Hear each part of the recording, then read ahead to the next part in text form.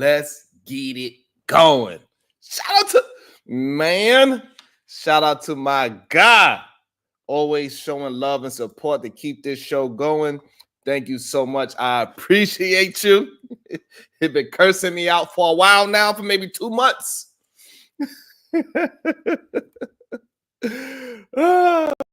Good day, Zero Tolerance. Good day, Jack. How you doing today? It's a beautiful day. Missing some things still. I can't find it. It's gone. Lord have mercy. It is what it is. My name is Sharon Bracey. We are the Solution-Based Group. And here, every single day, we rebel against remedial rhetoric. And today's going to be no different. Shout out to my man Bounce Back Jack for starting the day off beautiful and productive. God damn it. That's what we need. We need more of this. About to be a situation.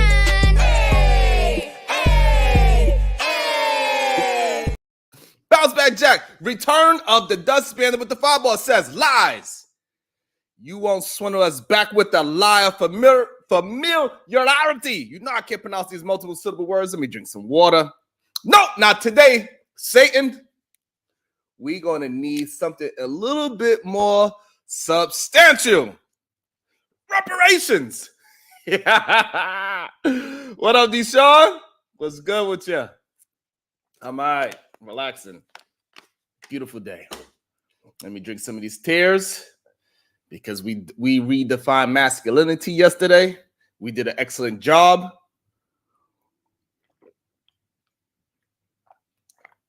Water tastes so good. Water is a delicious thing. You need to get some more of that in your life. Got my coffee. Still hot as hell. Spicy. Got that spice in here. So what's been going on? Talk to me. So you know how we like to start our day. When I say, we don't say good morning, we say good day. So when I say good day to you, make sure you say it back and say good day back because I could feel that great productive energy coming through the screen. Yes.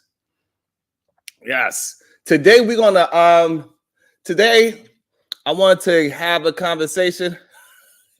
Yes, babe. The coffee is hot as hell. Where the hell is my lip gloss is popping? I don't know.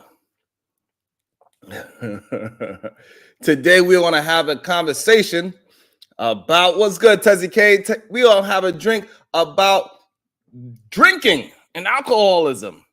Why is it so accepted in our neighborhoods? Why is it so accepted in manhood? Can somebody please explain to me why? I blame it on, and my wife will agree. We and her had a conversation about this a little bit. She's been putting me on. I believe it is a strong possibility that the patriarchy is designed to turn men into alcoholics. That's awesome. I don't drink neither. I haven't been an alcoholic for about what? I believe 8 years now, babe. Shit, because man, at one point in my life, I found every excuse in the book to drink.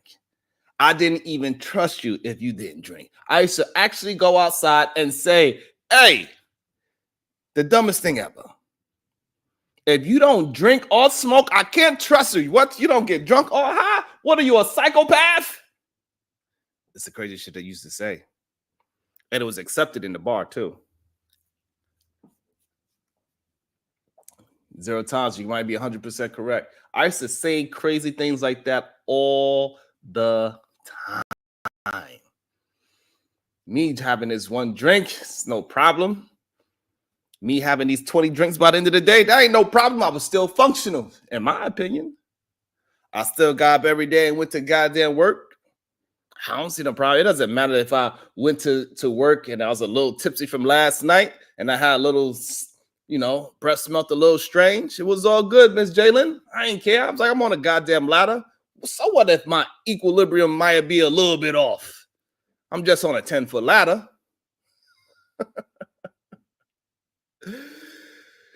And saying, and all the people that I went to go drink with, they didn't see nothing wrong with it. Matter of fact, in the construction world, drinking is a very is a cultural part of the construction world. To be honest with you, it was this Mexican group. So Deshaun said he smokes. So it was this Mexican group. Every single day of the job, they buy at least a 40 pack of beer, a 20 pack in the morning. So that means we'd be drinking from the beginning of the shift. Around like 9 o'clock is the first break. So at 9 o'clock, everybody's drinking a can. They hiding it the best way they can. They're trying to hide it with the food and everything else. It's kind of crazy. So from 9 a.m. to about like 9:45, people are drinking, even though it's supposed to be just a 15-minute break. But hey, we work in construction. Fuck it. It's cold. And then we go to work a little bit. We see who's, what is it? We laughing, we joking, everything is laughing, ha ha, he, key. And then what happens? Lunchtime. You know what we do? We finish another 20 pack together. Laughing, drinking, and joking, screaming, yelling, making loud noises, putting holes in things that we're supposed to. It's kind of wild. I don't know, Jalen. They'll find a way around that too. Most of the men, Deshaun let you know if he had a job and they had to do a drug test about smoking, he'll go get his little son's pee, little brother, his mama. You know how many men on a job site wound up being pregnant because they use their girlfriend's pee? And that's how most of these men be finding out that their girlfriend is pregnant. It happens a lot. Zero tolerance. I know at least 5 stories of men finding out that they was pregnant because they had to go take a drug test the next day. They used their girlfriend's pee because their girlfriend didn't smoke. And next thing you know, the doctor said, "Hey, sir, you pregnant." And you're fired. God damn it. Oh, shit. Ah, man. But yeah, I think what up, True? Hey, but I think it is a interesting thing how we are brainwashed into thinking that drinking is a normal thing. It is a very normal thing, and is a dangerous situation. We see it all the time. We see a lot of content creators. Their whole show is set up around alcohol. It's called the Wind Down Show, or it's called the Box Wine Show, or it's called whatever. They got all these goddamn different names of it. That's right, True. Niggas finding out they pregnant. It'd be hilarious. They found out they pregnant and they got fired because they cheated the drug test. So a little weird, but that's a weird way to find out that you and your girlfriend is pregnant, and it happens often. Yes. So let's run down some things. How can we prove that it's all the patriarchy fault? It's all the red pill space fault. It is the manosphere's fault, in my opinion. They are the ones that heavily promote emotional repression. Right? We had the whole conversation yesterday. We had Pastor come up here and defend it because real men don't cry. They just drown their feelings in a bottle. Who needs therapy when you have whiskey? Correct? Correct? Isn't that what they was talking about? Isn't that what they was talking about yesterday? Yes, it was. And it becomes such a normal thing that men are drinking. We see it in the movies. We see it in TV shows. We see it in rap videos. We hear it in songs. All of these things. It's kind of wild when you really think about it. Yes, it is social media's fault, Jalen, and the patriarchy fault. All of those things put together. It is all this men cannot show their goddamn emotions. It's all this we need to not cry, so therefore we could cry at a bar. That's where we go cry at. We gonna cry in front of a beautiful, cute bartender. At least if we drink enough, she'll become cute. You know what I'm saying? You get that those beer goggles, anything be looking good. Another thing that we always hear is Friday. I might as well start drinking. I had a hard day's work, and then all of a sudden, every week becomes a hard week of work. So you work hard and you drink harder. The red pill demands for the patriarchy, right? The patriarchy says men must be breadwinners, working themselves to the bone every night and day. Naturally, the only way to unwind from such a noble burden is with plenty of fucking alcohol. Clearly, everything we do is designed around drinking. I didn't realize how many things were designed around drinking until I quit drinking. Like, seriously, I didn't realize how many social things, events that we do is strictly around drinking and eating. That's all we got to do as adults. We can't do nothing else that is fun. We only could go to the drink. We go to a bar for happy hour. It ain't nothing happy about the shit. When you really break it down, people are going to the happy hour because they stressed. This is how they get rid of their goddamn problems, by drinking it down with a bottle. It is a problem. And guess what? It is promoted heavily. Alcohol is probably the most dangerous thing in our society. More people die off of alcohol than most drugs. It's crazy because of the sugar content in the alcohol, because of the drunk driving, because of what they do, losing their jobs, because they start abusing their wives and things of that nature. It's wild. So yes, that is another one. So you work hard and you drink harder. What about societal expectations? How about that? Men are expected to be the life of the party. We got to be like, yes, we having fun. Most people can't hold a conversation, but they will drink into a conversation and they'll scream and they be loud, and all of a sudden they're the life of the party. And for some reason, people believe that when they drink, they are a lot more fun. They are louder. They express themselves better. I think the best times I ever had was me being sober, to be honest with you. Let me turn this goddamn air on.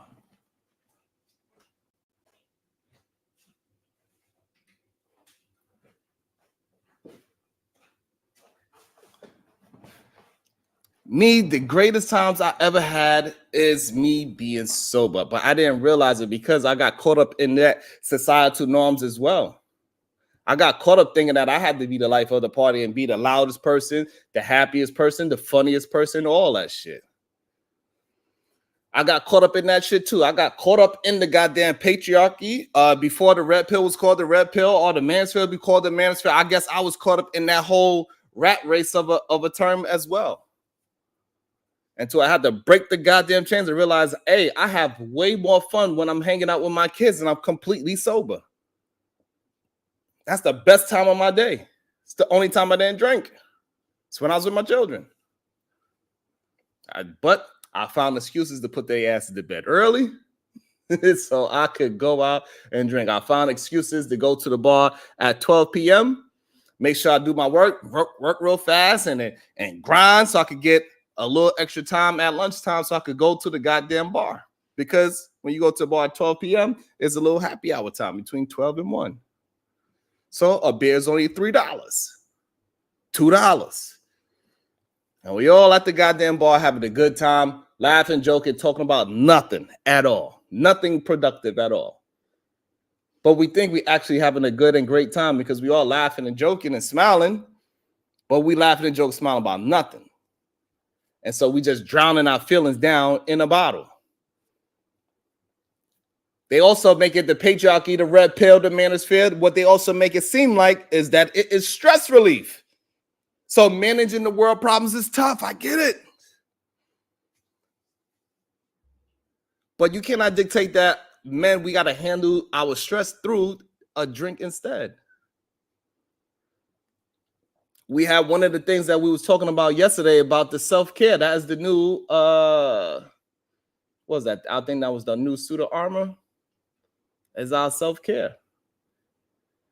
And more than ever, I think we've been having a conversation about self-care, which is awesome, especially for men, because men feel like they don't have a place to go to have any kind of self-care and talk about the problems that they have and why we are self-medicating ourselves. Why are we self-medicating ourselves through cannabis and alcohol.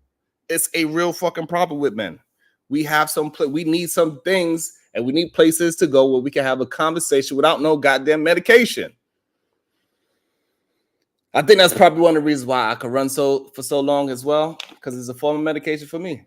Working out is a great form of medication where you don't need no goddamn alcohol. All you need is some goddamn water. One of the things that we tend to do and how we become self-medicated addicts, we look at it like, well, we're not as bad as the other person. Hey, I might smoke a spliff a day, but guess what? I don't drink. I'm not an alcoholic. I don't beat my kids. I make sure I go to work. All it do is make me mellow. I never seen a person overdose on weed. We say all these different things. We have plenty of excuses. And also the drunk, the alcoholic, he has or she has plenty of excuses as well. Yeah, I might drink every day, but I'm drinking wine. Wine, they say, the doctors say a glass of wine a day is good for the body. It helps you with your blood. It keeps me mellow. But what they don't really understand is that we cannot keep making excuses. We cannot look at the other person and say, hey, what I'm doing is okay because I'm not as bad as that person. I'm not the alcoholic that's homeless. I'm not the alcoholic that's having work problems. I'm not the self-medicated that is just sitting at home and playing video games all day. I'm still taking care of my responsibilities. That's what happens. We got to stop that shit. And we need to sober the fuck up. Stop giving ourselves excuses to do the wrong shit, to do degenerate things. Now, am I saying that we shouldn't ever do it? I don't know. But I do think we need to recognize that we are addicted to something and we need to fight those addictions. And it is what it is. What is another way how we have this conversation about it? Peer pressure. Because nothing says you are a man more than manly bonding with it like a drinking contest. We hear men say, you can't handle your liquor the way I can. Man, I drink. They would brag about how much they could fucking drink. Matter of fact, you could prove how much testosterone you have by how much you could drink more than the other person.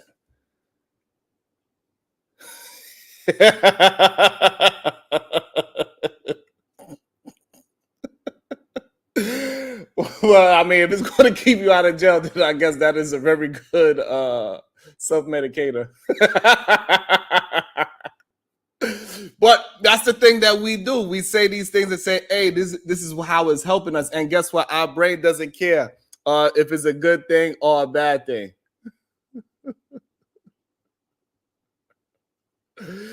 What's good? Nice. Good to see you. What you talking about, zero tolerance? What up, Otis?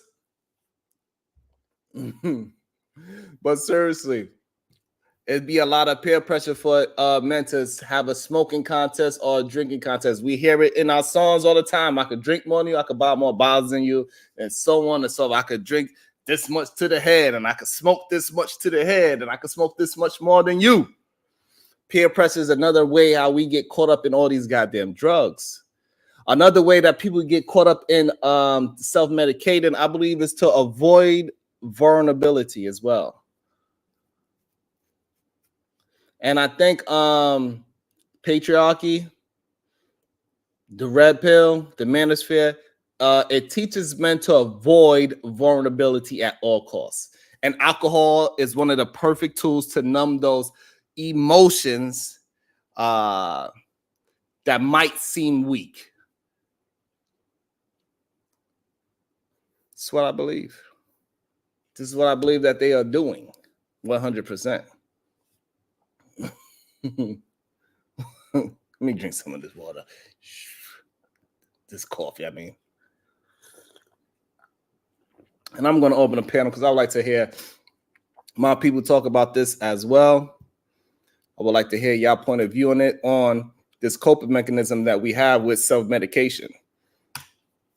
I think it runs rampant in our music as well. Let me see. Oh, I forgot to do all of this as well. God damn it. I'm getting adjusted again back into the day. So excuse me.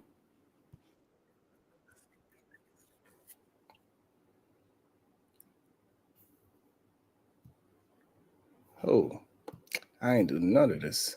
That's crazy. All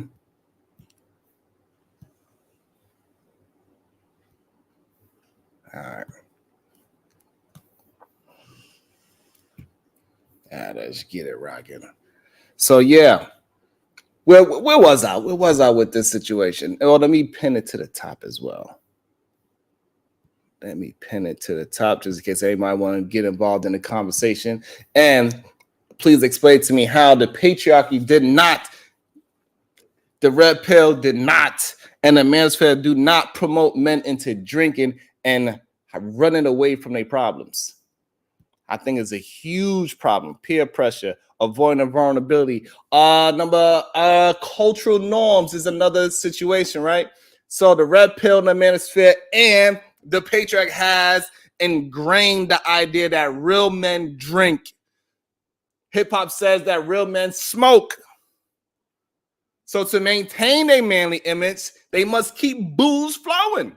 They must keep that weed sparked up in the air. So we got to continue to self-medicate to regulate ourselves, but we contain all of these things that we produces, alcohol produces, we produce that ourselves. Alcohol and weed, they just, ramp it up a little faster, in my opinion. However, we produce those things ourselves.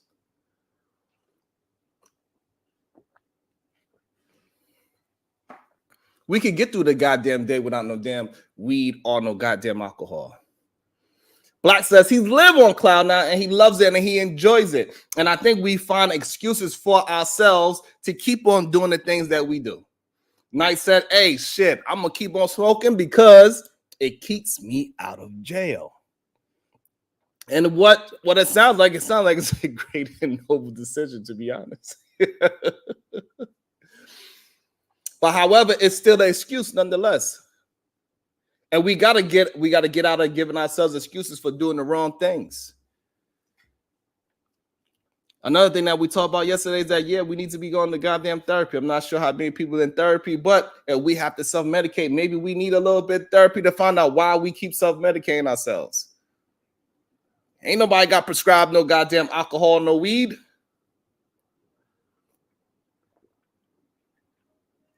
Unless you need it for your cataracts.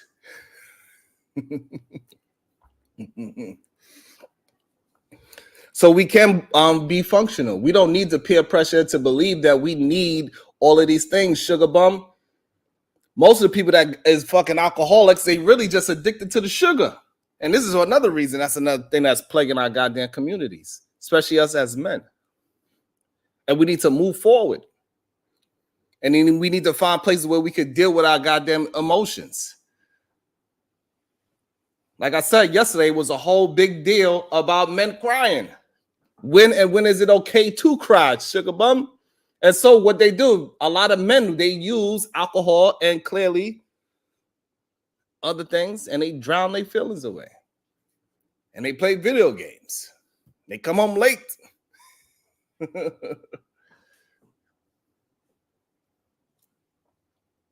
So I know it's one thing for sure is that when I quit drinking, the craziest thing about when I quit drinking,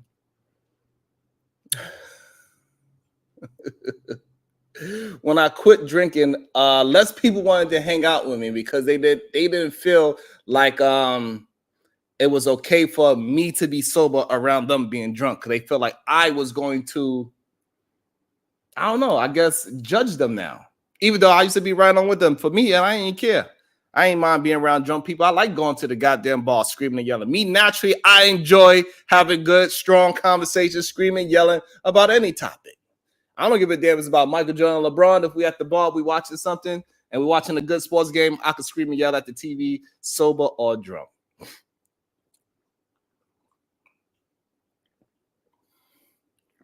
But one thing I did learn is that when I became sober, more people was like, nah, I don't really feel like going to the bar. What's the point of me?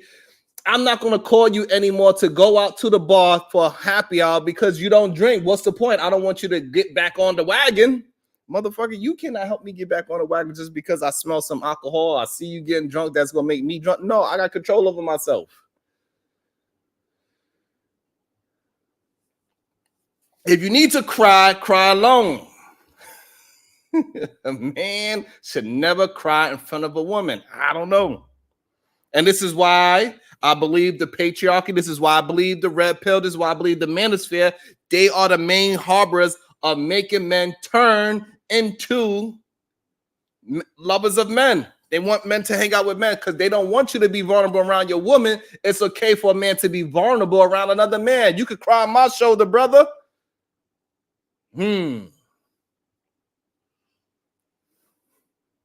Sugar Bum, I was a drunk that would get on top of the bar, butt naked, talking about express yourself. Ooh, sugar. That's the kind of goddamn drunk I was. I was the life of the goddamn party, Sugar Bum. I was a goddamn drunk that I was the party drunk that had a great time, and you always wanted to be drunk with me. That's why I always got called out to the bar, because I would turn it up. I was the life of the goddamn party. 100%. I'd be out there dancing with any and everything moving. If you start dancing and I'm drunk, I'm dancing with you. I don't care if you was 400 pounds to 130 pounds. I ain't care. I had a good time. What's up, Sexy Red? Appreciate you. So Black says, women don't want you to be vulnerable around them. I don't know if it's women, but your woman should want you to be, your woman should expect you to be vulnerable around her, though. Maybe not women in totality. I can understand that, right? So therefore, no woman want to be around a man, just a random man at work, or a random man at a bar, or just walking down the street, just emotional crying.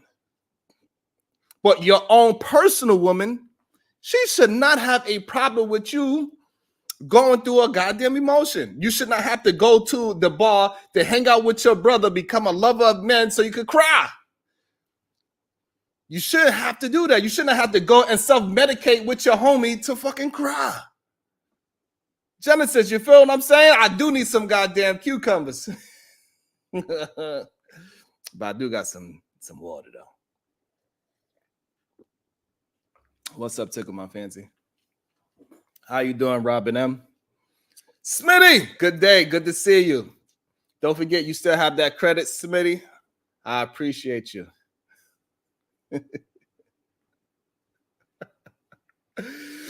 So, Smitty, we're not trauma bonding. What we're talking about is how the red pill, the manosphere, and the patriarchy, it produces men to run into alcoholism.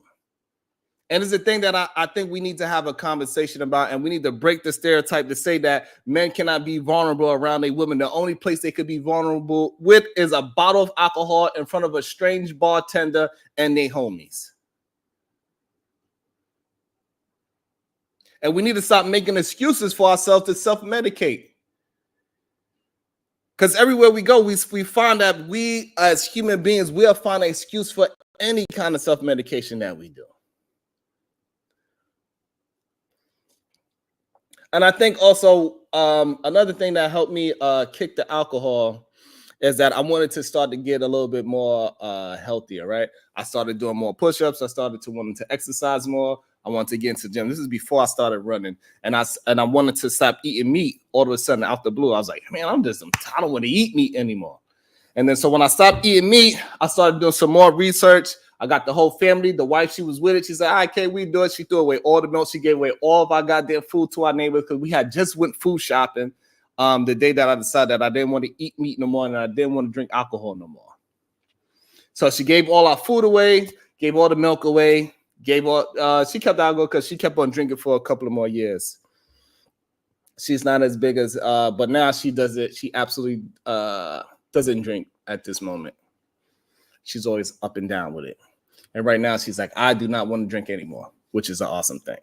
Because I never judged. Because I know I was one.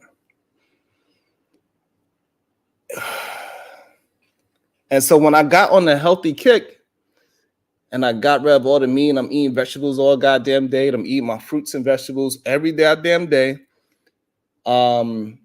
I even looked at, because I used to smoke cigars a lot heavier when I drink too. That was another thing. It was very social for smoking a cigar, drinking some whiskey, and talking to your homies. That was something that was a part of my life. And so when I got rid of the meat, then I got rid of the alcohol because it just didn't feel healthy to me anymore. I was like, ugh, it's disgusting. Then I tried to smoke and my body just rejected that as well because I was on this fucking big healthy kick. And when I started doing this healthy kick, so many more things was happening. People that was unhealthy around me, they all of a sudden did not want to hang around me anymore. And I thought it was very interesting. You good? You ready? And so I thought it was very interesting that these same people that used to hang out with me tough, we used to hang out every goddamn day, damn near, drinking and smoking and everybody doing their damn thing and we laughing and we joking. However, when I stopped drinking and I stopped eating all these fucking sugary foods, that's when all of a sudden I didn't get no phone calls about. They were like, hey, what's the point of us hanging out with each other? You don't drink. I thought we was my homie, bro. They was asking me crazy questions. Hey, what happened? Why you just stopped drinking? Did you did you beat your wife? Are you beating your kid's ass? I'm like, no, bro. I don't want to put toxic things inside my body on purpose anymore. That's all. I don't want to be toxic anymore. I want to be as healthy as I possibly can be. I want to fight against all these negative energies that I have around me. I'm going to deal with whatever I'm going through and I'm going to deal with it sober. You ready? You good? Welcome to the show.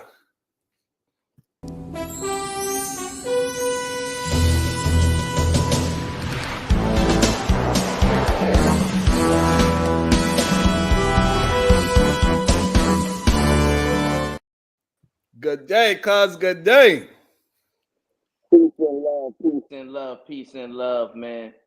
First of all, cuzzo, let me take my shoes off. I think you're covering the microphone. I'm covering the microphone. Y'all can't hear me? No, I think I can hear you now. Can I talk? Nope. You sound muffled. Drop down and come back. Okay. So yeah, so that's what was happening. No, this is no bullshit. I'm not making this up. This is what people used to say. Aries, I am not making it up. People ask me, did I beat my wife? Is that's the reason why I quit drinking? Did you hit your kids or something? Did you get arrested? Because people was associating with quit drinking with some kind of dramatic thing that happened into your life. You had to get a DUI. You had to whoop your kid's ass. You had to whoop your wife's ass. Why else would you stop drinking? I just stopped drinking because it was fucking toxic. No shit made up.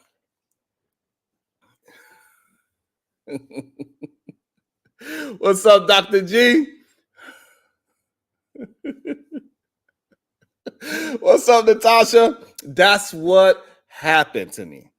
And so the more I quit drinking, the more the alcoholics and the weed smokers that I used to hang around and party with all the time, all of a sudden, they did not want to hang around me anymore because they felt like I was the sober one and I would take advantage of, or they could not be vulnerable around me without me drinking with them. And it's a sick cycle when you really think about it. Weed smokers hang around weed smokers. Whiskey drinkers hang around whiskey drinkers. Vodka drinkers hang around vodka drinkers, so on and so forth. And we put this thing in our mind that we not as bad as an alcoholic as the next person. And that's what maintains us to keep on drinking and keep on smoking. Because we not as bad. Hey, like my brother Nice just said, if I don't smoke my spliff every day, I'll probably be in jail. My man Black, he just said, hey, I'll be on cloud nine. I got to smoke a spliff a day. It keeps me calm through the rest of the day. And we got plenty of people that has a drink or have a smoke. I'm not saying that you should never do it. There's always but we do got to recognize when we are abusing it as well. I think me personally, I'm just talking about me. I did not recognize that I was abusing it at the time because I was very functional. And I think that's the problem that I really want to have a conversation about, is about the understanding that we do not see ourselves as addicts of whatever our vice is. And sometimes we are addicts of it. Let's see if his microphone's working this time. Welcome back to the show.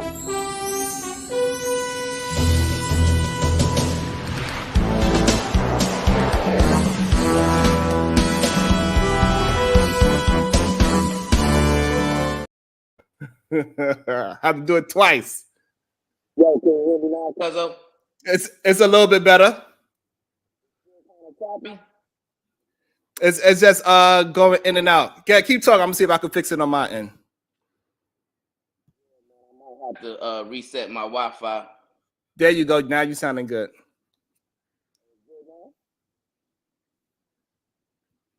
There you go. You good now. Peace and love, man. Let me take my shoes off before I come into the room. Peace and love to all the beautiful queens in the chat. The Supreme Goddess, PH Diva, Anya Bracy, the SBG First Lady, Robin M, DB, Shiesty Bum, M Mills, Sexy Red TV, Bomb Cherry Juice, Rogue C, It's Me, Dr. G, Victorious One, Ariel CH, Champion Feminist, Zero Tolerance, Genesis, MJ, Jalen, all the queens, man, all the queens. I don't want to forget about none of the queens. You know, every time I come on this platform, man, I'm going to make it my business to lift y'all up, give y'all flowers, and show these men, show these knuckleheads how they should be treating the queens, the ladies, and the women on this platform, man. Peace and love to the kings as well. Can't forget about the kings. Cuzzo, how you feeling today, man? I'm doing great. Sun is out. Navy, she's her first day back at school, or whatever you want to call that for her age group, is really just coloring and singing ABCs, but she getting some of that love before we put her. She got a couple more years before we put her in homeschool. You know what I'm saying? So yeah, man, I'm getting ready. My son and daughter, they performing today. Ooh. Yeah, at the football game. You know, my son is a master snare drummer on the drum line, so he's gonna be performing. You know, he Nick Cannon for real. He nice with it. You know what I'm saying? Then my daughter, she's on the dance team. You know, she's a freshman. She made the varsity dance team. So it's like they perform together. You know what I'm saying? It's like a beautiful thing to see when your kids are doing what they love and you get to cheer for both of them together. You know what I'm saying? It's beautiful, man. So I can't wait for that. I'm looking forward to that. Hey, that's tonight, a very man. important part too, that they could do it together because they're not too far apart in age. I think that's something that we're gonna have to have a conversation about too. When you're having kids and you plan on having more than one, you should have them within 2 years, so this way they can have activities together. Because right now Pepper is 10 and Navy is 3. They activities is so far apart, it makes it very difficult to schedule. That's another conversation we're gonna have too, because most people do not know that problem. They do not understand that that's a significant problem. Good point. Go ahead, guys. Well, you know, it's a gift and a curse too, right? Because while they do get to grow up together, they do get to share these wonderful moments together. But then at the same time, Cuzzo, in about 2 years, I got to buy, well, actually, next summer, I got to buy my son a car. You know what I'm saying? And you know, 2 years after that, you can't buy one a car without the other. You know what I'm saying? So you got to buy 2 cars. You got 2 college tuitions and all of those things. So they hit you back to back as well. So it's like, you know, it's a gift, but then it's also a curse, man. But I love it. This is what I live for. I gotta do what I gotta do. This is why I work hard. You know what I'm saying? Yeah. It is what it is, man. And I ordered that book too. Yeah, me too. I ordered it as well. Because I was trying to find it where I could go to the store and pick it up, but over here, surprising. I would think that I would be able to find it easy on this side, since she is she works at the School of Rutgers right now in Newark, New Jersey. She's an actual teacher right now, and I thought maybe I'd be able to find her book a little easier, and I had to order it. What up, voice? I ordered it from Amazon, and I also ordered It's Me, Dr. G's children book. You know what I'm saying? Because I didn't see no ones in the chat, right? But I want to just let the Rim brothers know that we ain't forget about them, right? We want them to be a part of the SBG book club as well. So I ordered It's Me, Dr. G's book, right? And any Rim brother who want to get started with the program this Friday, just let me know. Get in touch with me and I can mail you the book. So at least while we talking about, our book, y'all got something to talk about amongst the Rim brothers. You know what I'm saying? Exactly. And Dr. G, if you're not in a meeting right now, please drop another link to your book again so we can get that book in rotation and we can get all the young kids plus the Rim brothers as well to get acquainted with reading. You know what I'm saying? Because think about it, cuzzo. We're talking about coping mechanisms, right? Yes. Positive and productive coping mechanisms to deal with stress, anxiety, the issues of this world, right?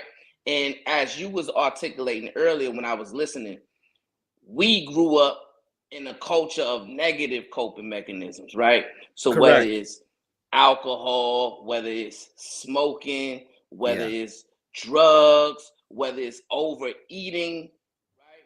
Or whether it's, that's another good whipping eight.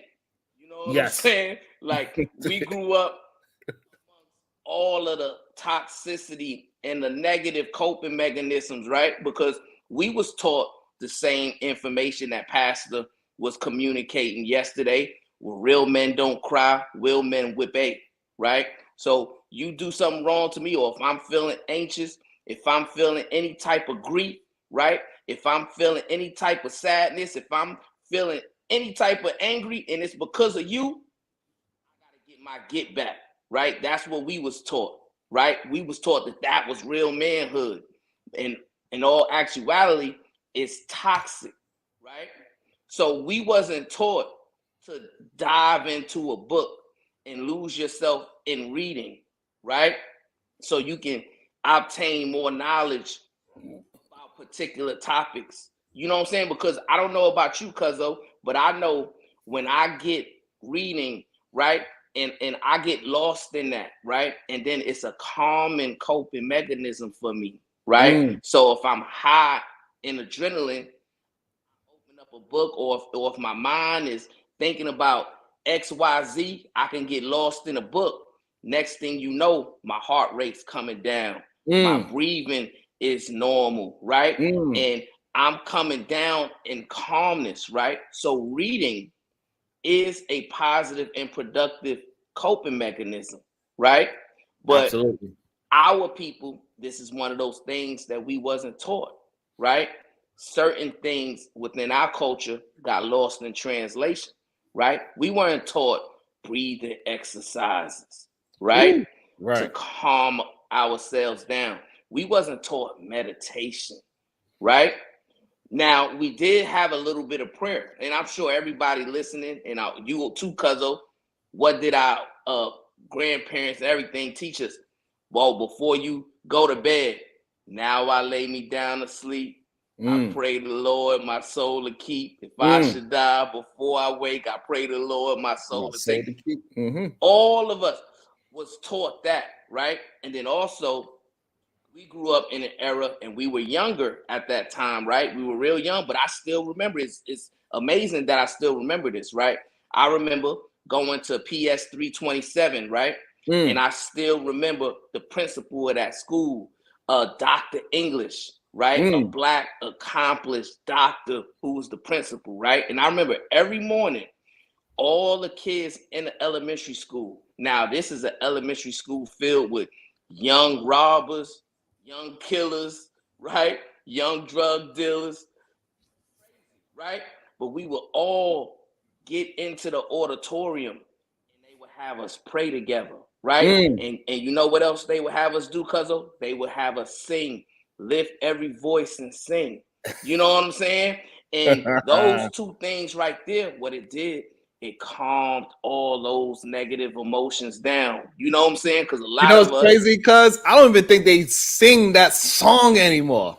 Lift every voice and say, I don't even think they even sing that song anymore. Let me read these couple of super chats. I think these are going with us as well, cuz this is a great story because I kind of forgot how much we used to sing together of of songs like Lift Every Voice and Sing together as a group. I kind of forgot it was a moment in time when you had to pledge allegiance to a flag, United States of America, and then we sing Lift Every Voice and Sing at the same time. It was like a good 10-minute stretch where we all had to sing these songs together and repeat certain things. It's interesting because they don't do that at all nowadays.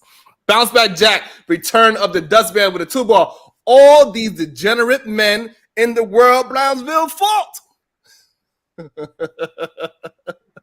Bounce Back Jack, the Return of the Dustman with the 5-ball. I got time today, Bville.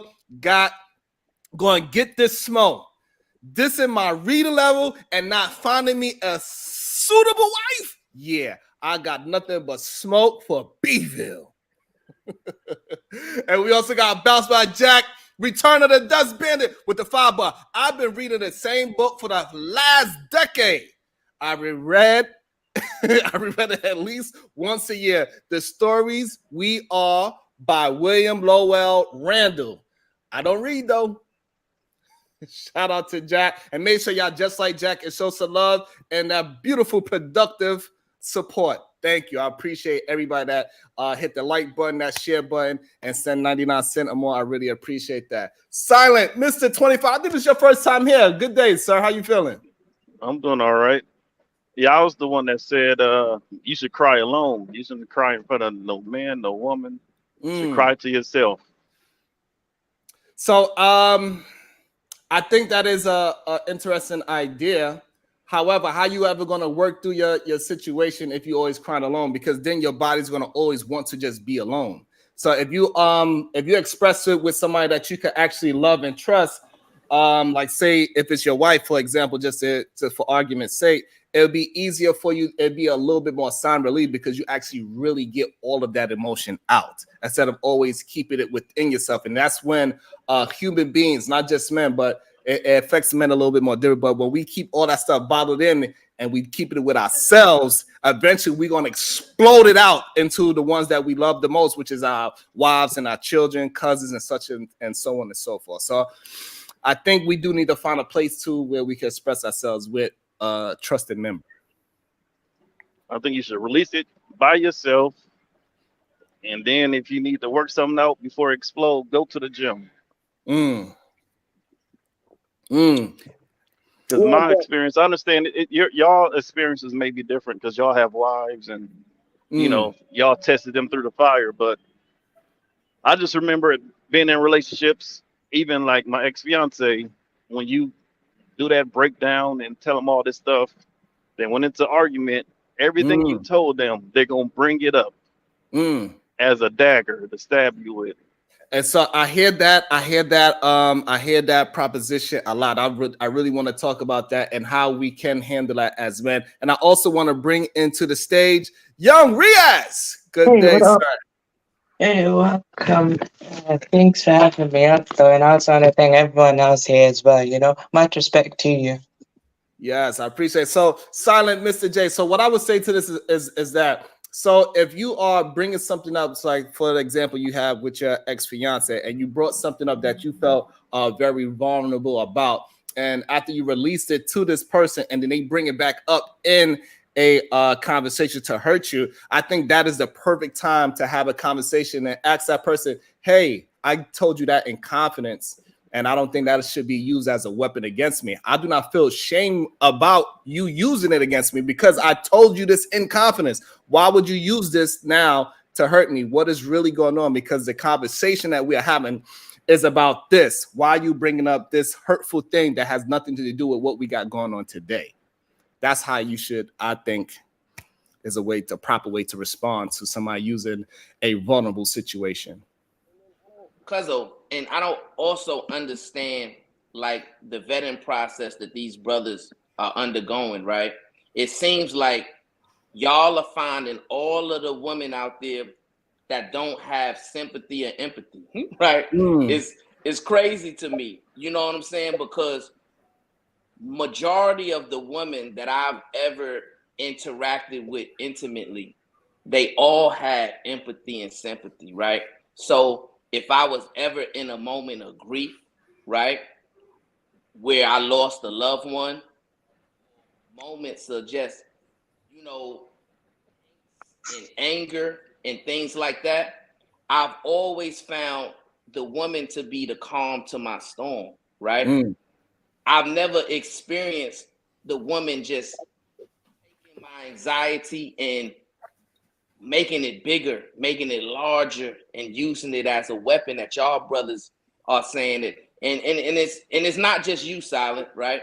Because as Cuzzo said, we got a lot of brothers who getting on a platform and they saying these similar things like, oh, well, I can't cry in front of my fiance, or I couldn't cry in front of my wife because she would later use that as a weapon, right?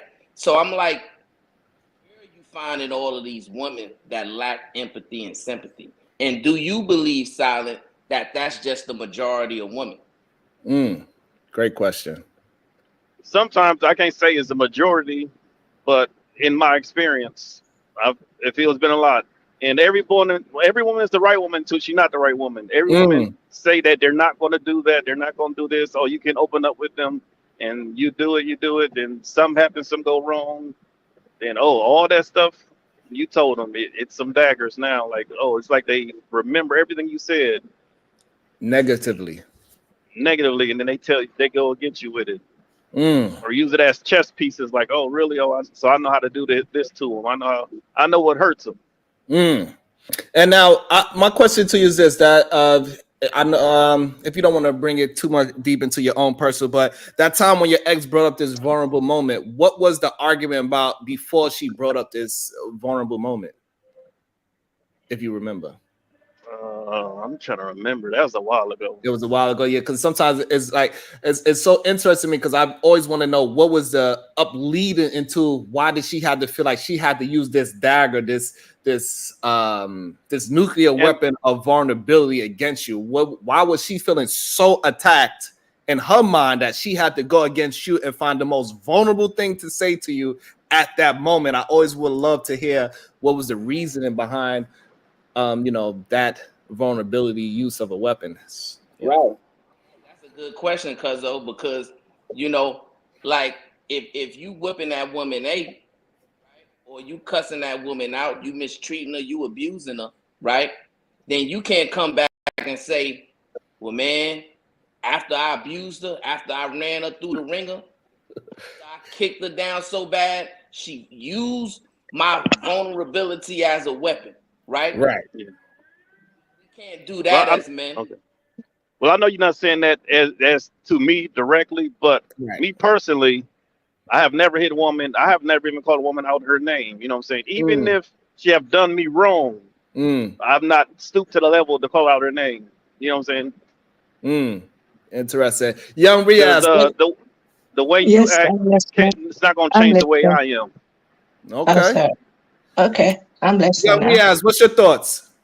My thoughts is, though, it's okay for a guy to express his feelings, or just depending on the person he does it with, though. For me, I was encouraged to express my feelings, though, when I need to, So in my home, though, my mother encouraged me to basically, express it out, because it's not healthy to hold it in, and, expressing it out is good.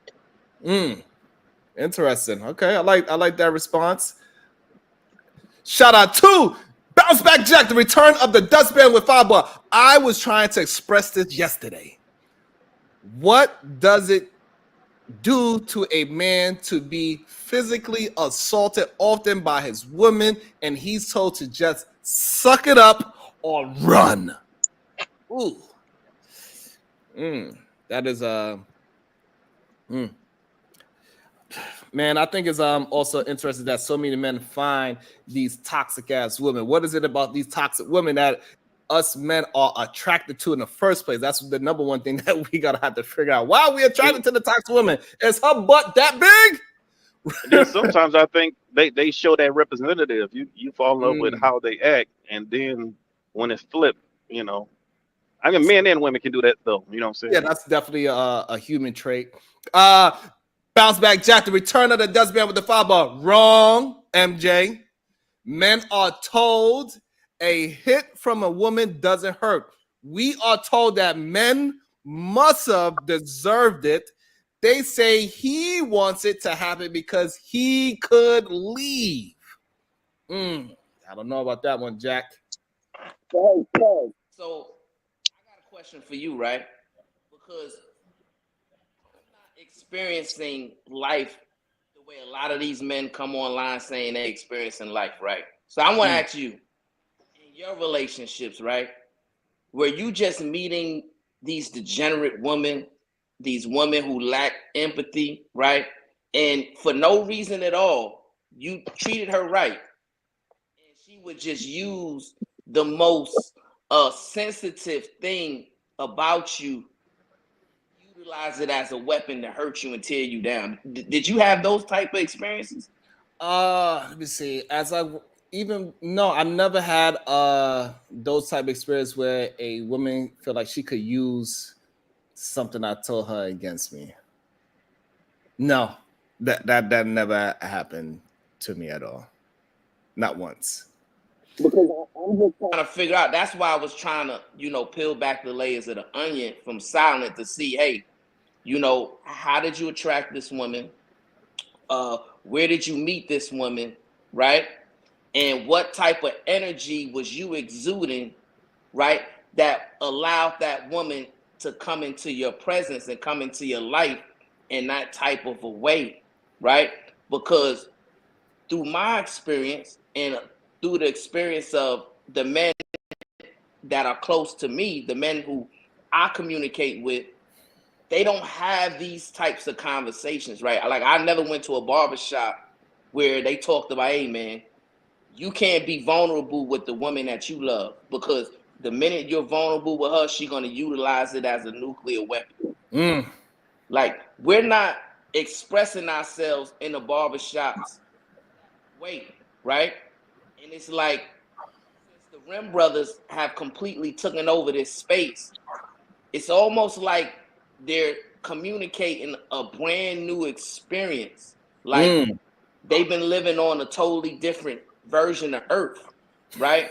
So that's why I'm trying to understand it. Yeah. So we got Damien here as well, right? So maybe Damien, he has a lot of experience with different types of women in his life. Maybe he experienced women attempting to use something very vulnerable that he said in secret to a woman, and she attempted to use that in an argument later on. Has that ever happened to you, Damien? Yes, it's happened in the past. Okay. Oh, that's good. So because maybe you could articulate it, because Silent, he said it happened to him, but he cannot remember the exact moment and what led up to her using this nuclear weapon. Do you remember what led up to her attempting to use this nuclear weapon against you? I don't remember the specific disagreement, but I do remember why, because we had a discussion about it later on, after it had happened. And I think what it is if you're in a disagreement with your woman, realistically, if it's a situation where, she's having a little bit of trouble controlling her emotion or what have you, in most cases, she can't physically beat you to any real effect. So the easiest thing to kind of usurp that power back from you is try to bring something that might emotionally damage you. And I think that's why a lot of women go to that, to try to level the playing field. Be like, "Ooh, I want to punch you, but I know it's not going to give the effective outcome that I'm looking for. So I'm just going to emotionally punch you in order so you can feel it." So that's the situation that we spoke about it. She admitted to that. She was like, "Yeah, I know I couldn't. You bigger than me, so it's not like if I hit you, it's going to do any kind of damage. And I'm trying to damage you because I'm feeling hurt by something you said or something you did.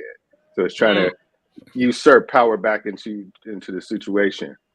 Also, now, so it goes to the term of what Jack was saying earlier, that when a woman hits a man, it doesn't hurt. So it is some kind of truth to it that men and women do have this common knowledge that when a woman hits a man, it doesn't hurt. I don't know where it come from, but I know some women. In my family that they punch you, you're gonna feel it. Bounce back, Jack. The return of the Dustman with the 5-ball. Just look at any chat. The men are always laughed out of the room for even being affected by a woman hitting him. Men have no safe space for abuse. Interesting. But I can see what he's saying, because me, I'm the type of person, I'm not going to argue with a woman. So you try to create an argument, I'm not going to, I'm not going to engage you. So I can see that could have been a situation right there, because I'm not going to argue with you. You're going to change your Yeah. tone before you talk to me. So My daddy that always could said, have been something like okay. that. Yeah. My dad always said, never argue with fat women and ugly dudes, because they've been fighting all their life. Oh shit! And that's just to say that they just said, that's just to say that women are better prepared for like arguments. They have better memories. They can they are quicker with it when it comes to that kind of stuff. So the only way to kind of even the playing field is with some kind of emotional trauma that they can put on you. Physically, our thing is physical trauma that we hold the monopoly on in most cases. Women, it's emotional trauma. Right. Amen. So my question for you, my brother, is like, because we always hear the one side of the story. Yeah. It's always like, hey, taking my woman out. I was taking her on a beautiful date. We had a picnic on a beach. I opened up the bottle of wine. Cussed me out. So damn well I'm allergic to peanut butter. What made you bring a goddamn peanut butter jelly? You remember that time when I put my finger in your butt? Like what? What? But That's how they be we having know the conversation. It'll go from a peanut butter and jelly sandwich, and then I just said that because I know that would be a vulnerable moment for most men. Most men would not want, because that's just what it is. That's crazy, Sharon. But I think we all know that when it comes down to it, everybody wants to be the hero or the victim in their own story. It's never my fault. It's never, oh, I did something that kind of facilitated or what have you.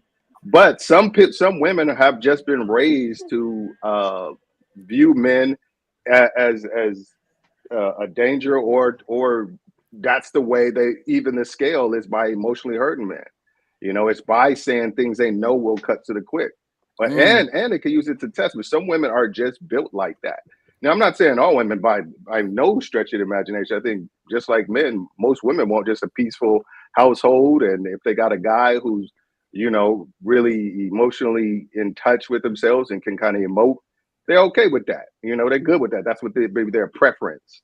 But I think there are some women and men who don't know what to do with those strong emotions, so they go to the "I'm gonna burn this mother down," emotion a lot quicker than it may needs to be.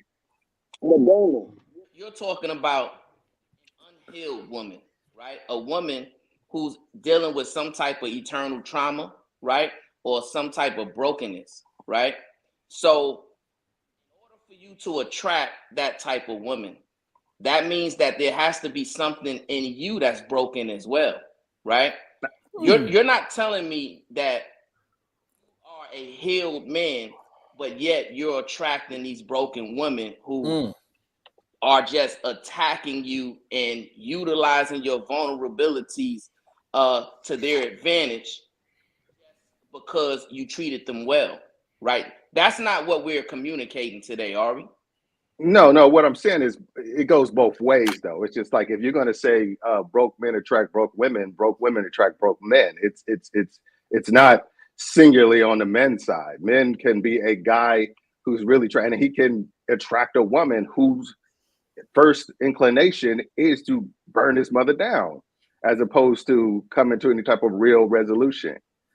So it's just one of those things where you have to know yourself. Like I said, both people have to be healed for it to be for it to work, for it to be the ideal situation for both. Right. Both people can try. But I didn't want to forget this point. It was like I think what it is about men emoting and being emotional or what have you. I think the expectation, especially if you want to be a leader in your household, if you're saying I'm the leader of the household, I'm the de facto leader in my household, I set the tone for the way we're going to go. I think most women want to make sure they're okay with emotion, as long as that emotion is fuel for action and positive action. Not I'm mad, so I'm gonna hit the wall and break something or whatever. It should be I'm mad, I'm upset, I'm emotional. I'm gonna use this as fuel to make a positive move. Like for example, you lose your job.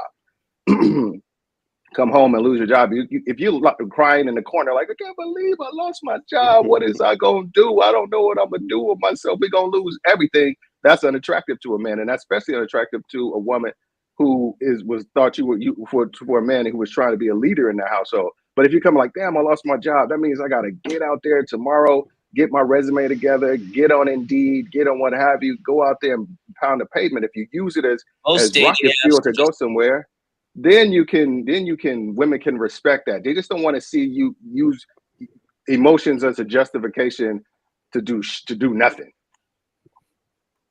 Right. So what I'm saying is, every time we have this conversation, though, right? What I'm hearing is men, it seems like they're talking about personal experiences that they're having with women, right? Yeah. So when a man comes up and says, well, I find it that I can't be vulnerable with my woman because she utilizes it as a weapon, right? That tells me that he's experiencing these traumatic women for some reason, right? Because through my experience, I'm not experiencing women who just love to figure out a man's vulnerabilities and utilizes it as a weapon, right? I don't think in general, by and large, women are doing that intentionally to their men, right? So I agree. But we're hearing that a lot coming out of this space, right? So I'm just trying to understand it. Like, where are all these men finding all of these women who are just interested in taking advantage of them? Right. And I also want to bring in little podcast reaction. Maybe he could give us a more understanding of where are these women located. Are they located in Popeyes? Are they located at Church's Chicken? Where are they, little podcasts? Where are all these violent word-using women that are chasing these good men down and cursing them out and using, hey, I put my finger somewhere where it ain't supposed to be in public kind of argument? You stupid. you don't make no sense at all. It is just no, because podcast. This is what happens, right? So they saying that they are at a picnic with their wife, right? They did everything that is perfect. They said, "Hey, we got this whole $200 picnic basket. I made these goddamn peanut butter jelly sandwiches. I got the Moscato wine." And then she opens it up and she bites. She's like, "You know, a goddamn well, I'm allergic to goddamn peanut butter. Why the fuck would you pack some peanut butter? And you know, I don't drink no damn Moscato. I don't drink that cheap shit." You get on my goddamn nerves. That's why every time you ask me to put a finger in your butt, it makes me upset. I gotta wash my hands extra. This nigga ain't shit. This nigga ain't shit. I just want to know why the fuck is Damien sullying himself with these panels? Like, I'm here to teach. I'm here to teach. I'm here to ain't help. you like a Christian or some shit? Like, you know, no, I'm an atheist. I'm not a Christian. Okay, I was about to say Ephesians 9:3. Stay thou ass off of thy panels. Goddamn it. This nigga is stripping right now. He was doing all right till he said something about the finger and the butt shit. But I ain't care that they worked at Popeyes. I was okay with that part. First of all, I don't even know why I'm here. I guess I was lonely. Because this nigga Brownsville be tripping me out, man. I understand what he be doing, but this thing that we try to act like, you know, everybody just been lying on women for all these decades. Absolutely. We just got to stop that, bro. Like, it's not true. Y'all hate it. And here's the thing about it. So, you know how when the ladies pull up somebody and they were like, look, see this shit? And then the men will argue that's just one guy. Correct. Mm-hmm. I be wanting to cuss them niggas out. Okay. Right? We went you so far. Right. So when the women do the same thing, when the men highlight some shit, I be wanting to cuss them out too. Like, there's no reason for us to pretend like the bad apples don't exist just because we want to support the good ones. We can do that without gaslighting, right? We can, bro. We can absolutely say, yo, I know this fly ass chick.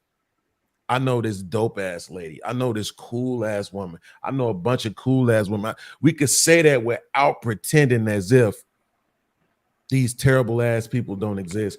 I've been rewatching this show that was aired in Chicago when I was younger called The Awakenings. And you could just, they're like highlighting how the mamas be towards the daughters, right? Mm-hmm. And it's like, this is the thing, like people act like these women didn't exist. And that's exactly why we have these generation of women now believing that nothing they did is ever wrong, and it's always justified by their experiences. So whatever I did or however else I made somebody feel, well, it's because I felt a certain way and I did something, right? So or something happened to me. So And that's podcast. So you saying that you also experienced, because Silent, he expressed that he had a situation. Damien expressed that he also had a situation where it happened. Are you saying that you also have a situation where you felt like you was vulnerable with your woman that you trusted, and she used that vulnerability against you within the argument? Absolutely. But it's not just always. So you got to look at it like this. If a woman knows that you won't hit her, she'll use that against you. Wow. Right? This is just how. Ask you a question. Absolutely. So why we always, when we have these conversations, right, we always set the premise up with, well, they know that we don't want to be violent with them, right? So why do we always have to bring out the violence card first and then make our point after when dealing with women? As if violence towards women should be accepted, right? I mean, obviously, podcast. Well, you're asking a question and now you're relationship giving a with speech. a woman. Just give me a second.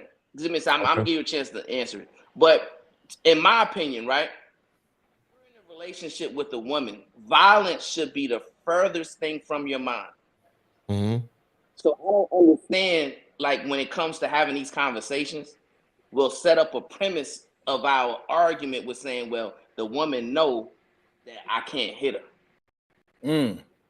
Well, see, here's the thing about that. That wasn't the first thing that I used. Right? So, the first thing that I used was that a lot of times mothers have been terrible towards their daughters. I talked about a show that I've been rewatching that highlighted that. That was one of the first things that I said. I only brought up the violent part when I was talking about how women know that if they know that you want. I'm not even saying I haven't. I got domestic violences in my background, so I can't say that I've never fought a woman. I just ain't never beat on a woman. I ain't really as much as left a bruise on a woman because I wasn't really trying to hurt them. You know what I'm saying? I was just fighting. We was fighting. We fought. It is what it is. But I'm just saying the point is that, yes, this is who women are, man. I saw a video with this lady that they was pushing on YouTube for a minute on Brownsville. And the lady made a good ass, she gave me a good understanding of why a lot of women are manipulative, right? In general. And she said, because for a very long time, men have dominated the world, right? And they have dominated women to the point where they made decisions for women, whether or not it was in their best interest or not. And because men are the ones who are the more powerful and in control, women can't overpower men. So the only way they can get men to do what they want them to do is by manipulating them. Facts. But we're talking about, right, a situation to where and women are having a power struggle, right? Right. I don't look at the relationship world as a power struggle between men and women, right?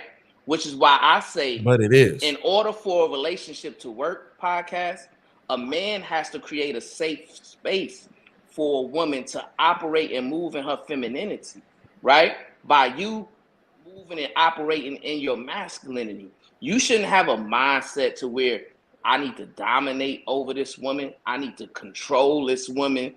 I need to exude my strength and overpower this woman, right? Because what that's going to do is create these toxic environments to where violence is going to be persisted, right? Emotional manipulation is going to have prominence. You're giving the woman an out. You're giving the women an out. All right, so we're gonna address that. Let me catch it with some of the super chat so we can address this. We are giving a woman an out thing. Bounce back Jack returning the dustbin with the 5-ball. Right. MJ, blame the patriarchy. Life on the savannah was good until men tamed the world, caged the wild beasts, and made it so easy. Idiots live long. Just saying. Bounce back Jack, return the dustbin, the 2-ball. LOL, I'm drinking coffee, black, no sugar. So am I, god damn it. Bounce back Jack, Damien loves broken and unhealed women. He toxic as fuck. God damn, Damien, I didn't know. Bounce back Jack, the return of the dustbin of the 5-ball. Men don't have pain. Men don't suffer. Men don't have emotions. Men have no empathy. Men have all the privilege. Men don't have depression. If you ask YouTube. Can I just finish that statement I've said about you giving them out? Because it sounds like what you're saying, and if I'm not, please feel free to correct me. But what I'm hearing is what you're saying is if the man is creating this type of environment, the women will act a certain kind of way in order to assert any type of power or in the relationship. That's what I'm hearing. And if you're not saying that, please, you feel free to correct me. But sometimes that's not the case. Now the man is not creating a toxic or environment where women must do this. Some women just do this shit. Most dudes want peace. They don't want problems. But there's some women out there who their first go-to is I need to assert some kind of dominance because something in me makes me feel inferior and I need to hit first. You know, it's that Cobra Kai strike first, strike hard shit. You know, that's some women really are on that shit. Not all. We realize outliers exist in society, right? But when we have these conversations, we're speaking in generalities, right? So we're talking about the majority of women. And what I'm saying is the majority of women want exactly what the majority of men want, which is peace and love, right? That's why that's my greeting every time I come in the room, peace and love, right? Because all of us want the same thing, right? But my issue is this. I find it interesting that the men who would come on the platform and complain that the majority of women want these toxic type of relationships, it's because they've spent the majority of their life in toxic relationships, right? So we really need to study that and understand that, well, you're attracting the woman that you are, right?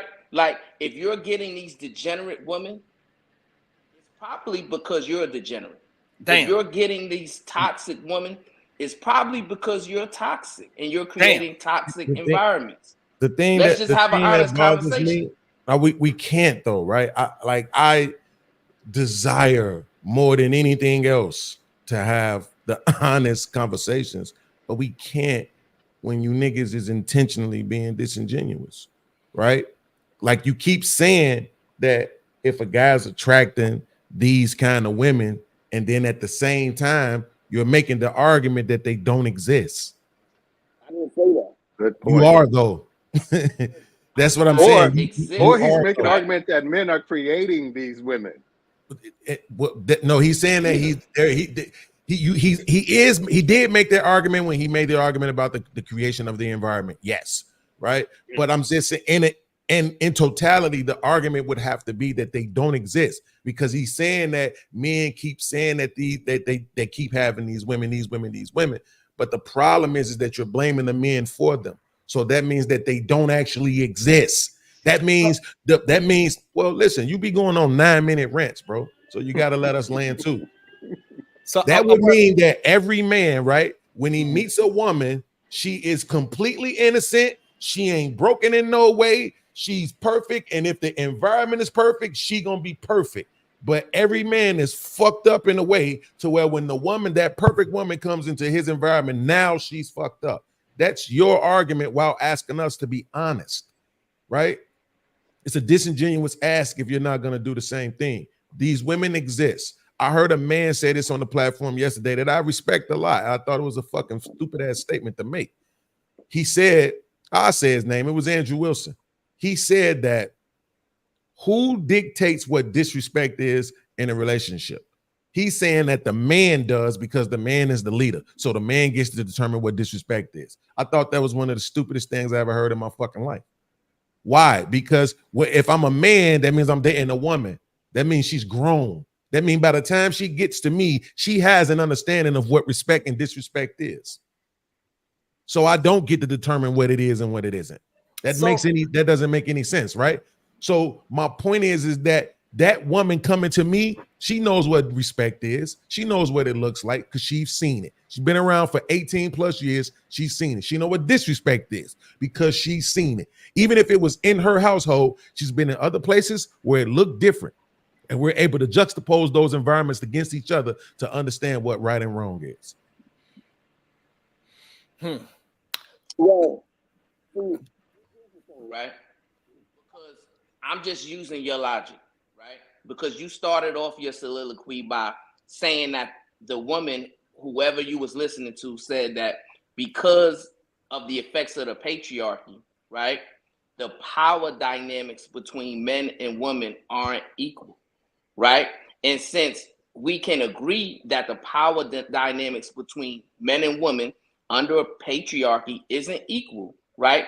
That is why I use the language of men creating a safe space for women to move in their femininity, right? Because if the men, by and large, have the power, right, then they should also, by and large, have the responsibility to create a safe environment and not a toxic environment, right? That's just logical, right?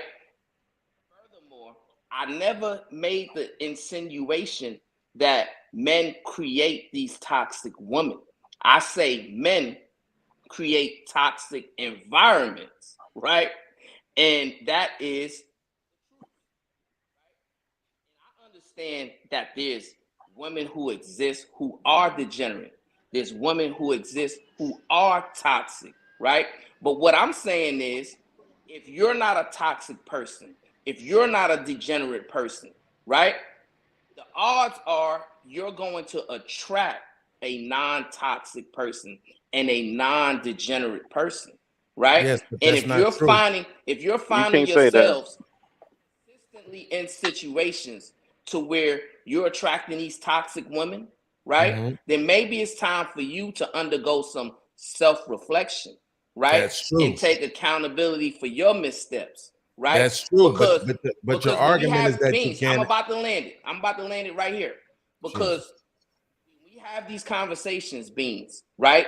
The men who are arguing your position are usually the men who don't have positive and productive outcomes in a relationship world. When you're talking to happily and healthy men who are in healthy relationships, they speak like me, by and large. They speak like Sharon, by and large, right? Because if we are having peaceful experiences, our rhetoric is going to be peaceful. The problem with that is that you're limiting your scope, right? Because you're trying Let me to run through some of these super chats, Pod. Bounce Back Jack, the return of the dustband with the two ball. This is a hard topic to troll. Shake my head. It's absurd. Queens don't hurt men. They just exercising power over their subjects. Queens have a right to protect their mental health. Queens aren't workhorses. If Bounce Back Jack with the fireball, if you knew it was illegal for a cop to use any force, couldn't chase you or put hands on you at all, how effective would they be? Would most comply? I think men and women are not in a police and criminal existence. Bounce back, Jack, with the foul ball. The police are affected because they can, but don't. I don't know, Jack. That one is a little stretch. Yeah, saying we putting violence to control women. That's a strange comment. It's not having power that makes men corrupt. It's not having the respect and having to resort to control. Threats or manipulation for cooperation. I ain't never had to threaten or manipulate somebody for cooperation. Me personally. Go ahead, Pod. You ever been beat by the police? Yes. You ever been shot by the police? No. Does that exclude the people who have? No. Then that's what I'm saying. We have to stop talking like that, right? There's men who are married who will tell you about the horrible situations that they had before. We understand that more often than not, I would probably argue 51% of the time, it's two people that's the problem in the relationship, not just one. Correct. But what I saw the other day, this Christian lady was arguing on a panel about why she would leave a man and this and that. And the scripture was brought to her about your I can't remember exactly. I think it was in 1 Corinthians, but it was something that said to the effect that you being saved sanctifies your husband, even if your husband is a non-believer. So when these women be saying shit like we need to be equally yoked, right? It's like, no, you don't. That's just another excuse for you to be in your ego, right? To say that you deserve something more than whatever it is that you actually qualify for a variety of reasons. But men have horror stories in relationships. They weren't told for a very long time because you ain't supposed to complain. You ain't supposed to talk crazy. You're supposed to take everything on the chin. Meanwhile, men die faster. It's more homeless men, more self-deleters are men, right? So more health problems, men. So it's them. Those days are now over with. You do no one any justice by trying to mute men who are talking about their issues with women. It makes no sense, none at all. So here's the problem that me and the cousins having. So like, if you have one bad experience, that is acceptable, right? Because we all had girlfriend. Like I had a girlfriend before, and I was like, hey, this is not shaping out to what I thought it was, and we just part ways before it got to this abusive situation. But the next girl I chose was not abusive. Mm-hmm. And so the problem is that we hearing is that these men, they keep finding the abuse after the abuse, after the abuse, and then after the abuse again. So all their stories is horror stories. It comes to find out that you are the white woman in the horror story that always falling over the stick. Wait, but Sharon, be honest though, right? Like if come on, man, shake. I need the real shake right now. I need back check shake. So the first chick who was abusive, the second chick wasn't. What was the main difference between them two outside of the abuse? So for me, I would assume it's just the communication. So what environment did you create in order for her to feel like it was justified to be abusive to you? So for example, I can give you an example. So when I recognize a woman is drinking as much as me, okay, that is a tell sign that I should not be with a woman that drink like me. So you drank. The environment that you created was drinking. Alcohol. Okay. Correct. So here's the thing though. That the first girl, the second girl, was that your wife? Not necessarily, no. Oh, okay. So it was another relationship. Was both the girls black? Not necessarily. Okay. So they will consider themselves black, yeah. But see, this one I'm saying, there's gonna be something different because to Brownsville's point, like one of the reasons why black men in particular have as many problems in relationships as they have, because we all be searching for a certain archetype of a woman physically, right? These women who be having these asses be problems. But like they be real ass problems. It's not even. I'm not even being facetious. I know, but right now you are kind of going towards what I'm saying, that you kept choosing the same toxic women, and then Absolutely. now your story is that all these women are toxic, but that's really your experience of choosing the same archetype of woman, No, and it's not I actually think the woman's fault. It's your choosing of the woman. So you no, are no, no, no, providing no. that existence for No. the toxic behavior to happen. No, you have to word that right. So you're not. That's what I'm saying. If the woman is already that, I'm picking a woman that's already that. I already said to Brownsville Point earlier when he said that about us picking a certain type of women. I said that's true, right? It is, but that's the point. That doesn't necessarily say that that person is toxic. You know how many men get ran over, walked over, mistreated, come home from work, all the furniture gone, bank accounts is empty, right? Because they were pushovers. They weren't toxic. They were just pushovers, and they liked certain kind of women.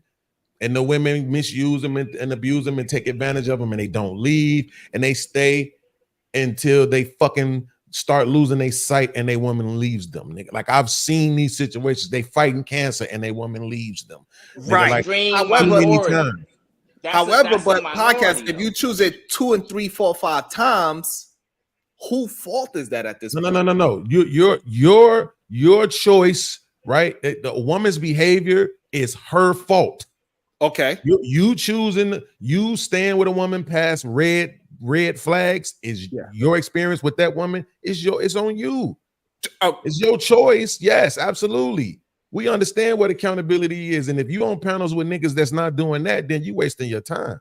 Okay. But I'm saying That's the majority of the man for the woman's behavior. The same way I won't blame a man for a woman for a man's behavior. So, but that's the thing, podcast. So the thing is that they are missing that key component that you just said, is that they are taking themselves out of the equation. That they are the ones choosing this type of woman. They are saying that these are the only type of women that exist. And that is the problem. Podcast, you have a realization you to show me that you are choosing this certain type of woman, and you was hoping that you could get one that you could hopefully just build with, because you do like this type of woman. You like that type of woman for whatever the reasons are, and you keep dealing with that type of woman. These other men are not putting that into existence, that they are the ones choosing the same type of woman. You at least, you say, hey, I'm putting myself in a situation because I enjoy these type of women for whatever reason it is, because they're toxic, they ass, their attitude, whatever that is. You enjoy that time with those archetypes of women, and these other men are act like those archetypal women are the only ones that exist. So Sharon, I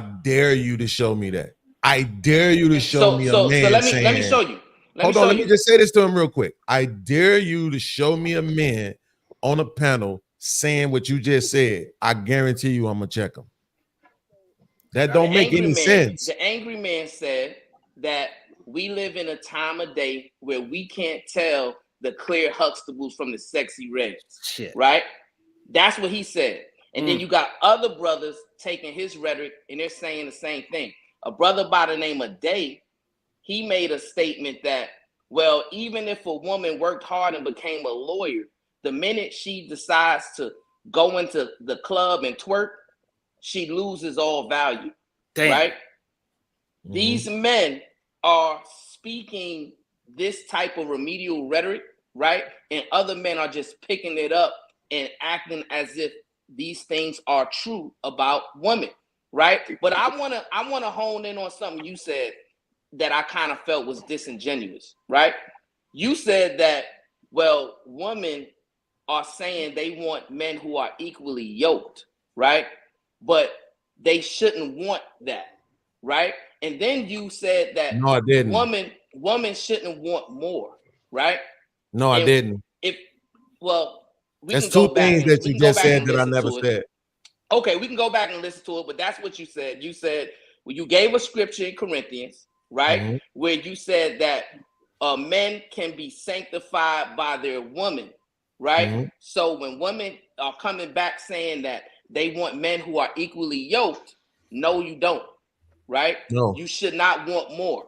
That's not exactly what you said, Pi. Okay. No, it's not. So just don't gaslight me. Right. That's but gonna make things go left. I heard you, Beans, and listen, you can correct it if you need to. I'm just talking about what I heard, right? But what I'm saying is women should absolutely want men who are equally yoked, because the root word in that is equal, right? Balance, right? They should not want a man who isn't on their same level, right? We should not be communicating to women that they need to change or adjust their boundaries or lower their standards in any way, right? This is how women end up in these abusive, toxic relationships, because men are telling them, well, you should lower your standards, you should adjust your boundaries, you should allow a man to be degenerate in certain types of ways, right? And what I'm saying is men need to do some self-reflecting, take accountability, recalibrate their value system, and create peaceful environments, not only for their woman, but for their entire family. And I promise you, Beans, once men do that, they will not have any type of evidence to come on the internet and complain about women. That just won't happen. Y'all, listen, y'all, do y'all realize that y'all destroy brain cells with this shit? Like I literally feel my brain cells oozing out my fucking ears, bro, listening to this shit. When y'all do this disingenuous shit where you make up shit or you twist what people say, right? So let me correct you. What I said is that women throw around that term equally yoked, right? When they don't really mean that shit. What they really doing is just making themselves feel better. They hiding that shit behind their own ego. It's really an ego-driven based thing, right? I got a clip a short that I just made of a woman. I think she called herself Ruth. She be on Lapeef sometimes. She said the problem with today's women is they don't like average men when they themselves are average. Now, how the hell is that equally yoked? And wait. And before you argue, a woman said it.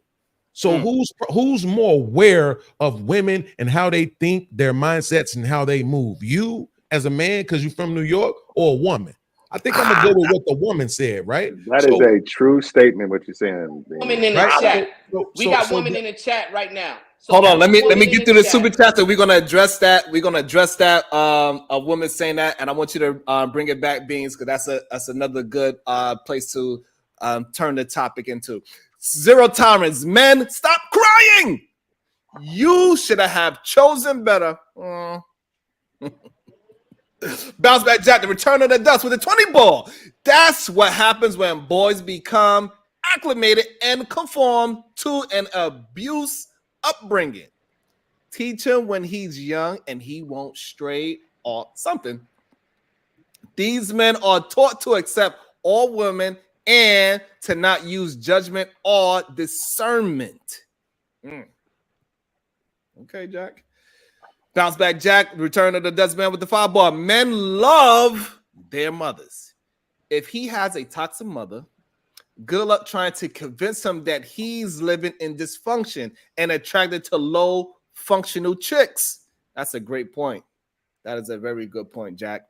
Dante with the 5 ball. Dante Adams. The problem is a lot of men want to date out of their league and wind up getting played like chess. Checkmate. Bounce back Jack with the 5 ball. How do deprogram a boy? Aren't personalities formed by the time they reach 3 years old? Can men groomed by chaos and tragedy love or appreciate healthy women? Yes, I did it. So yes, it can happen. Bounce back Jack, returning to the dust with the 2 ball. Oh yeah, all these toxic women are Damien's fault. All the times when he was in the club. God damn it. So the argument that Bean's little podcast made before we went on commercial break was that average woman, he said, one lady said that average woman will not accept average men. Yeah. So we got a lot of women in the chat, and I just want a woman to put a 1 in the chat is if you are willing to accept a man that's on your level. If you are not willing to accept the man that's on your level, right, which means that you only want to date up, put a 2 in the chat. But if you are willing to just accept a man that's on your current level, put a 1 in the chat. Well, this I don't think that's a accurate assessment to make from what's going on in the chat, because this is the people who watch this show have a very slanted way of thinking about these subjects, so it's not going to be a fair sample size of what have you. But little podcast, he said one woman said that, right? We got several women in the chat. So how can we categorize the one woman that he heard say this, and we're going to give her opinion credence, but then we're going to discredit all of the women in this chat? I'm not discrediting anybody. That's easy. That's very easy to do. So how many women do you think are in the chat? Just give me a ballpark number. We got 94 people in the audience, so I would say 50 of them are women. 50 of them are women. Can we compare those to the 3,000 women that Kevin Samuels interviewed? Yes or no? But we're not talking about Kevin Samuels. Can we though? Yes or no? You see, like Shake, it's me. I understand that, but I'm just saying, can the relevance. Can we compare them? I don't know. Well, that's Shake, it's me. Right. So what we compare it is the comment of what that woman said, what you presented of the average woman not one average man. Right. So now we could use that example and say, hey, the women in this chat, and we could use this small sample size to have a conversation about what you are saying. Is that's right. all. Would that be fair? Right. Like if we went to let's say. For this chat, it will be fair. Maybe not for the whole existence. I guess that's what you're saying. Right. If we went, because I usually don't even do that on my own show, even though I beg people never to side with me because it's me.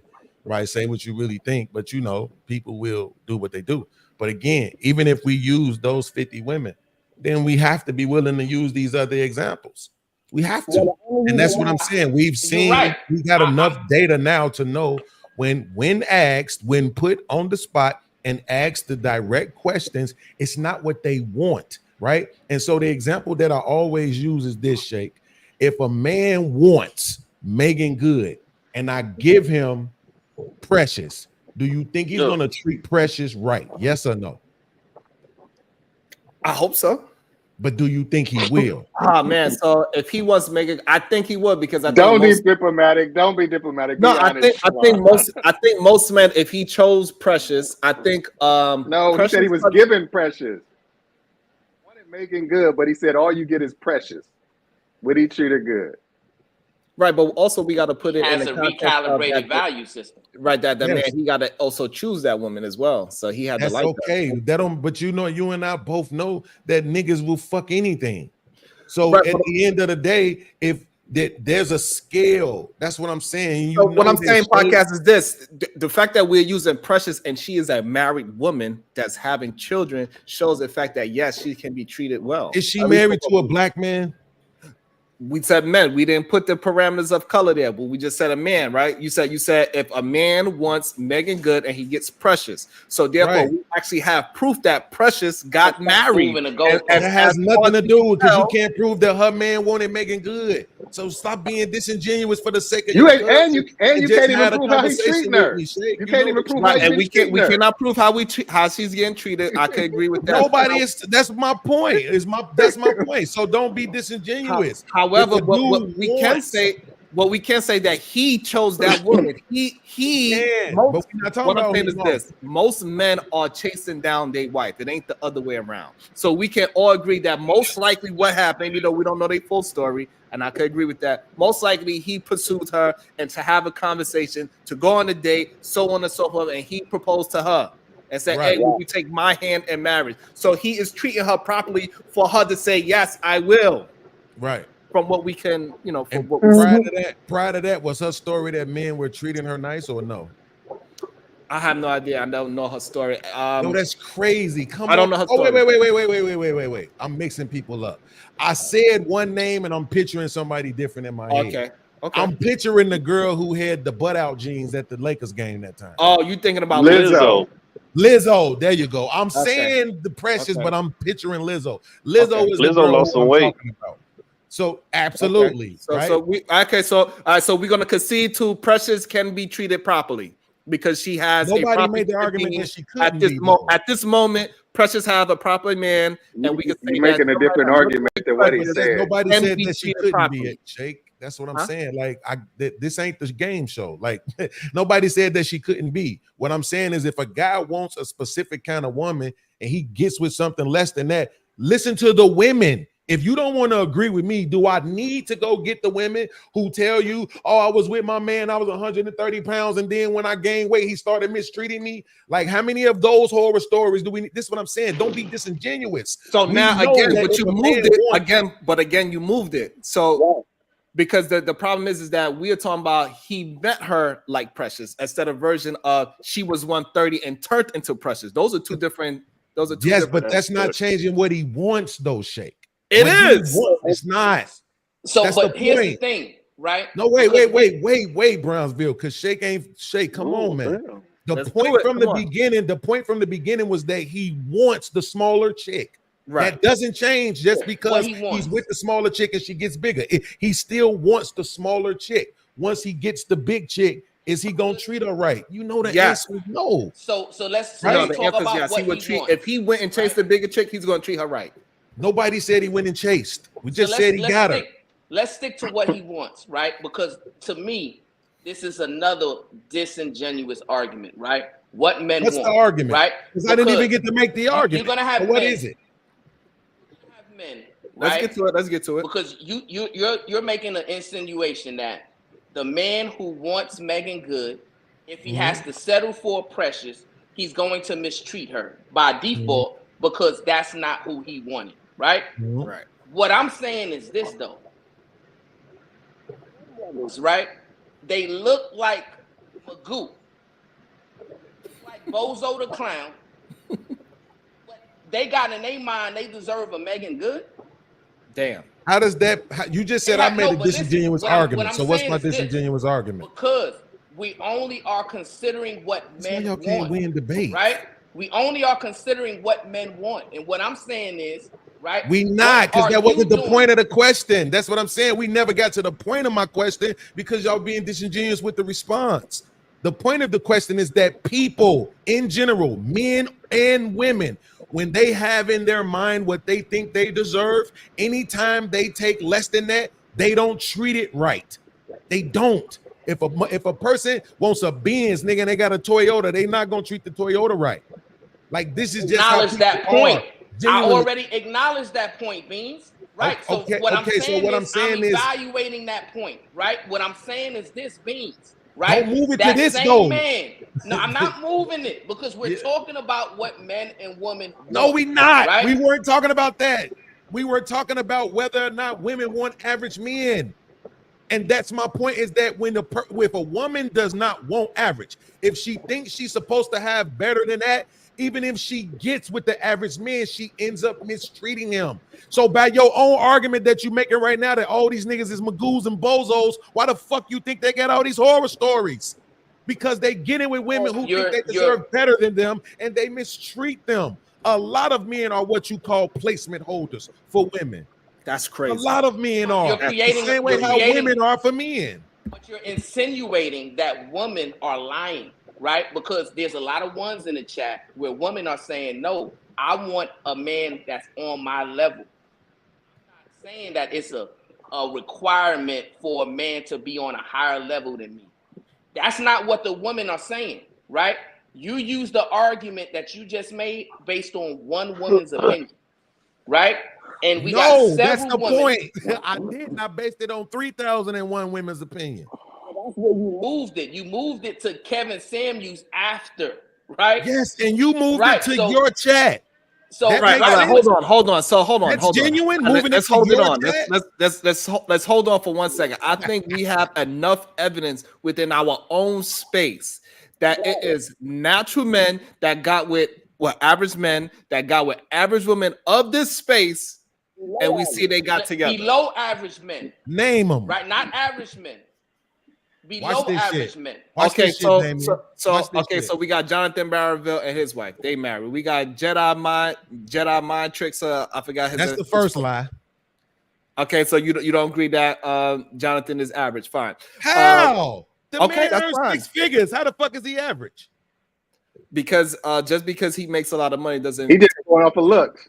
Right. So you going off of looks, okay? No, but we're going over the totality of the man. We all know that. Okay. But shit, when you got money, sometimes looks don't matter. If you got money, even if you want to give that, because he makes that amount of money, that automatically takes him out of average, I'm fine. I could concede to that. Fine, he's not average. We also got Jedi mind tricks. So as far as we understand, he's an average man making average money. For as far as we know, he found somebody online, and they are fine for what we understand. We also have talking about Jedi Mike. Yeah, Jedi Mike. Yeah. Isn't he a celebrity reporter on talking to celebrities and shit? He's not average dude, and he makes a good living. Absolutely an average dude. You going by looks, dude. You judge him. I'm not just going. I'm going by what we know of him. We know that he's not a millionaire. We know that he's not. Yeah, he married. But what I'm saying is we also got the Rim Prince himself. He got an average woman, and he's an average man, possibly below average man, and he still got women. He still mishandled his woman, so it doesn't have anything to do with that. Who the fuck is that? The Rim Prince. I don't know who he's talking about. He's talking about Jay Prince. That was some kind of okay. We also got Raw B and Cellulite. They seem like they are pretty average human beings of all these things, and guess what? They together. They look like they okay at this moment. Man, let's stick to the point of it, the meat of what we're talking about. All the anecdotal evidence out. No. All I'm saying is all I'm saying. Y'all gotta hold on. Y'all ask for evidence. I'm giving right. All I'm saying is one of those. I'm gonna give you one of those. That's all I'm saying is like, and I 100% agree with Bean's point, because you just look at the way men and women move in society. Women are allowed to hold on to the delusion of what they should be able to get a lot longer than men are. There's men, when you get into your 30s and you get a little fat and stuff like that, you're not thinking you're gonna get the Megan goods. You're not thinking, you realize that I want somebody who's just gonna give me peace. You start to level set of what you can attain, and you get comfortable with that, and you ain't tripping off the Megan goods or whatever. Society tells women all the way up into their 40s and 50s, you still can get that the Morris chestnuts and the all them and all that shit like that. And I'm gonna tell you why women can hold on to delusion, because those guys, those higher echelon guys, may still fuck those average women. So they think, this dude smashed me. He's a high-end guy. He's a Morris chestnut. He's a 10 or whatever. So that must be the level that I'm at. Not understanding that dudes, like Bean said, dudes will smash anything. So you can. This the thing though, Damien. One of two things, real quick. One, to back up the last point that you just made. What's the name? What's the name on Ham Show Shake? The one who look like Kim and shit. He live in a condo and shit. Kasim. So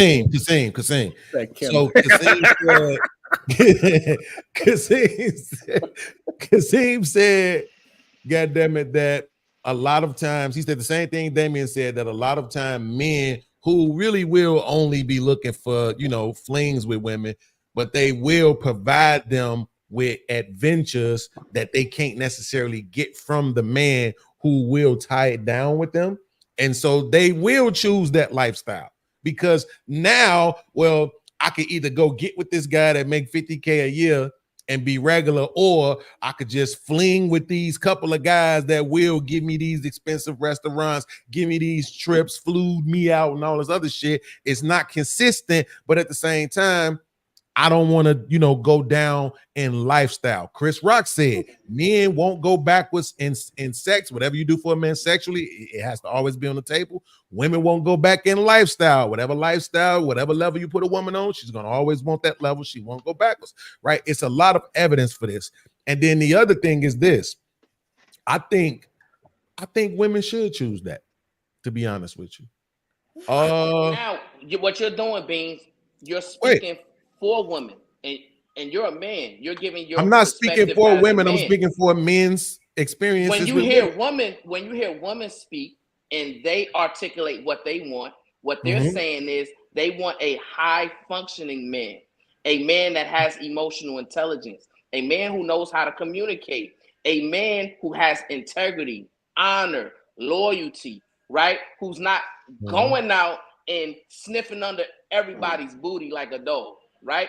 Women don't want those type of degenerate men, right? And more often than not, they're willing to settle for a good man, and maybe he's not quite as established as her even, right?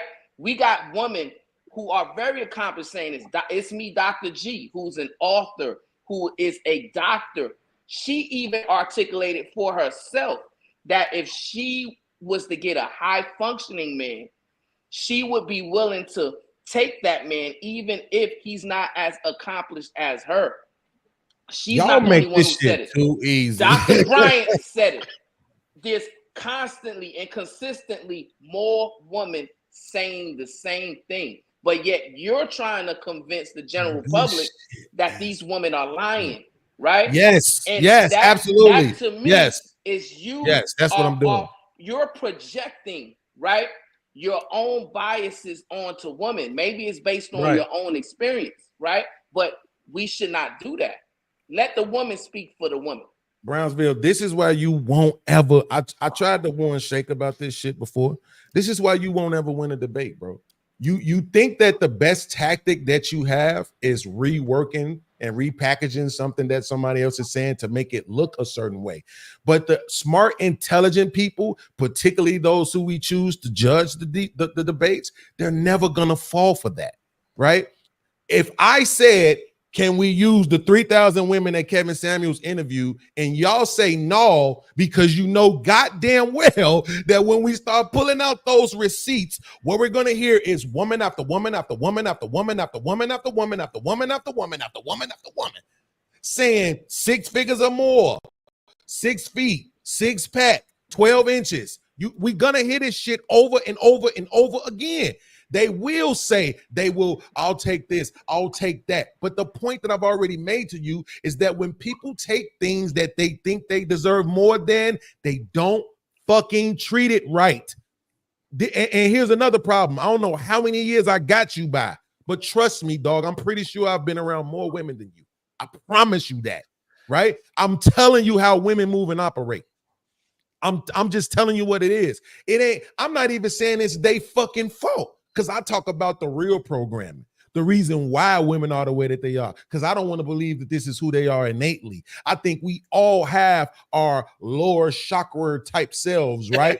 And at the same fucking time, there's a programming and a frequency being pushed on us in this world, and specifically in this country, to make us dilute our superior and higher selves with the bullshit, all the goofy shit that we desire. AKA men fucking choosing women because they got big asses, right? Instead of choosing a woman because she does present herself as a wholesome, qualified, healthy, spiritual type woman, right? But it is what it is. Even like when you said, Angry Man said that we can't tell the Claire Huxtables from the Sexy Reds. Nigga, we can't. They all wear the same weave. They all wear the same lashes. They all wear the same makeup. They all shop at the same place. They all do. But here's the problem, Beans. I could give you women that's in this space that is closer to Claire Huxtable than Sexy Red. Name them, nigga. Wow. This shit is going to be just like the last time. You named 1 out of 4. One of them situations out of those 4 you named fit the scenario. Okay. I think this is going when we start to name, then we start going like some way to the left, and we just start pulling people left and right out of all over. So what? They here, they get named. We get named and shit on shit. Right. They here, nigga, name them. All right, so I can just look at my chat. So I don't think Venus is anywhere near Sexy Red. I don't think MJ is near anywhere near Sexy Red. That's 2. But what? All right. My question is, you know what he mean by that? The people who are talking and saying these things, either good or bad. Let me finish. No, let me finish. Don't go to a super chat because I know what you're doing. And I might get my point. What, Scarlett, is the thing is there's a common thing that people aren't realizing. We're talking about people that are having the problems. We're not talking about people who go through life, they meet somebody, they this, that, everything work out. We're talking about why are people who are having the problems. What are the problems? So if you're so that can never be all women. It can never be all men. The people that are having the problems, why are you having the problems that you are finding in relationships? And 9 times out of 10, it's the person in the fucking mirror, excuse my cursing if you don't get down like that, who is the solution and the reason of all the problems. That's what's going on. So that's my point, Damien. That's my point. So These it's the men men. So it's But the it's not men. just All men. right, hold on. So let me get this straight. I want to make sure I understand. So you saying the men are continuously choosing Sexy Red, and then they are using that experience and say, "Hey, I cannot tell the Claire Huxtable from Sexy Red, even though I'm only choosing Sexy Red." You talking to Beans, right? No, I'm talking to you.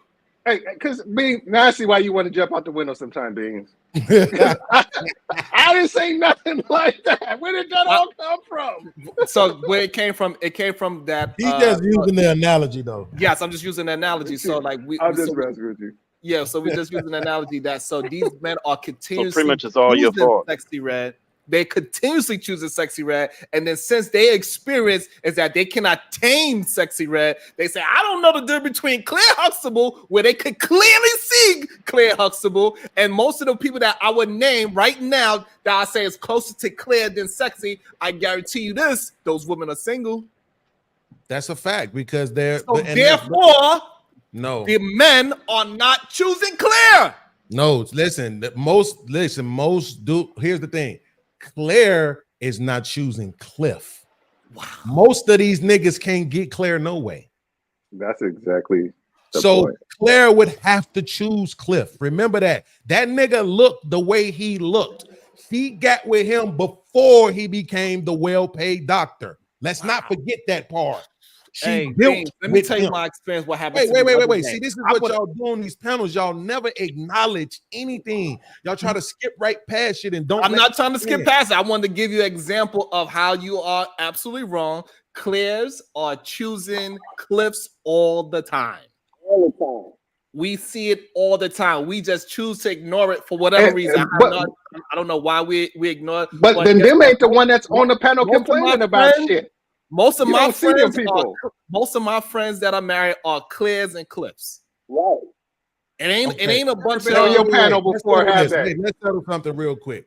So when I'm saying the difference between Claire and I'm saying the difference between Sexy Red, what I'm saying is look how Sexy Red look how she act, look how she talk, look what her mind is at, look what she promotes, right? Versus Claire, look how she look how she talked, look what she was on, the type of business and things that she promoted, right? Mm-hmm. So I'm saying that, and I'm also including looks, right? She was a very beautiful woman, Sexy Red. I don't understand why anybody thinks she's beautiful, but it is what it is, right? So that's what I'm comparing. I'm not saying lawyer and doctor. I'm not saying that. I'm just saying the type of woman, the archetype of the woman. Yep.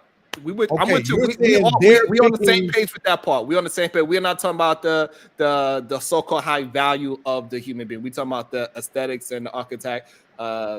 Being great. Okay. So when you say they're picking, we are all here. So when you say they're picking Cliffs all the time, you mean looks wise and what's the other word they like to use? The way how they dress, their aesthetics with the potential wise, right? Right, with the not function the functional Nikes, not the Jordans. They got Asics and shit like that. Right, they got the khaki pants on with the Under Armour t-shirt. Those are the men but now. Those are the men. I'm saying those are the men that we see that are married and they stay married. The men that is not this whole swag out. Shake. There's nothing to concede on that. We agree. There's nothing to concede. We agree on that. But what I'm saying is it's levels to it. Okay. So my mom, for all intents and purposes, was a Claire Huxtable, right? Take the lawyer shit out of it, even though she was working in the fucking bank on the trading floor. Right, and then ended up becoming a teacher, 6 figures, retired, all that, right? But I'm just saying, looks wise, this and that type of shit, right? My mom was a Claire Huxtable as it pertains to the looks, but on her own level, right? On her own level. And what I'm saying is, when you come down, can give you the Claire Huxtables on that kind of level with that kind of potential. But we're saying on the normal level, on the average level, the average Claire Huxtable is not picking the average motherfucking Cliff. And that's the problem. And you know how you know it's true? If you look across the marriage rates, Brownsville, I always say this to people. When you look at the marriage rates and you see that people have a marriage rate of over 50%, that literally means that the average people are getting with the average people. That's what that means. Most people in every race are average, and then you have a 10 to maybe 20% that are super fly, beautiful, all of that, and then you have a bottom 20% that's like dusty, Pookie, Ray type motherfuckers, and then you have that 60% in the middle. That is across races. So the fact that everybody else is married at a rate of over 60%, except for white people who I think are at 54%, just goes to show you that their women understand, let me get my man and get the fuck out the way. I ain't worried about him just being everything. You see what I'm saying? And us men gotta stop saying she gotta have the biggest ass in the world, nigga, because after you put a couple of babies in her, she gonna have some ass anymore. That's the problem with men, right? Because the beauty within Clear was she was a beautiful woman, right? Yep. But it wasn't, you didn't look at Clear and say, oh man, stop looking at her booty, right? That Absolutely wasn't not. The appeal of Clear. The appeal of Clear was what was within her mind, right? The way she thought, the way she spoke, right? The empathy that she showed, the respect that she showed for Cliff, right? And what I'm saying is women are definitely looking for Cliff because look at the values that Cliff brought, right? We're talking about he was funny, right? He was engaging. He allowed Claire to have an opinion, right? He didn't you seen Cliff come into a room and try to exude dominance over that room, right? He allowed Claire to have a voice, a strong voice. He valued her opinion, right? He treated her, pedestalized her as his queen, right? All women, it don't matter if you black, white, Asian, Hispanic, they are looking for Cliffs who are high functioning and who are willing to pedestalize them the way Cliff Huxtable pedestalized Claire Huxtable. But they get disappointed when they meet men who speak online the way you're speaking, saying, she got a big booty. Oh, but she got big breasts. Oh, but you know, that is what's disappointing women. They're looking for high functioning men, right? They're looking for men who can bring them joy, bring them peace, and allow them to move in their own autonomy, the same way Cliff allowed Claire to move.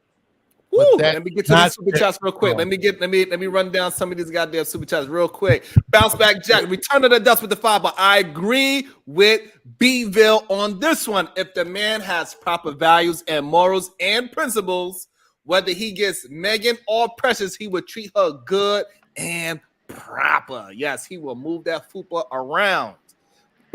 Bounce back, Jack. The return of the dust man with the 2 ball. We need Jalen on a panel. Femininity for the win. Bounce back, Jack with the 2 ball. Jalen is not about our wants. We need this. No, we don't. We also got bounce back, Jack with the 5 ball. You're right, Jalen. These men stubborn and myopic.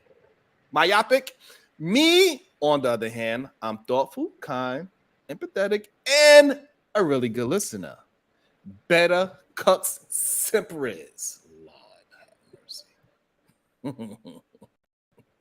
Bounce back, Jack. Return to the dust band with the 5 ball.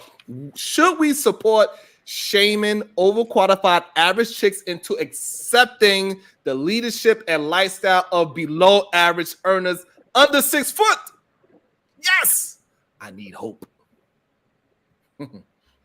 Bounce back, Jack with the 2 ball. 3 metric skewed standards. 0 kids, healthy, low body count. Yes, that definitely skewed a lot of situations. Bounce back, Jack, return to the dust member. 5 ball. You're right, Jalen. I take full accountability, which these men do not want to do. As recompense, I'll go sit in a dark corner read the screenplay of Diary of a Mad Black Woman for 24 hours. It's fucking Jack. Jack is a nut. Go ahead, Beans. My thing is, to me, I'm gonna talk about whatever the conversation is about. You know, be honest about the conversation, Beans. Come on. No, I'm saying like, if I see women doing a panel talking about their issues with men, I don't go up and defend men. You know what I'm saying? Like, that's a waste of time because I know that the men they're talking about exist.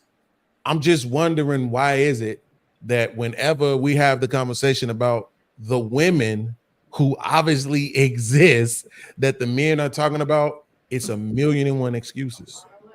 It's 1,000,001 ways of let's try to find out how the man is wrong. Let's find a way to blame it on him. Let's make it his fault.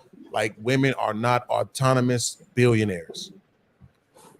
So, like, the problem is that we are taking the fact that the men that are finding Sexy Red attractive and they want that type of woman, those are the men that are complaining and saying that there are no clears is the issue. And we need to stop allowing these men to say, hey, because you choose, because they need to be a little bit more on the bean side of things and be honest about it and say, hey, I choose this archetype of woman and I keep finding the same issue with that archetype of woman, but that's the woman I choose, and I choose to go in this fight with these type of women. Most of these men are not saying that I chose the toxic woman. They're saying I thought this woman was going to be a good woman. I thought she was going to fall in line, when he knows for a fact he chose a woman that do not want to fall in line with anything that he says.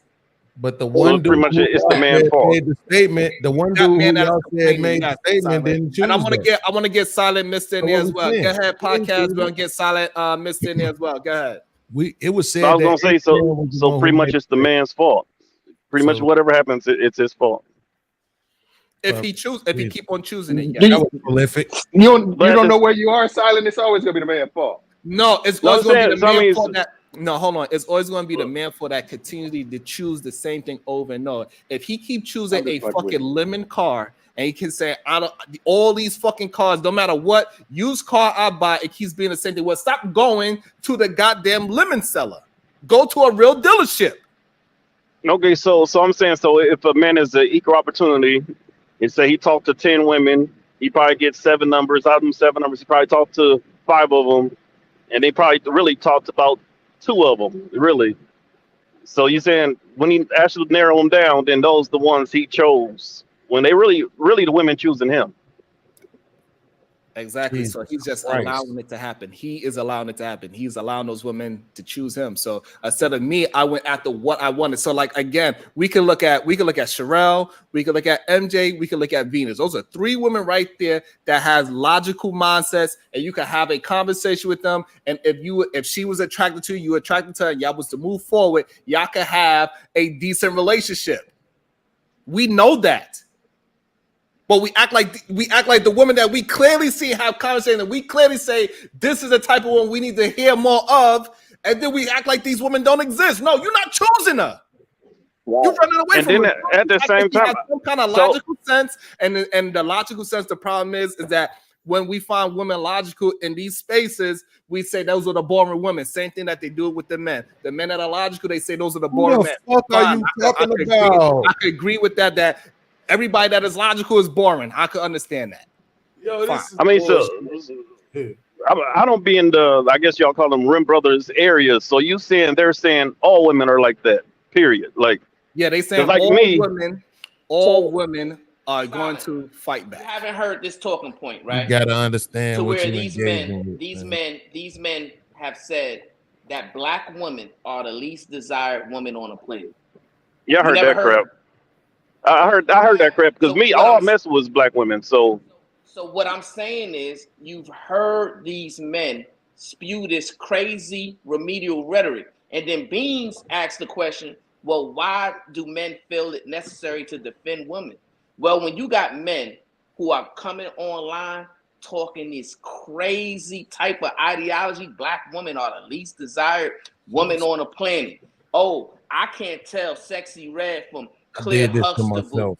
oh, black women only want to date up, and black women only want to move in degeneracy. Time and time again, you go to these spaces, you hear these men speak about black women like this in general. They're not saying that, oh, well, it's the minority of women who are giving me this experience. It's the minority of women who are moving in degeneracy. It's the majority of women who are disloyal and disrespectful, right? They're not saying that, Silent. They're coming on panels saying, well, I can't be vulnerable with my woman. Matter of fact, I've never met a woman I could be vulnerable with, right? Pastor was up here yesterday saying men should never cry to the woman that they love because they'll utilize it as a weapon, right? He's basically saying, trying to convince the audience that all women lack empathy, right? So when Beans asks, well, why should we defend it? It's weak for men not to defend it. It's weak for men not to correct these fallacies about our women. This is fucking dumb, man. It's just my fault. I'm a glutton for fucking pain, bro. Like I really am. I don't even know why I'm still putting myself through this shit. I'm hungry.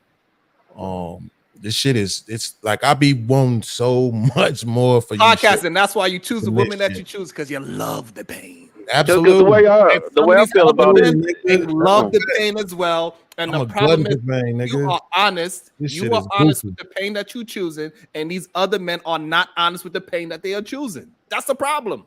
Okay, cool. But what I'm saying is, I could check 1,000 niggas without ever once defending toxic women. We not defending toxic women. Not just the fuck y'all are. Hell no. I'm telling you, podcast, that it's Claire's out there that's willing to choose a cliff. I'm saying the reason why I'm saying y'all is because you're not distinguishing yourself from your cousin. And the fact of the matter is, when he just said the reason why we have to defend the women, right? Okay, but that's the point. So that means you're being disingenuous on purpose, right? And I'm going to, and here's the thing about when people are being disingenuous, right? Or degenerate women. Yeah, you did. That's a lie. Yes, you did. No, so you saying you don't like it when somebody remix what you say? No, we say we never defended. No, he can answer. Ain't he grown? Ain't he healthy? I'm pretty sure. Podcast. We ain't never defended no toxic women. We saying that it's clear. I just explained that to you. I just explained that to you, Shay. You're not distinguishing yourself from him. Therefore, that's why I said y'all. If you ain't saying that, you ain't saying that. I just want to hear him say he don't like having his shit remixed, so he can start remixing everybody else's. My nigga, when you just said we defending the women, you must be talking about the toxic women. Because you said podcast said why are we defending the women? I was clear with what I was saying, and I gave examples. Podcast. I gave examples. Right. So let me ask you a question. No. Do you answer agree? Mine. Okay. Ask me. What question you want me to answer? I'll answer it simple. So here's the question. When I said defending the women, which women were I talking about? Women. Because you said that I said, why do you need to defend the women? And you explained why you needed to defend them. So when I said defend the women, which women were I talking about? As all women. Right. So, Shake, do I ever speak in absolutes? I don't think so. Okay. So again, Brownsville. Don't dumb yourself down. It's not gonna help. Listen, but you asked Sharon a question, but you're talking to me, right? Absolutely. So ask me that question. Do you speak? You don't know me well enough to know that. Right. So why would you even bring that? What is the because nigga, you said I said all women. Because you said I said all women, and I don't fucking speak in absolutes, nigga. But don't pretend like I'm familiar with all of your talking points. You don't have to be. You could be familiar I'm with listening the fuck I said to out of my you mouth talk 30 seconds ago.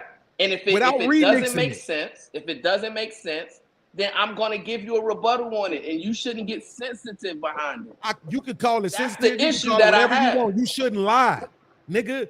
So here's the point. When I said defending women, which women was I talking about? I interpreted that as all women. Right. on purpose. And which one? Hold on. So let me also say this. When we say all of anything, usually most people are talking about the majority. They're not talking about the totality. I gave an anything. example, but Sharon, That's on them dumb motherfuckers. I gave an example, right? Because we've heard in this space, men say black women are the least desired woman on the planet. So are they talking about all, or are they talking about some? Right. They saying all. Right. Are you fucking insane? But when somebody says my examples of why who is this I'm nigga? defending women. Why would you say that shit to make it sound like he making fucking sense? How could they be talking about all women when 10% of married black women are married to non-black men? How could they be talking about all of them? And that's just in America. That's not in the fucking UK. That's not in Japan and other places where black women exist. All right, so okay, okay, hold on. Let's get a handle on this. Hold on, y'all. Hold on. Let's get a handle. So for now on this channel, when we say all, we are talking about the majority. That's what usually all means. All doesn't mean the totality. All usually means. Don't just say the majority then instead of saying all. When I hear all, I think of all. If you're gonna mean the majority, just say the majority. But I'm saying we are having a conversation, and so not every second we are going to be precise with our words and be very words matter, and you know it, bro. Words do matter. So what I'm saying is this: when you are talking about podcasts, when you're saying women act a certain way, when you say women act a certain way, women are doing this, women are doing that, and we are saying no, we have a different version of women. We see the Claire Huxtable type of women. These women are doing this, and these women. So for me, the majority of women are Claire Huxtable, and for you, the majority of women are Sexy Red. And this is what we having a conversation about. I'm not gonna let him move the goalposts. Listen, we had a conversation yesterday because Beans wasn't here, right? So he doesn't know this. But did the men come on the panel and say that they cannot be vulnerable with any woman? Yeah, they said any. Right. Yeah. So what Beans is trying to say is, well, when these men are complaining, they're not complaining about the majority of women. They're just complaining about a minority of women, and we should not be defending that minority of women. To that, I agree with Beans, but that is not the argument. That is not why we're having a conversation, because that is not what these men are doing. These rim brothers, these no good suckers, these red pill men, these incel men, these manosphere men, they are talking about the majority of women in a disparaging and disrespectful manner. They're mischaracterizing good women as if they are toxic and or degenerate. And they are specifically targeting black women by saying that they're the least desired, right? By saying that they are the most degenerate, most toxic, right? They are the least submissive. All of these different things we're hearing from these men. And Beans ain't going after those men, right? But he has a problem when men have the courage, right, to stand up against those men and say, no, you're not going to mischaracterize black women in that way. That's what upsets Beans, right? Beans ain't going after those men. He doesn't have the courage to go after those men, right? But he wants to go after you don't be on nobody's fucking panels. After those men. You don't be on nobody's panels, nigga. Want to go. What are you talking about? Every time I go, I'm consistent, right? I'm going after those. You're consistently disingenuous and on bullshit. Absolutely. Right? You know why people don't like me? You know why people don't like me, Brownsville? You know why people don't like me, Brownsville? Because all I do is just say what's true. And I don't give a fuck about how it makes people feel. I don't give a fuck about none of that shit. Sherelle called me the talking killer. Nigga, when these niggas talking points around me, I abolish that shit.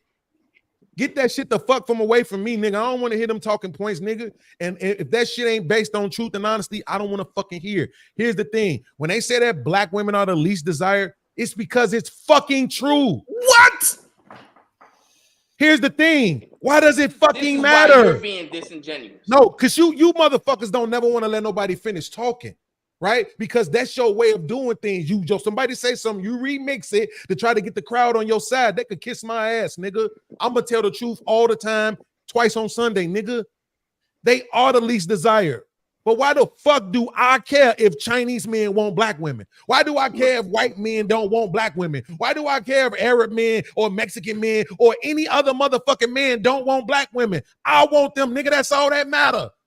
I don't give a fuck of what these other niggas don't want. I'm glad they don't want them. That leave more for us. See, that's the difference between me and you, Brownsville, is I don't have to shuck and jive or lie or bullshit with sisters to get them on my side. I don't give a fuck if they on my side. I'm on the side of truth, nigga. I love women. All the women who fuck with me know that I love women. I don't fucking hate women. The difference but I'm not between gonna bullshit neither. Beans, the difference between me and you, Beans, is that you only defend women for your own selfish desires, right? Nigga, I'm you're single. Saying you don't care. Hold on. Let me finish. You're saying that you don't care that these women are being told that they're the least desired woman on the planet. See what I mean? How you keep remixing my shit? See how you keep remixing my shit? Women, right? Hold on. How did he? Smart people hear this. The smart people hear this. You'll be able to read. The women don't give a fuck. I mean, podcast, you don't have to correct it in real time. Hold on, podcast. You could correct it right after. No, what I'm saying is, why should he build on a lie? Explain that. No, we're gonna correct it, and he's gonna. Hold on, let me try to set it up for y'all. So look, even if he made a mistake, you could correct it. It's not a mistake. He's been doing it consistently the whole show. It's on purpose. Hold on. Did he not say? Hold on. Both parties. Hold on. If he made a mistake, correct it after, and then he will rebuttal the correction. That simple. Right, go ahead. Sharon, let me ask you a question. Let me ask you a question, Sharon. It's stupid. No, go ahead. I had a conversation with him because he's gonna say that you derailing me. No. I just want to set a baseline, right? Because he's saying that I'm mischaracterizing what he's saying, which is totally false. So, Sharon, maybe my ears are messed up, right? But I'm sure you got good ears. Did you hear him say when men say black women are the least desired women on the planet? He said it's true. He said that, yes. He said they speak the truth. Okay, so that's the baseline, right? You saying that what these men are saying about black women is true. And then you went further and said you don't care if Asian men or white men or certain type of black men don't value or want your woman, as long as you, Beans, little podcast, can have access to those women, right? So that shows a selfish desire and expectation you're putting on these women, right? You're not caring about their self-esteem. You're not caring about their self-confidence. You're not caring about how this remedial rhetoric is affecting them, as long as they are continuing to allow you to have access to them, because it's all about you, right? And it's not about the women. That's the difference between me and you, podcast, because I care about black women's self-esteem. I care about black women's self-confidence. I care about how remedial rhetoric and disrespect affects the ears of black women. I don't know. I mean, listen, man, I'm gonna be honest with you. I'm gonna be honest with you. I know that this shit works on the women. You won't. So hold on. It is what it is. I'm gonna land it right here. I'm gonna land it right here, Beans. I'm gonna land it right here, Beans, because you also made the statement, I'm trying to get women on my side. No, I'm not. All right, got a woman. I'm a married brother. I post my wife all the time. I lay down happy with my wife at night. And you won't find no woman on this internet that ever would say, well, Brownsville tried to get my number. Brownsville was trying to do anything inappropriate. Never. Right? So it's not about that. So don't try to confuse me with you or any other these dudes. So when we wanted to, when I brought up the quote that the young lady made on the Lapeef panel about average women not liking average men, did you say let me call my wife, or did you say let's ask the women in this chat? Checkmate. Stop fucking playing with me, dog. This shit, I'm not the one, Brownsville. Yes, women are fucking slow, so they're gonna eat up all this bullshit that you fucking do. But the smart ones are not. And I don't give a fuck about the dumb ones. I promise. I don't give a shit. Man, woman, child, grandmama, God, Jesus, none of them. If they stupid, they could suck a cock, nigga. All I care about is the smart people who gonna listen to you remix my shit. They heard you when you said that I said I don't care if the men are telling the women that they're the least desired, when I never fucking said that. What I said was that I didn't give a fuck if the Asian or any of these other men wanted my women as long as I want them, which is not the same thing as have access to them, nigga, because I've been broke up for 2 fucking months. And I ain't been in nobody's inboxes. This only thing I did was flirt with a chick. And I ain't never even called or texted her. So at the end of the day, you don't fucking know me, nigga. You can't pigeonhole me into none of these dumbass boxes. Not Rim, Manosphere, Incel, none of that other shit, nigga. All you have to do is accept that this shit ain't gonna work with me. I am 10 times fucking smarter than you. You can't play this dumbass game with me. You're not gonna remix my shit in my face and think I don't hear it. Congratulations on having a wife, my nigga. I applaud that shit. Besides that, you ain't doing shit no better than nobody else because you sitting on the fucking internet and having disingenuous ass conversations. If you really gave a fuck about women, you know what you would tell them? You're a black woman. Why the fuck does it matter if the Asian dude wants you or not? Why the fuck does it matter if the white man wants you or not? It don't make a difference if none of the motherfuckers don't want you. Who gives a shit? The issue. Hold on, let me jump in. They're not. Hold on. Everybody, hold on 1 second. Hold on. Okay, hold on, cuz. Hold on, podcast. Hold on, cuz. Okay, I gotta go. So let me finish real quick. Let me just say one thing before you do your to go. So what I'm saying is this podcast. We're not talking about it's the black men that's saying that these black women are the least desirable. It's not the other races. Go ahead, cuz. I'm gonna build off of that point, right? Because Beans is being very disingenuous, shit, right? And he has Thank you, know better. This me. He has this over inflated ego of his knowledge, wisdom, and understanding and intellect, right? And maybe people have told him that he's smart. Well, Beans, congratulations. Wait. Hold on. Shake. You talking about the same niggas. Wait, you talking about the same niggas who are saying this are the same niggas who say that black men are married to black women at an 85% rate? So then to tell your cousin to stop fucking playing with me. I'm not them niggas. I shut them niggas the fuck down when they run them talking points at me, nigga. I don't want to hear that shit. You don't know me, Brownsville. All this shit gonna do is get you cussed the fuck out. Stop putting me in boxes, nigga. You don't fucking know me, nigga. You don't know me. Wait, do you see how I just called that out? That's what I do. That's who I am, nigga. I don't give a fuck about none of y'all feelings because nobody give a fuck about my feelings. So I don't give a shit about y'all feelings. I care about the truth, nigga. That's what I give a fuck about. The truth, nigga. Period. Give him his applause. No, what we need to do is you need to go, nigga. You got a wife and family, nigga. Go on by. You don't need no outro. Your outro about me, nigga. You don't need to make your outro about me, nigga. Talk about your fucking self, nigga. All right, listen, man. This was a great conversation. I got to get on the road, so I'm still listening. But peace and love to everybody, man. And hopefully, Beans, you can recalibrate your value system. Remove sex, lust, and degeneracy from your top of your value system and replace it with God.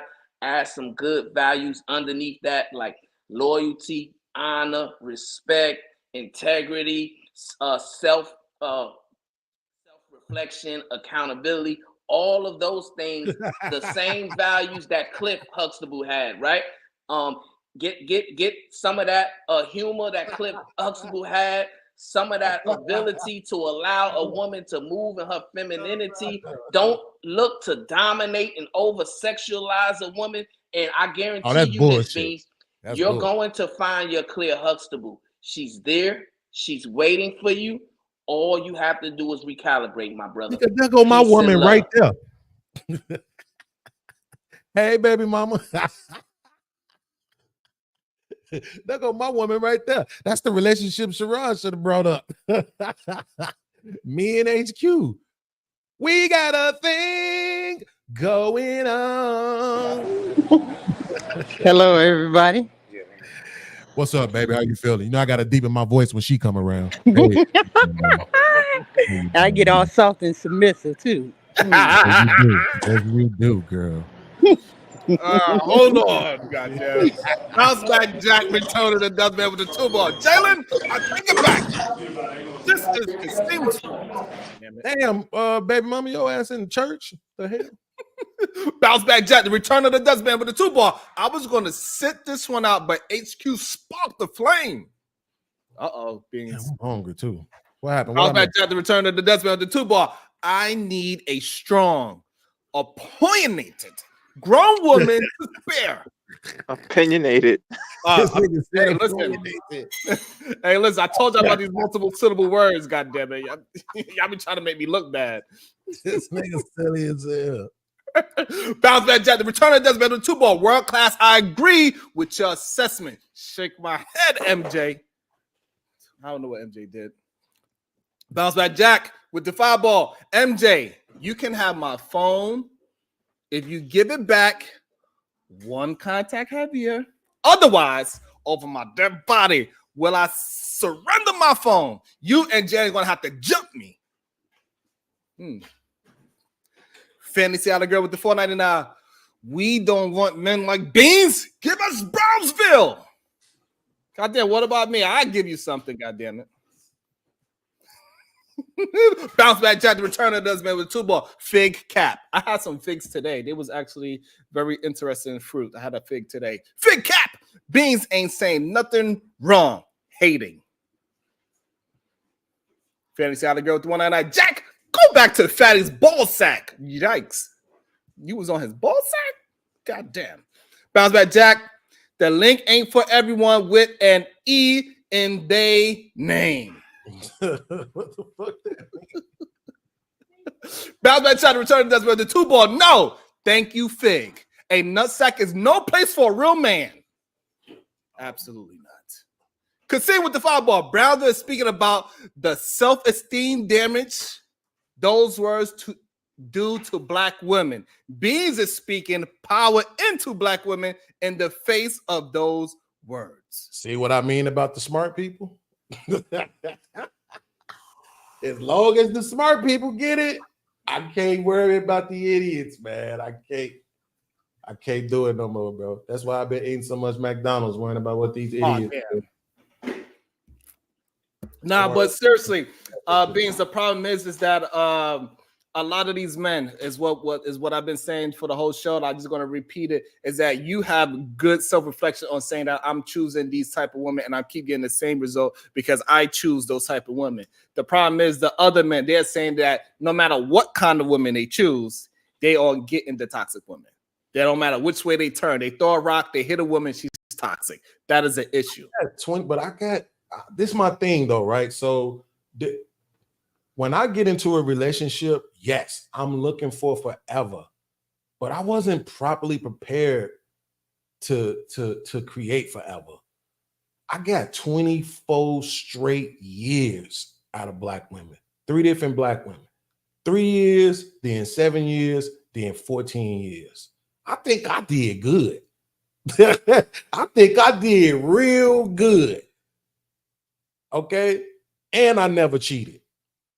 So, well, I did cheat in the second relationship, but she cheated on me first.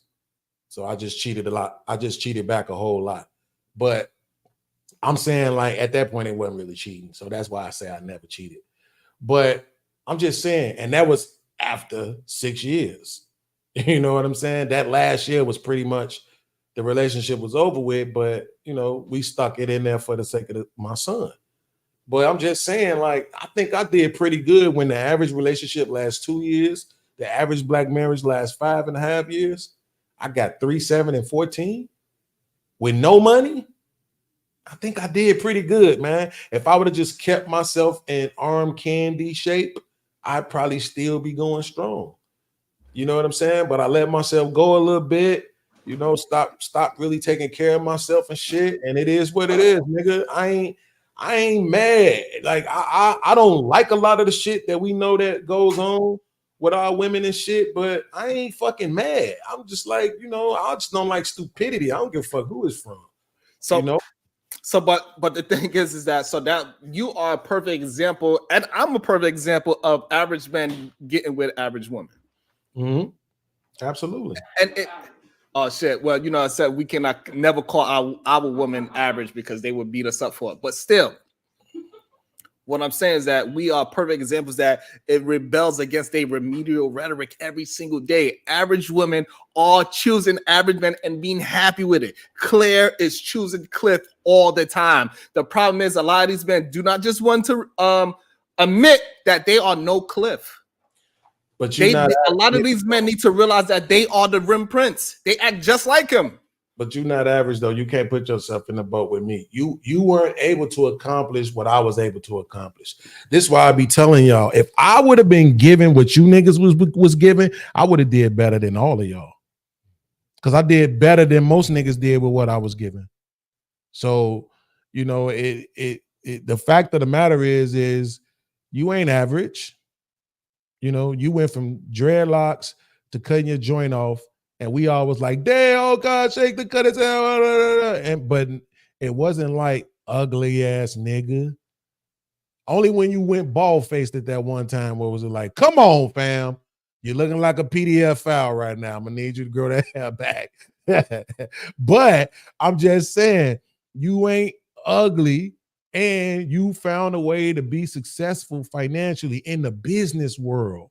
You out here shaking hands and shit and signing contracts and getting business done, dog. You're not average. And that's what I'm saying. You don't have to say that to make your point. We know that people usually mate in proximity, bro. They mate who they're around. It is what it is. But the problem is if most people are thinking that they're settling, like, what do they call them? They call them incels because they saying that they're involuntarily celibate, right? Well, what if we say insets, which means involuntarily settling, right? That's a new demographic. You have insets, involuntarily settling. I know cats who religiously dated 7, 8, 9s. I know we ain't supposed to use 7s, but just so I can make my point. Ain't no 10s, right? 7, 8, 9s. Religiously. But when they got married, they married 5, 6. They didn't involuntarily settle. They just understood the headache that came with the 7, 8, 9s. And they knew that it made more sense for them to get with this 5 or 6 who was going to be very appreciative of being with a guy who could get the 7, 8, 9. Women, on the other hand, don't usually think like that. They don't usually think, I know I could get a 7, 8, 9, but I'm going to get with this 5, 6 guy because he's going to be what I want him to be. And if I want him to be something else financially, I know exactly how to be his muse and inspire him like my Bible told me to get him to that point. Because as they argue all the time, the most successful men are the married ones. So that means if you married a man and you put him in position to have a reason to chase the success, then he'll do it. No, that's not what it means. That's the problem. Yes, it does. It absolutely does. Podcast, you're off by that. Just off. That last part is off. Jake, you know how I can prove it to you? Do you remember the meme that was going around?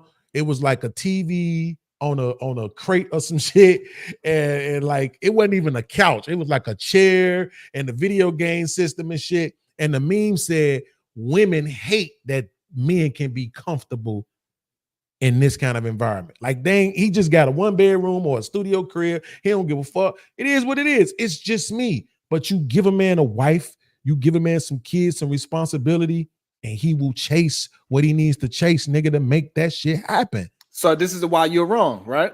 I can give you a perfect example. We know a man, the Rim Prince, he got a wife, and what he did was abuse that woman. So it's not the fact that just because you get any man, no, absolutely not. Men got to change their caliber. They got to start being with it and say, hey, I'm going to be this type of man. I want to be Cliff. So therefore it's clear to me, define clear.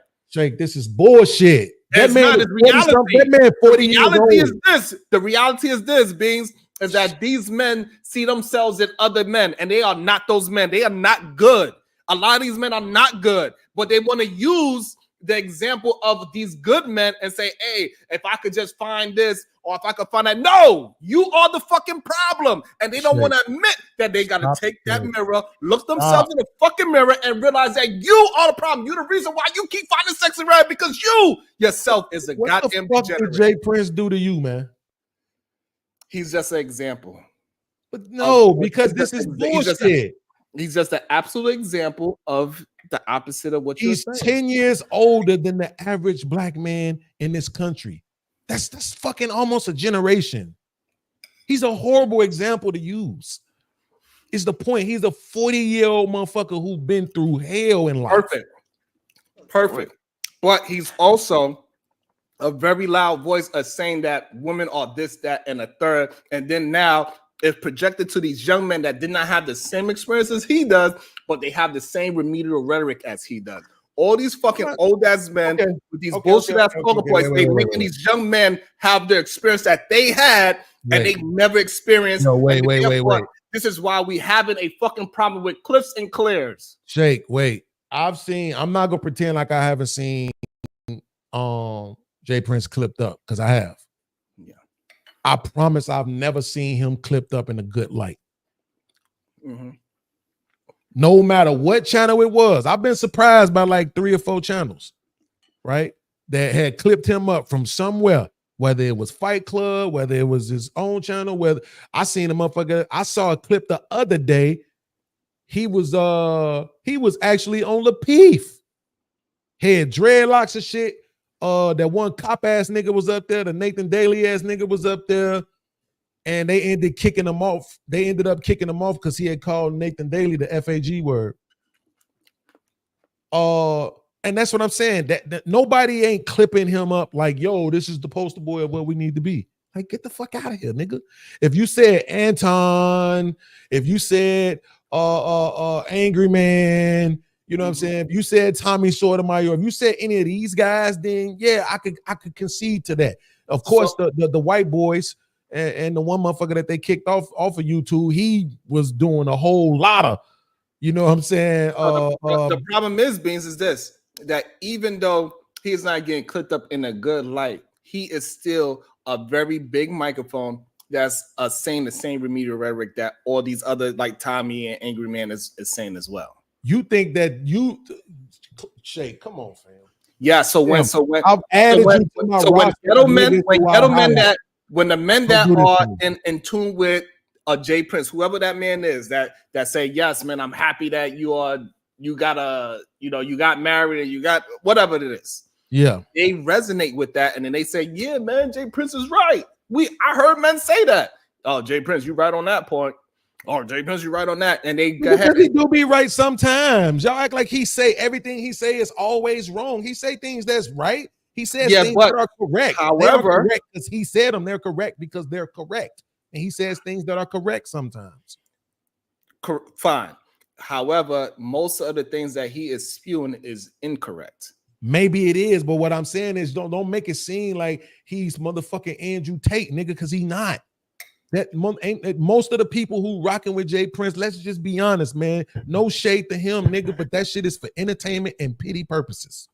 The majority of the people that rock with him, they rock with him for entertainment. I'm not talking about like rock with him on a personal level. I'm just talking about the people that's pulling up and watching the show. The majority of those people is there for entertainment, bro. And a lot of motherfuckers just pitying his situation.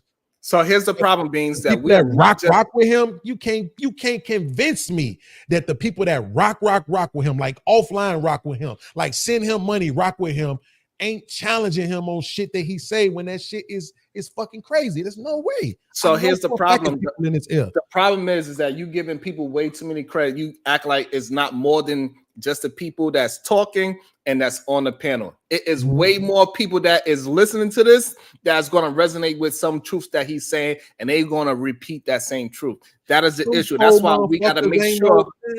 Okay. Let me not be a hypocrite. And so that's why it got to get corrected. So when black men are saying that black women are the least this, that, and the third, it has to be corrected. When it's a man on Hamp's channel, name of Gunny, saying that men need to be able to physically correct any woman walking down the street, that shit has to be corrected because there's much more other people hearing this that might not have the sound mind to say, oh, that right there, what he just said is dumb.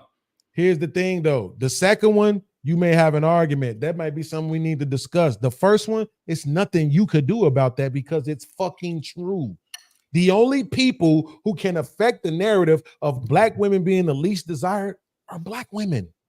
There's nothing we can fucking do. If black women were just these amazing ass, infallible, perfect wife material, most beautiful, most everything as women, it wouldn't matter what the fuck we said. It wouldn't matter. That's where you're wrong. That's where you're wrong. Like, you niggas lying and we taking these motherfuckers. Fuck so y'all. That's y'all where you're wrong because me and you both know that black people, we gravitate to the social world more than any other race. So we keep allowing men to just downgrade our women.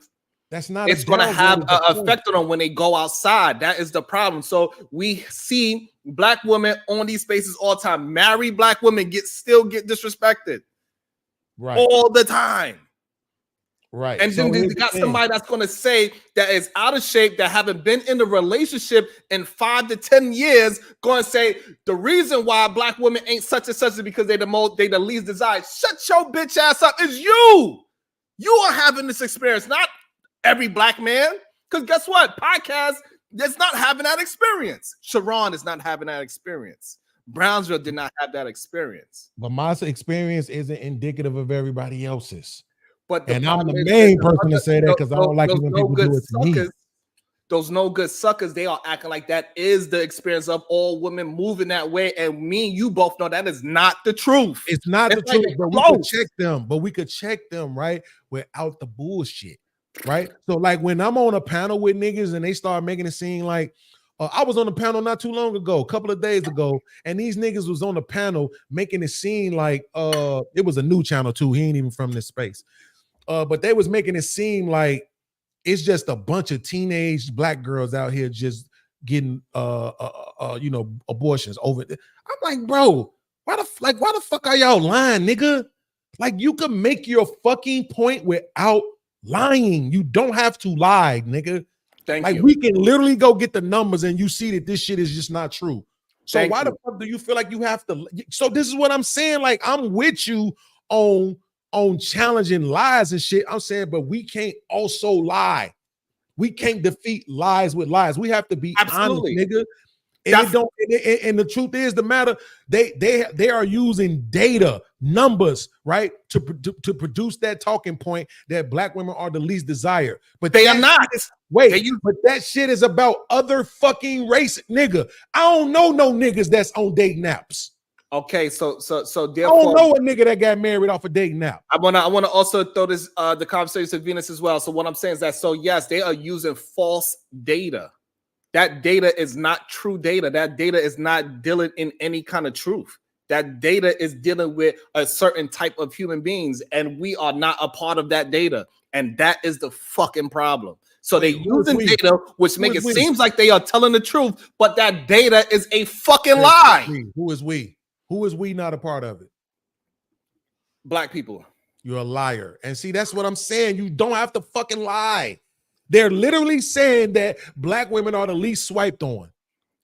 That's what they're saying, nigga. That's what the data says. Can I say something? So hold on. So I want to jump in right there. I want to jump in right there. So the lie, real quick. So I want to say this right quick. So because that's how the back and forth. So the lie is that black men are a part of that swiping. That's the problem. No. Okay, now that part, I'm with you. Show me. Okay, so that's what I was at. I probably misrepresented. Yeah, show me the motherfucker that's saying that, so I could cuss they stupid ass. Okay, so now we're on the same page. That's what I was saying. Okay. Yeah, please show me the dumb motherfucker that's saying that shit. That's what they were saying. But go ahead, Venus. As well, since me and Venus is on the same page. Finally, we're gonna let Venus speak. Go ahead, Venus. Well, I just came to say hi, Sharon. Okay, happy to see you here.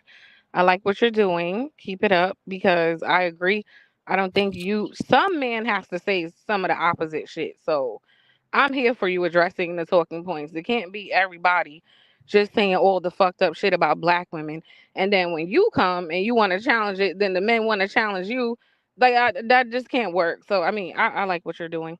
And then the other thing, I was thinking about the dating app conversation, because I don't know much, but I was thinking, if the black people in general are the minority, right? Like in the country, then yeah, compared to their counterparts who are the majority, wouldn't it make sense for them to be represented lower in the numbers? Like, wouldn't that make sense? Like, if you're the 60% and I'm up here and I'm the 13%, all of my numbers are going to look lower. So, like, that whole thing, that what I don't like is how they use statistics in this space to manipulate propaganda to push whatever narrative they want, but they never consider those factors. And nobody brain works enough to just think a little bit further and consider that part when they're saying these things. But I mean, I digress.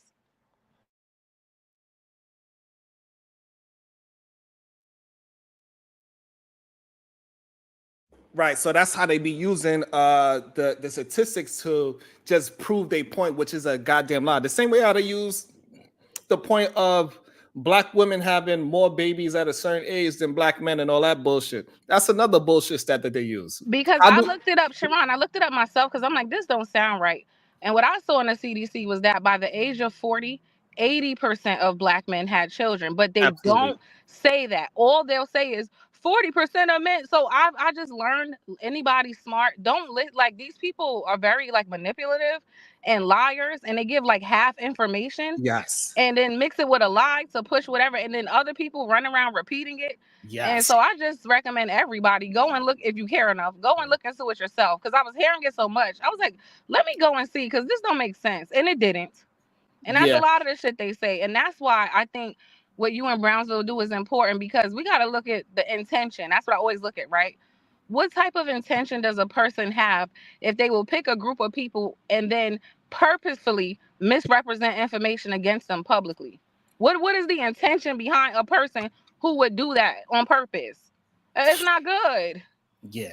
It's no good whatsoever. And the fact of the matter is that we know that 100% of women that's giving birth, they are going to be a stat for that. But not 100% of fathers is not going to be a stat for that. But Sharon, wait. If we go any further, there is one particular thing that's going to be facts.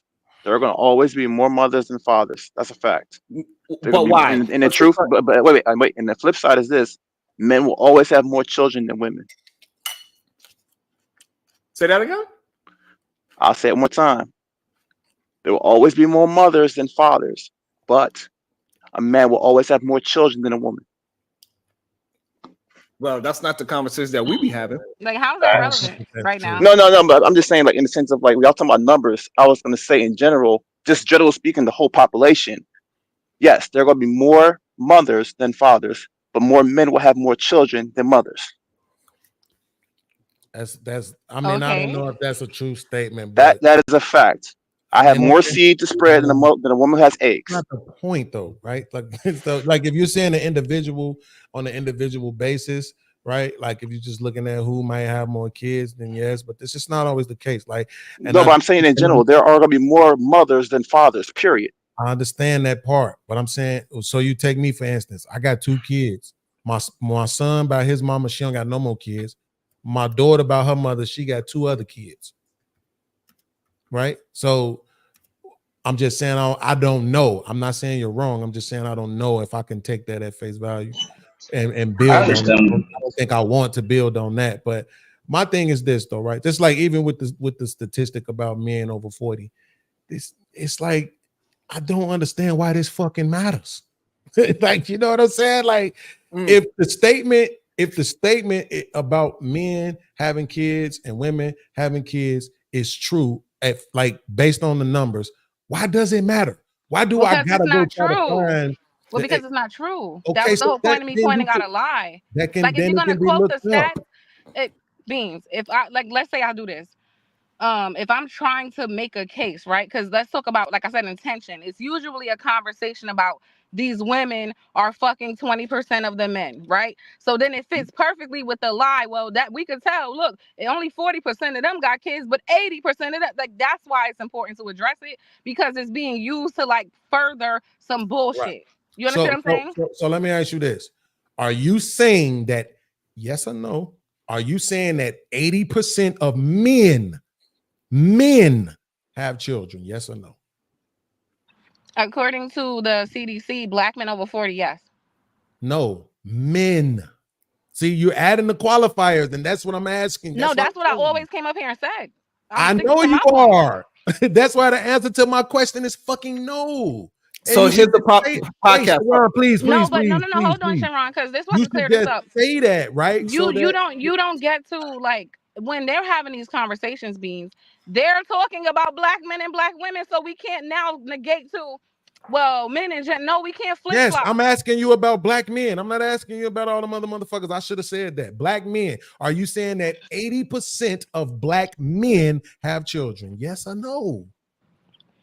Now you got me thinking. Might have to relook at that study. I just saw the 80% over 40. Here's the problem with that question, Beans, is not a genuine conversation because we got to substantiate what age group of men we're talking about. No, you don't, and that's we the do. Point. No, you don't. Absolutely, we do. You don't. That's my point.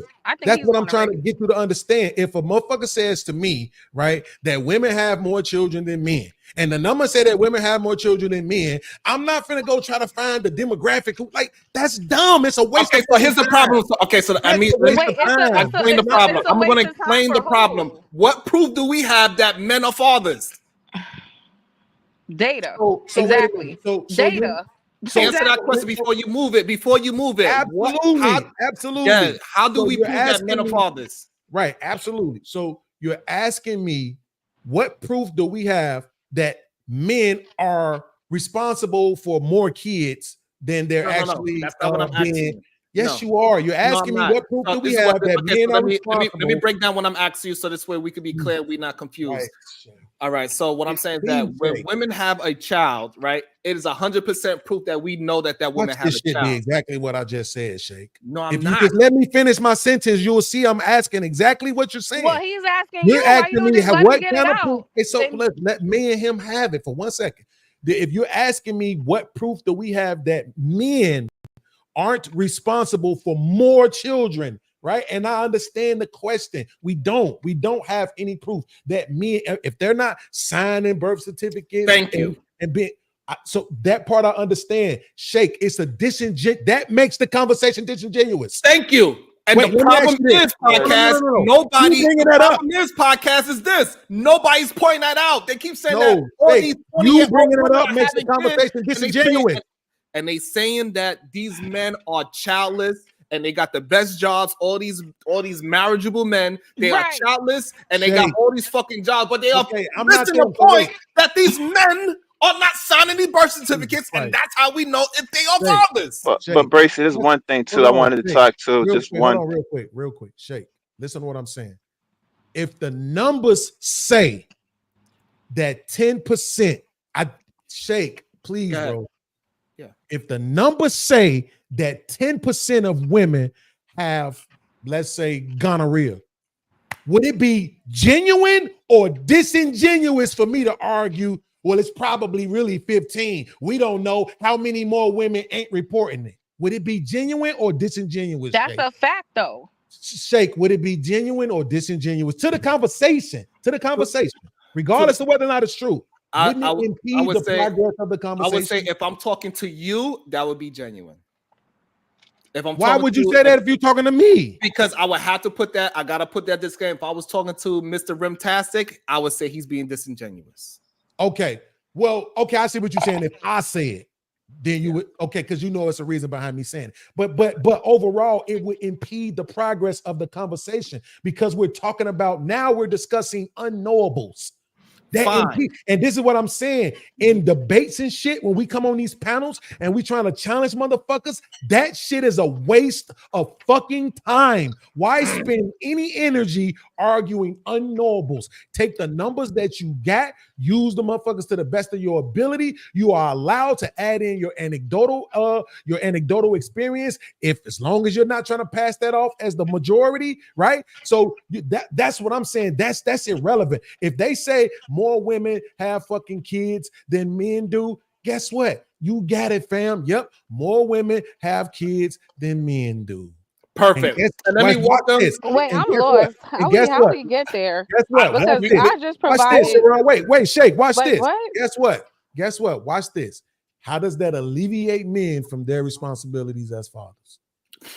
That's not the conversation. That's not I'm the lost. conversation. No, All it's right, the response to the argument because it doesn't make any fucking sense. It's a pointless argument. It's not a pointless argument. Hold on, It wasn't why are they bringing that up, Jake? It wasn't point. First of all, you keep like talking over everybody. It wasn't pointless.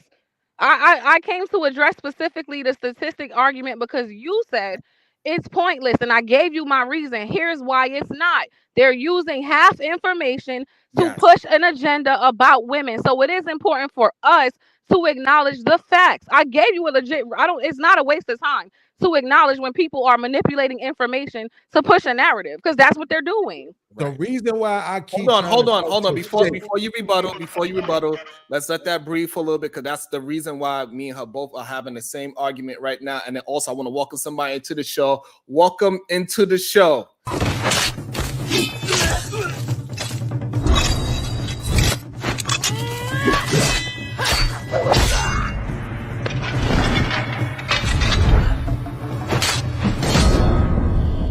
Good day, beautiful. Good day. How y'all doing? We are doing well. PhD Diva. Hey, Venus, how you doing? How you doing, Supreme Goddess? Marvelous. Good day. So podcast, that's what we're saying. They are using this false information and they are swaying it to saying that all women are bad because this is how they're going to frame it. And they are saying that all the men are good because the men, they just cannot find marriageable women with no children. And they are using the statistics in the incorrect way. Okay, but Shake, think about what you just said. Them saying that women have more children as an argument that women are bad? Really? Yes. That's what they say. Well, this is my point. That's what I'm saying. So if that's the argument, right, then you formulate an argument against that, not pick this stupid ass, random ass other shit that you think somehow disputes what they saying if it actually doesn't, right? But that's dumb as fuck right there. Please make sure. Yeah, that doesn't even make no sense. It doesn't matter. The problem is you on the panel with that dumb shit, hit your boy. So that's not what happened. He's just not. I said it twice. I gave him the reason, the why, and he's just skipping past it. Like I don't know what else to say. Because you said, Venus. Here's the thing. I told you, I'm not being no way. I'm not finna go there with you. Back chat Venus and online Venus is completely different. You right now. You said what you said, and I asked you the one question, and you know what you said? You said, "Man, I need to look that up." So then you haven't proven the stat wrong. If they say that more women have children than men, then you need to know for sure whether it's true or false. That's it.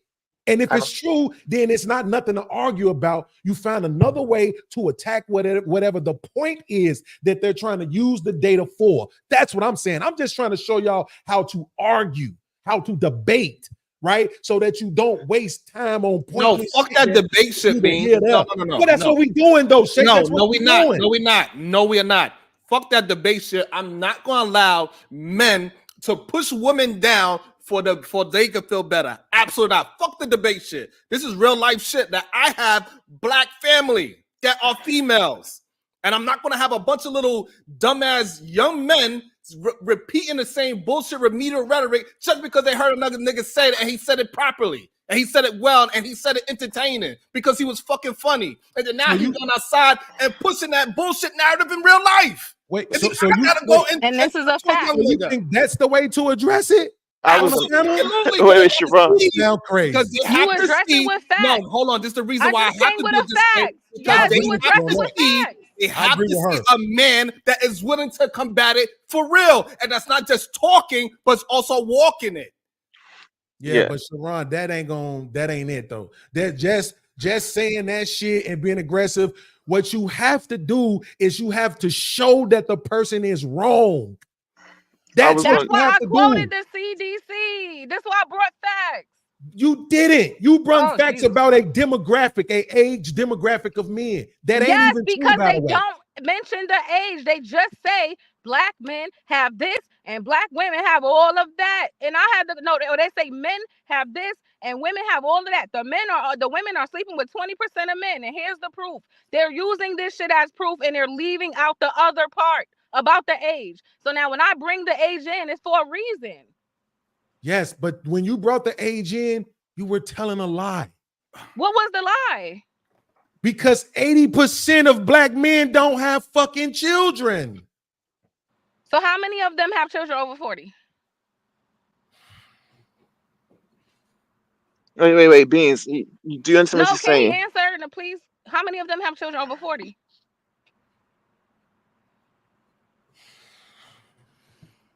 I'm gonna say this one more time. If they're making the argument about men and women and they're not using an age demographic, you choosing an age demographic doesn't help you. That's what I'm trying Why to get are you you not realize. understanding this? It's very simple. If somebody makes a blanket statement and they leave out certain details, and there are details that negate that statement, it is relevant. I don't understand. If I'm just saying, black men only have 40% of kids, and I leave it there, or if I just say men only have 40% of the kids, and I leave it there, but then we know that same study will tell you after 40, it's 80%. That's an important detail to mention. What is the problem with that? Because more than 60% of black men ain't even 40 years old. It doesn't help you. Who said they had to be under 40? When they're having that conversation, they're not saying it has to be under 40. They're saying They're not. men. They're saying men. Right. And so men women. over 40 are men. They're men too. What the fuck? What? So why are you excluding the men who aren't in their 40s? I'm including everyone. It says no, over you're not. 40. See, that's the point. You're not including everybody. You're only bringing in men in the age group of 40s. Okay. No, if you say Beans, listen, if you say over the age of 40, those people, everybody's being considered up until. No. Oh my God, man. Okay. Let's read some. No, if it's wrong, tell me it's wrong. And let's read some of these super chats, and then PhD. About to be a situation. Hey, hey, hey. Here. All right. Bounce back Jack. I prefer nutsack Jack. Okay. Oh shit. Idiot Jack. Stupid Jack. Retarded Jack. That's what I prefer. Right. And moron Jack. Okay. Fig. Let's beef. I'm bored. What say you, woman? What? Okay. Bounce back Jack. If one man impregnates 10 women equal 10 mothers and one father, only 40% of men throughout all of history. My God. There are more female ancestors than male ancestors. Bounce back Jack. The reason women have more children than men is because even the most loose chicks are still the more selective sex. Most men will never reproduce. Facts. False. Bounce back Jack. Women don't let all men's DNA into the future. That was funny. Sway producing. What's Sway been? Laugh out loud. Beans. I don't know why you thought Sharon would have a genuine conversation on live. Only offline this nigga honest. Sway, you can't use nigga. Man's gotta feed his family and SB cap. Oh shit. Bounce back Jack. The men who make it to 40 is such a select number, especially since throughout time, most men didn't make it past 35. Wow. How many men are even 40 now? A lot. Okay, so let me walk back something because I might have got that last part wrong because I didn't understand. So if I'm saying the men over 40, then I'm not including anybody under 40 when the 80%, right? Is that That's what you're trying to correct. say? Okay, Yeah. so then is it fair to say they're doing the same thing when they say women only have X amount compared to men only have X amount? Are they doing the same fucking thing? No, they're No. including Yes, everyone. they are. They're not including the fucking people over 40. So they're compartmentalizing the same way. No, they're including everyone. But Bees just told you over 60% of black men are under 40, right? So it's more weighted on the young end, and those young men don't have children. Say it one more time. So they're including everyone, but it's just that everyone is skewed to the young end because most black men are under 40. But so again, so when they are saying that, they're not including that. Are they including the people over 40 or no? Yes. Is what I'm. Yes. Okay. So wait, what was the stat that they used? Because Okay, some so, of them are using the so 25. here's the problem. So it's no real stat to determine the age of percentage of men that's over 40. But they said the median is 32 years in America right now for a black man. Mm-hmm. Okay. But let's also look at this subjectively and in your own anecdotal lives here, okay? If we were to say, and I don't believe this at all, if we were to say that women have more children than men, all right, which I couldn't see happening only because that would mean that a lot of women are honestly got a bunch of baby daddies. And I know the average woman doesn't have a bunch of baby daddies. So I just can't see that math adding up no way whatsoever. The other way around I can see, because again, men can be more loose with their seed, like as Gracie was saying earlier, you can't even count for the men who have children, right? To my point, I was saying earlier, there are always going to be more men will always have more children, right? But mothers, because they're the ones that create them, there will be more mothers than there are children, and not every man is slaying a bunch of babies out here. We can't have that perception either, where it's like, oh, men out here just dropping off seeds everywhere. That's not happening either. What? Yeah, I'm confused. Yeah, Marvelous, you always come and say some like left field. Hey, can I ask Venus a question? Yeah. She said yes. Fig, are you there?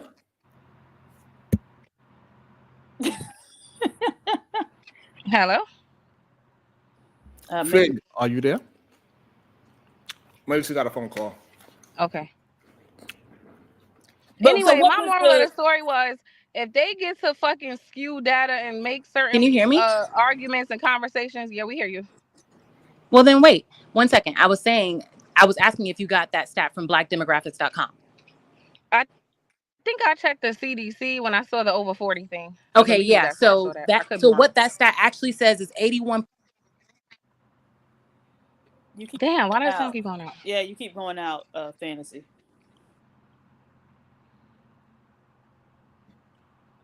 Yeah, suicide came in. It just dropped. Although, why does it matter? All right, one more.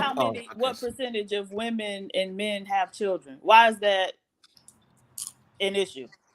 It's not an issue. It's just that people want to look at it. I introduced this. So let me say why it's an issue for me. It was an issue for me because the information was being used to kind of paint black women to be out these overly promiscuous women who only sleep with 20% of men, and that's why they're all the baby mamas and all the single mamas, but only 20% of the men are having access to them. That's why I felt like it was important to actually know how many men have children for real. So that's kind of why I brought it up. Oh, okay. Can you hear me? Now we can hear you good. Go ahead. Tell us what's the black demographic saying. Okay, so it says that 80. What? God is so good. God is like, not today. That is crazy. That is crazy. Hold on. About to be a situation.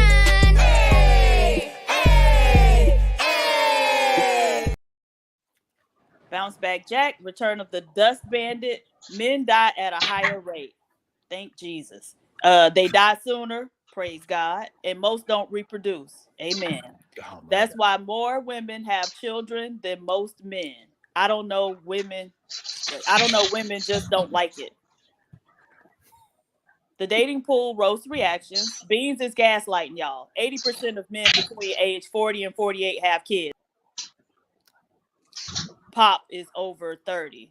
55% of the black male population is over 30. Easy Money Jones. Let's talk numbers. 72% of black men have had kids out of wedlock. Zoinks! Black men are the least married, last married, and most divorced. Damn. That's a step for your ass.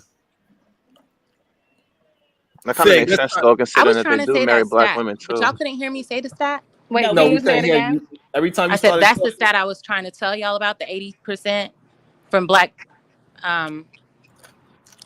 blackdemographics.com. But y'all can't hear me when I'm talking? We can hear you keep now. going Go out. ahead.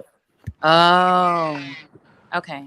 Well, I was just trying to ask her if that's where she got it from, because then I will understand why she's like, okay, that's by the time they're that age, they have children, but that's not what that stat is saying. It's saying At all. they did So I they think did I a understand it view, now. they've surveyed that age range right now. You get what I'm saying? Not So everybody this is that where I age was and up. confused, I guess. This is where I was confused, I guess. And maybe somebody could really help me understand. Okay. If it says by age of 40, It's does not. it It mean doesn't that? say that. Oh, okay. Because I was thinking, That's does what I it was mean trying to that everyone explain. Yeah, starts that's the at key 40? word. Yeah. Or okay. No, that's the key. It's not by the age of 40. It's Okay. aged At 40 40. to 49. Yeah, it's an age range You, Sharon. of 40 to 49. So I guess I'm trying to understand, when those people were in their 30s, if the number is so low, how does it get to 80 at 40? Oh, I Everybody don't know. just What's the starts number at in their 40? 30s? It's like Hold on. 60 something in the 30s. It's over 60%. Oh, so by the 30s is 60%, which Correct. would still mean they're fucking lying when they Correct. say 40. So either way, they're fucking lying. My point. This shit That's is what cool. that's what we was trying to explain to beings, that they use the stat to skew it to say that it's no marriageable women out there. It's only sexy reds out there. It ain't no players, and it's bullshit. Sharon, let me ask you something, right? Like, Nope, you better not. This But yeah, whole something is time, wrong though. I'm gonna keep it a buck with you, right? This whole time, my man Jack, he been super chatting you, man. You making your money. I think it should be okay for us to take 5 or 10 minutes and just have a real conversation. That's why I say this is your fault, right? You know damn well what that stat say, right? And that's what I'm saying. You know, shout out to Venus, but she ain't gonna hear it from me. It's a pointless argument. The argument that they trying to make using those statistics is dumb as fuck. You don't even have to address it. You could Can just y'all hear him or is find it me? another I way, can't right? hear. Because the reason why is because when they're saying men and women, they're just saying men in general and they're saying men in general, right? I didn't even want to look the stats up myself because the point I was trying to make is that they're actually irrelevant. That's why I was saying, what is the actual argument that they're making? And then let's see if we can form the right rebuttal to the particular argument, because this ain't it. But watch this. CDC, not Black demographics, even though I fuck with them. CDC, National Health Statistics Report, Center for Disease Control. Do y'all need me to pull it up, or is podcast trustworthy? The percentage CDC of this, isn't. the Go off. and that's the point. Again, that's what makes it worthless. That's what makes it all worthless. If it don't say what you wanted to say, then it ain't real. So what the fuck is the point of even arguing it? That's So not the reason why the CDC isn't. That's not the reason why the CDC isn't. Ever since COVID, I've been saying that shit about the CDC. So don't try to say that. I don't give a fuck why the CDC isn't. What I'm saying is when we on these panels, because that's what they're talking about. They're talking about engaging with people on panels. Correct. What I'm saying is if we're not going to use the data, then what the fuck is the point of arguing it? So it's a waste of time. It is not a waste of time because it is men that are very charismatic. They are convincing other young men that women are hoes because of the bullshit stat that they're using, and they misusing and they misrepresenting the stat. And they got young men out there going outside in public actually believing that stat and treating women in kind. Bro. We heard you. Are you going to accept the stat? Will you accept it? I just want to know. You can arm yourself with it then if it mean that much to you. CDC. Percentage of Hispanic men, we don't give a fuck. Percentage of white men, we don't give a fuck. Percentage of Asian men, we don't give a fuck. The percentage of non-Hispanic Black men who have ever fathered a child is 46%, according to the CDC. According to the CDC, fuck Hispanic women, we don't give a shit. Fuck white women, we don't give a shit. Fuck Asian women, we don't give a shit. The percentage of non-Hispanic Black women who have ever gave birth to a child is 61%. Those are the stats. That's the stats. But listen, Beans, this is why the stats for men can't be. can't be confirmed, whereas the stats for women pretty much can. That's what I'm saying. So when you guys are trying to use the quote when you're trying to use that stat to say, oh, black women are having all the babies and black men are not, it's fucking bullshit and we all know it. Yeah. So stop saying that shit. That's all we're saying. Don't use that stupid ass stat to throw that stupid ass shit in our faces because it's fucking stupid. We all know y'all out here fucking and having all these goddamn babies that isn't necessarily reported to the census, isn't necessarily put on any documentation to prove. Some people, they don't even have the court system know that they the father of their child. They just get money from their baby daddy sometimes. So you're sitting up here trying to say, oh, we should trust the stats because we can trust the stats for the women, but we can't trust the stats for the men. No, we know when we have a fucking baby, we in the hospital. Most of the time. Some women have babies out of the hospital. So there's probably more, but most of us do. You are full of shit. Right? But I'm thinking, you can't take that stat. Isn't it more black women than black men, though, too? You just heard no, it's not. It's about a 50-50. It's not that far. It's 50-50? It's like 0.1, it's like 1 point something percent. Yeah, it's not that far apart where we could say that is two women to every man. It's not that. That's another false statement that they use. Okay, so Sharon, here's my question. Facts, Sharon. And this is what I'm saying, Beans, is that they use these. What I'm saying, Beans. I'm sorry to cut you off. Oh, it's just because you're just gonna repeat the same thing you just said. That's how I know this shit is disingenuous. Wow. And you're pandering. And I'm asking you for just 5 or 10 minutes of shake. Back chat shake. Just give me 5 or 10 minutes of that, bro. I'll send you $5. What I'm saying is this: the woman just accused me of telling everybody to trust the stats. Did I say trust the stats? Or did I say, why even fucking use them if you ain't gonna believe them? Why argue it at all if you don't believe them? Did I say? Okay, so you are missing the point. No, on purpose. He's missing the point on purpose. You are missing the point. He's missing the point on purpose. So which one? He's missing the point on purpose because he claims he's very smart. Which one is it, Shake? So this is what we are trying to say. No. I heard what you're trying to say. I'm asking you. He just said that I'm telling y'all to accept the data. Did I say accept the data, or did I say why even fucking use it if you don't believe it? No way. Why argue it if you don't believe it? No way. So the problem is that I would say me.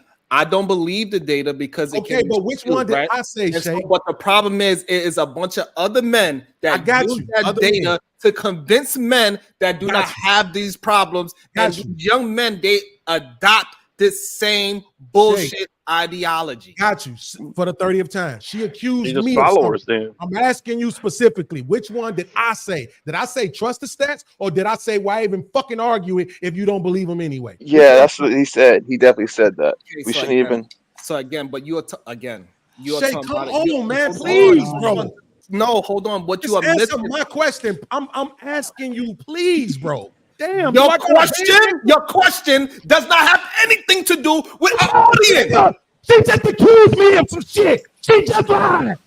You are not understanding. You're being dumb. You're being dumb. Hold on. You're being annoying. Go take a time out. Take a rest. Hold on. You're making it about you.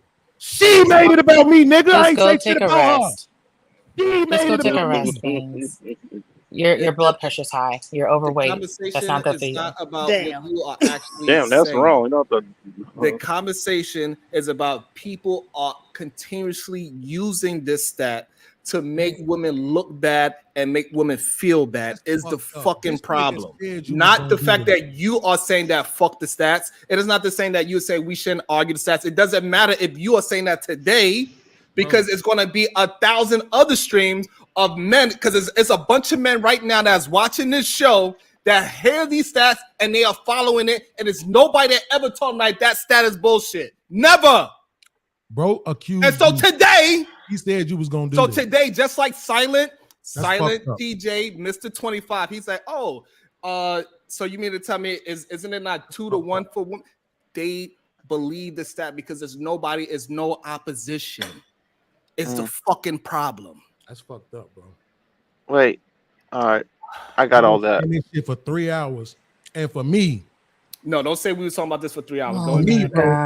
You couldn't take. Beans, you talked this whole time.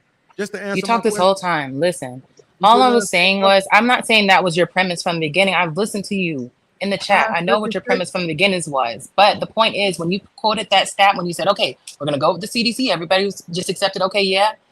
I just wanted to explain to you why we cannot accept stats about how many men have children ever, because we don't force men to determine whether they have children or not. We don't force them to give their DNA. We do not force them. So with that being known, we have to accept the fact that we won't know how many babies y'all have. So y'all have to stop arguing about the babies, period. But that's another thing. That's the only argument I made earlier with this whole babies, who's making babies. It just makes perfect sense. I don't understand how what I said earlier doesn't negate all this shit that y'all talking about and just still the argument. If you want to, It doesn't negate it. I agree with what you're saying. okay, But I might say I was like, that makes I sense. agree with what you were saying, but it was a riddle, so it made people feel like, what was the point of saying that? And it didn't matter. Like, they don't care. They don't care that they have more babies than us. They don't want to hear that shit. So Yes, but that thing was, if you're trying to make a thing was, if you're trying to make a case, or on one side of the case, like one side looks worse than the other, it's like you don't have to even go data statistics in a sense. If you want to say again, see, I don't know why y'all keep having this problem of trying to act like this conversation is only within the 6 people that is here. These conversation is beyond the panel and the chat. It's beyond that. We are not just having a conversation with us. This is not the back chat. We are live. Other people are hearing y'all. That's the problem. That is not the back chat. When you no, that's not. The problem is that y'all act like we can have a. Okay, the problem is, yeah, we are acting like we don't have more people, and we got to be very careful with our words. In the back chat, I could be very specific to you, podcast. No, the problem is that nigga, anytime y'all say some shit that is correct, a motherfucker like me acknowledge it. But you don't give everybody else the same respect, bro. Niggas been telling me since I've been saying that the shit that me and you been talking about putting together, man, that shit ain't gonna work. Motherfucker ain't gonna act right. Motherfuckers be disingenuous. Motherfuckers be this, be that. Bro, I'm saying no, because I felt like we got a different relationship. Yes. And you proving motherfuckers right and proving me wrong. When you couldn't take 5 seconds out of this bullshit soliloquy that you trying to push, I don't give a fuck about it. We know it is okay. Them assholes exist. What does that have to do with the fact that when somebody says something that's a fucking lie, my nigga, if you can't sit on a panel and say when these niggas is lying on women, we should check that. But when a motherfucker is lying on an individual, that's okay. It's fucking hypocritical, man. It should be no lying or let all the lies fly. Damn, man. So, and that's the thing is that nobody was accusing you of lying. Nigga, she lied on me, nigga. No, you took it as my cousin did. So I think you took it as they were saying that you lying, but she said that I said trust the stats when I specifically said I didn't even want to look up the stats because they're fucking irrelevant if you're not going to accept them. But then we're going to go with the stats, right? That's where we ended, right? I specifically. But if we're going to go with the stats, right? If you're not going to accept them, it's a moot point. Remember, because I said but then okay, but then you went on and told the stats. Right, you done? So then once I said that to you, Shake, what you said was, no, man, ain't about debate. And I'm like, yes, it is. You're specifically saying you're going to address these niggas on these panels that's saying certain shit. So I'm telling you, point these niggas out for the lies that they tell. Don't worry about trying to attack them in no other kind of way. But if you don't accept stats, if you don't accept data, what the fuck sense does it make for you to argue it ever at any point? It makes no because sense. some data is more valuable than others. Can you understand that? Can you understand how when they do pools of certain data, it's more value than other pools? Especially things that are voluntary. They involuntarily prick us and take our DNA when we have babies at the hospital. Y'all don't have to be there. Can you just not accept that there is more likely of a chance that there is a problem with this stat than a lot of others that you can prove more solid? Well, can I point out that the data collection, they weren't pulling records. They actually got this information from face-to-face interviews. So they asked the people, and this is the information that the people volunteered. But that's the problem, PH Diva. When he asked originally, how do you know if you have kids? How does a man know if he has kids? It's because you have to have a DNA test. Men will claim kids that they don't know aren't theirs until they have a DNA test, and then boom, they're 50 and those kids aren't theirs. You get what I'm saying? So when you have things like that, where it's like, oh, do you have a baby? Women know when we have a baby. They don't necessarily know when they have a baby unless they do a DNA test. So Sharon, just for shits and giggles, you agree with her, right? That the data is off because of the fact that they can't count all of the men who actually have children and it's not reported, correct? Correct. Okay. See, this is what I'm talking about. Now, watch y'all hate this one. What's the percentage of DNA tests that come back negative? I have no idea. Exactly. Like 40? This is exactly my fucking point. What's your point? Checkmate, nigga. What's the point? Checkmate is the point. What's the point? You know what it is, Sharon. I don't say the point. This is the problem. Say the point. Everybody don't. I don't care about everybody. I care about but you. You need to. We having a conversation, not just me and you. They just want to. You want to have a conversation. Have a real conversation. Give me a fucking call and we can have a conversation. We can have a hot dog. We can have a conversation. You know what it is. We having a conversation with multiple people with multiple personalities, and everybody needs to understand the premise of the conversation. It is not just a me and you conversation. So according to you, Sharon, you said that you believe that the number is probably more even, right? Which would mean that 60% of men have kids and not 46% of men. Now you got to include in the percentage of DNA tests that come back negative. Guess what percentage that knocks the fuck off? No, so again, so this is nothing, because most of y'all don't get a DNA test. What are you even talking about? See what I'm saying? Hold on, no. What are you even talking about? Hold on. This is where it gets confusing. At the problem is that is a bunch of men on different channels that use that stat that women, black women specifically, have more children than black men. That is the problem. And they saying that women are the problem because it's mostly women are hoes. Yeah, and all the men are fucking saints. That is what we are arguing. Not the fact that the stats is whatever and the percentage. We are saying that they are using and they are skewing those stats to convince other young men that most of the women are hoes. And that's not a true statement to have because of those bullshit ass stats is what I'm saying. Right, that's what you're saying. Yes. Like Venus said, she came up and she brought up a stat intentionally. And what I was trying to get her to see, the way to combat it is not the fucking stat. Fuck the stat. That's irrelevant. Okay, fine, that's fine. But find out the exact point that they're trying to make, and that's the thing that you attack, not the stat that they use. Right? Okay, so therefore, when we having a conversation today, now, we are telling other young men that out there that once believed that bullshit stat that most of these Rim brothers are promoting, that is bullshit and is false. And these young men that never been through none of these fucking problems, they should not be following these fucking remedial rhetoric men, is what I'm trying to say. And you keep trying to have some other argument. No, nigga, what I'm trying to say is the argument that was being held on the panel, nigga. Right now, you literally just said a few seconds ago, you was the one arguing for the goddamn stat itself, saying, goddamn it, that it's some bullshit because we won't fucking know how many men have babies. Okay, nigga, so you was making that argument. Beans. We won't. Only 16% of Black Americans have had a DNA test. Hold on. I don't want to have an 16%. Hold on. I don't want to fucking none. Hold on. I do not want to have an argument about the argument. Fucking disagreeing with you. Hold on. You're being an asshole. You understand what I'm saying? Let's move the conversation to what I'm saying, not to whatever happened before. The miscommunication before, understood. We had a miscommunication. Fine. Let's move past the miscommunication. So you was correct. I don't know what you want me to say. You're right. Let's move past the miscommunication. Let's move past the miscommunication and understand what I was attempting to say that I did a very poor job of.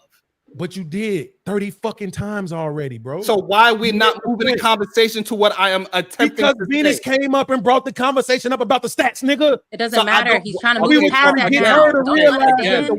Can't you understand English?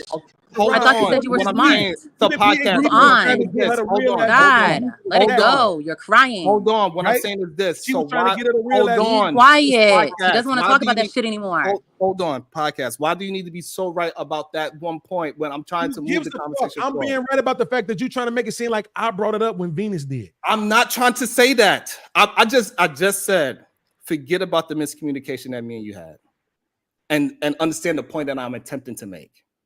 You made it 30 times. Okay, so why are we moving back to when Venus brought up or Fantasy brought up any kind of stat? Fuck that. So basically what you're saying is the only points that matter are the ones that you make.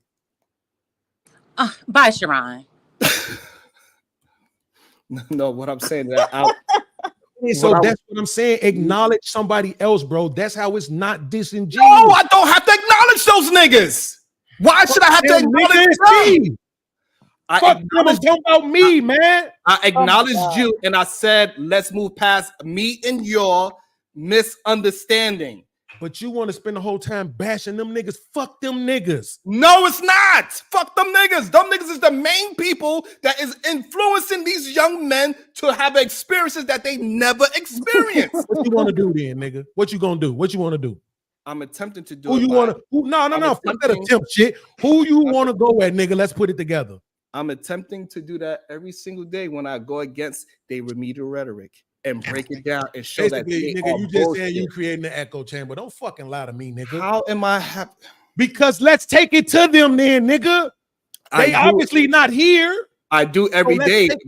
You know what? There's one right there. He's right there. That's one of them. There's a bunch of them in here. You want me to show you another one? There's another one. He's right there. They are always here. Want me to show you another one? Let me show you another one. There's another one. He's right there. Man, drop the link then. Let's go. Jesus Christ. Let's make it worth it. Okay, hold on. So again, this is the problem that I have. Every time I prove a point, right? People act like my points is, oh, okay, yeah, it's 3. Everybody else, they get a fucking pass. As soon as I bring up something and I'm being honest about it, all of a sudden I'm a liar. I'm a fucking grifter. I don't want to have an honest conversation, but everybody else does. Everybody that is bullshit and everybody that do not even have a fucking point. Most of the people that are in these spaces that have channels, we don't even know what the main host is saying. We don't even know what his ideology is. We can point to about like 5 different channels right now that is popping, and we don't even know what the fuck they think. All they do is ask other people fucking questions. And then me, that's being honest every fucking day, I get accused of grifting, money chasing, and being a fucking pander, and everybody else is just honest. Fuck that. Nigga, then open it up. Let's go. Let's take it to him, nigga. Let's see. Fuck all this bullshit ass fucking on the panel by yourself ranting to these niggas, man. Let's take it to him. I'm talking point killer, nigga. I'll dare one of these motherfuckers come talk them talking points around me, please. And so the point is that we do have other young men in these spaces that are listening right now that'll never say a word. They're not even gonna let you know that they are in the chat. They're not gonna hit the like button. They're not gonna say hi. They're not gonna hit a super chat because they hit a super chat. They know that we know that they are there. That is the problem. So we are talking to more than just us, and we are talking more than just the goddamn Rim Brother fathers. I want you to do some research, Ron. I want you to come back, not on the live, to me in the DM and tell me which one do you think is more true. You keep repeating that same shit over and over again. Is either gonna make them go watch those guys or stay away from them. Just do a little bit of research and let me know what you think. I'm telling you, man, you're going about it the wrong way. You expose the lies, and you do that by having them niggas here. Tell them niggas to come up, hit the fucking link. Let's go. I'm ready. I got your back, nigga. If you on some real shit, you know this. Talking point killer, nigga. I got a shotgun loaded and I keep bucks, nigga. Everybody catching strays. You know I'm calling names out and everything. I don't give a fuck, nigga. And I cam up. So I'm saying. Hold on. Let me get to some of these super chats.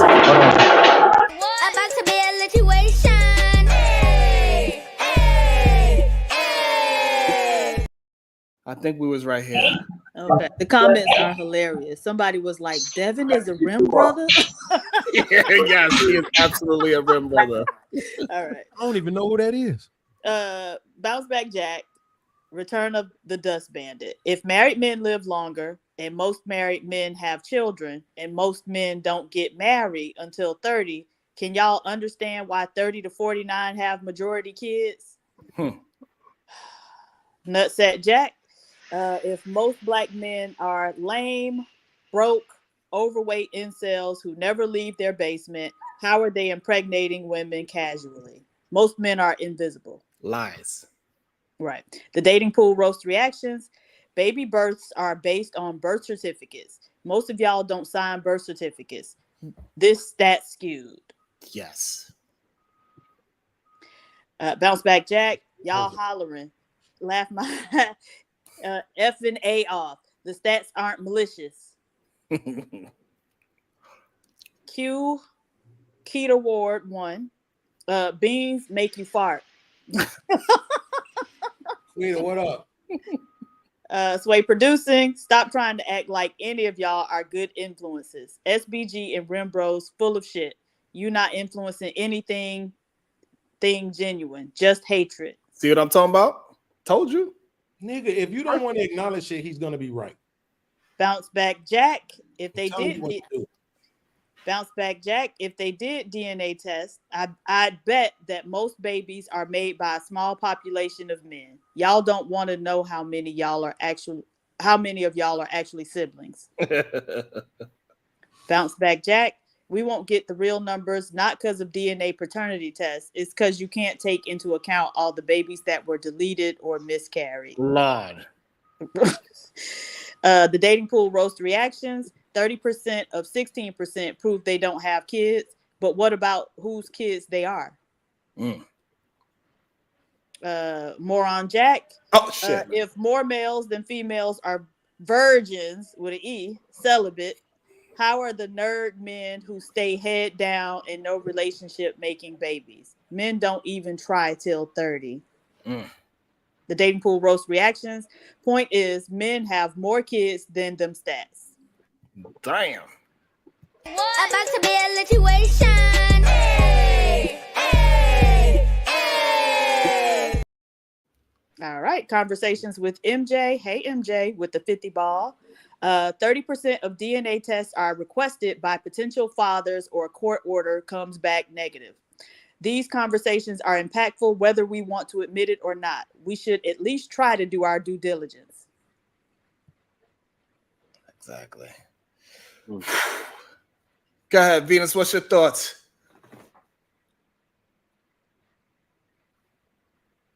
Silent Mr. 25. What's your thoughts? Can y'all hear me? But Oh, okay. We hear you. we can hear you.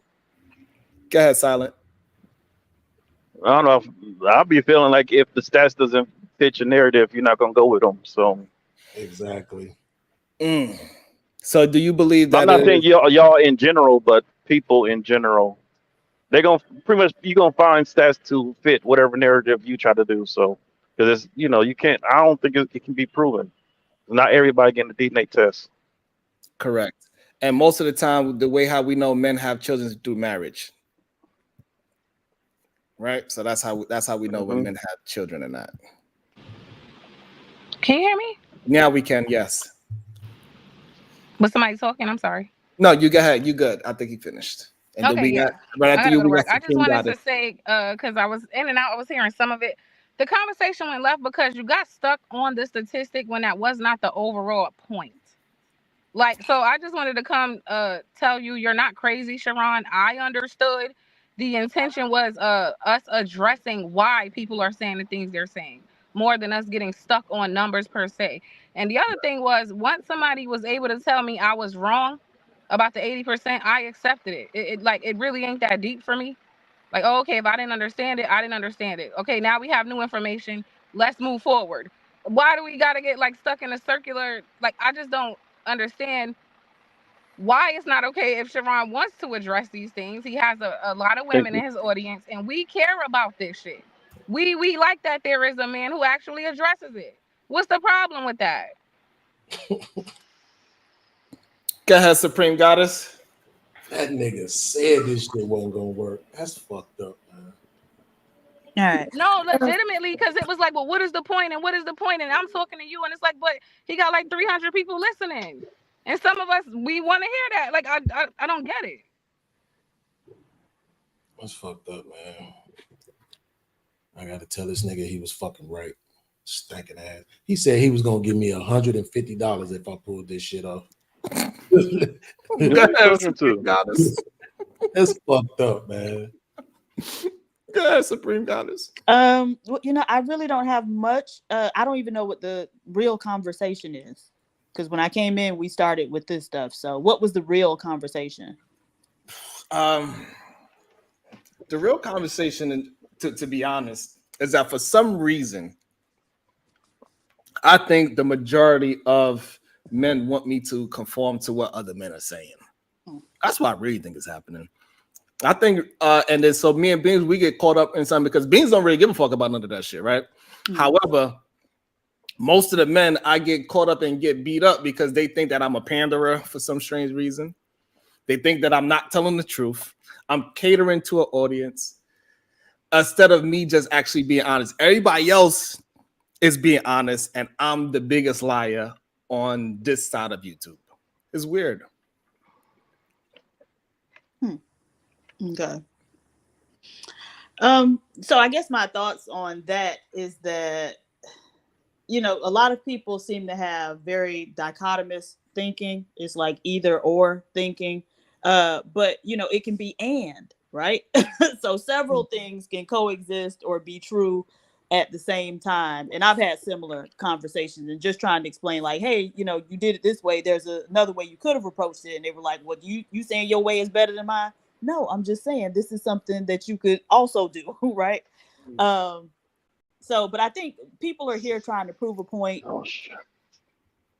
for whatever reason, maybe, you know, to make themselves feel better about their situation.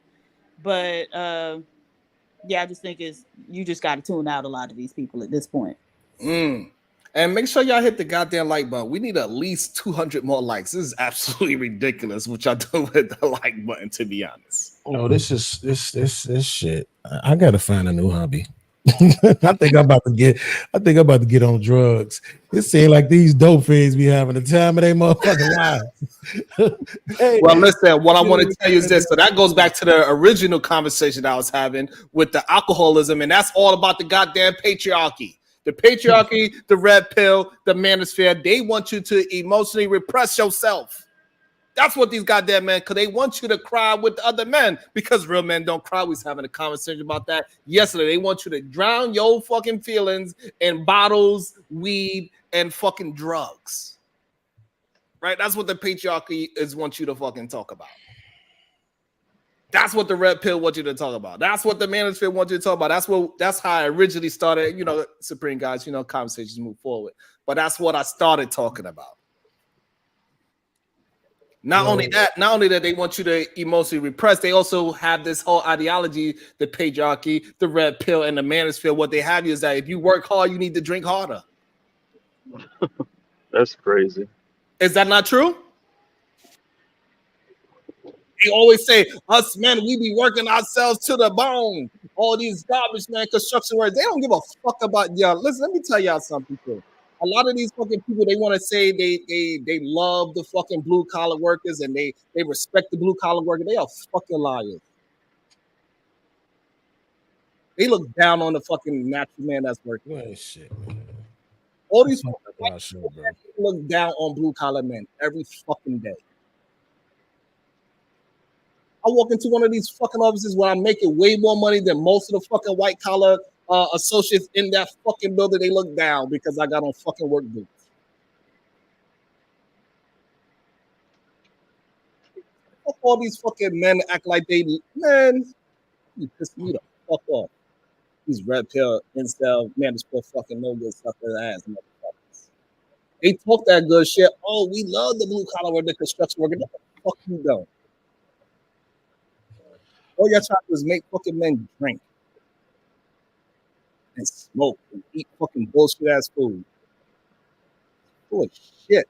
Can you say out loud that I have permission to react to this so that I can clip it? I don't know if I want to say that.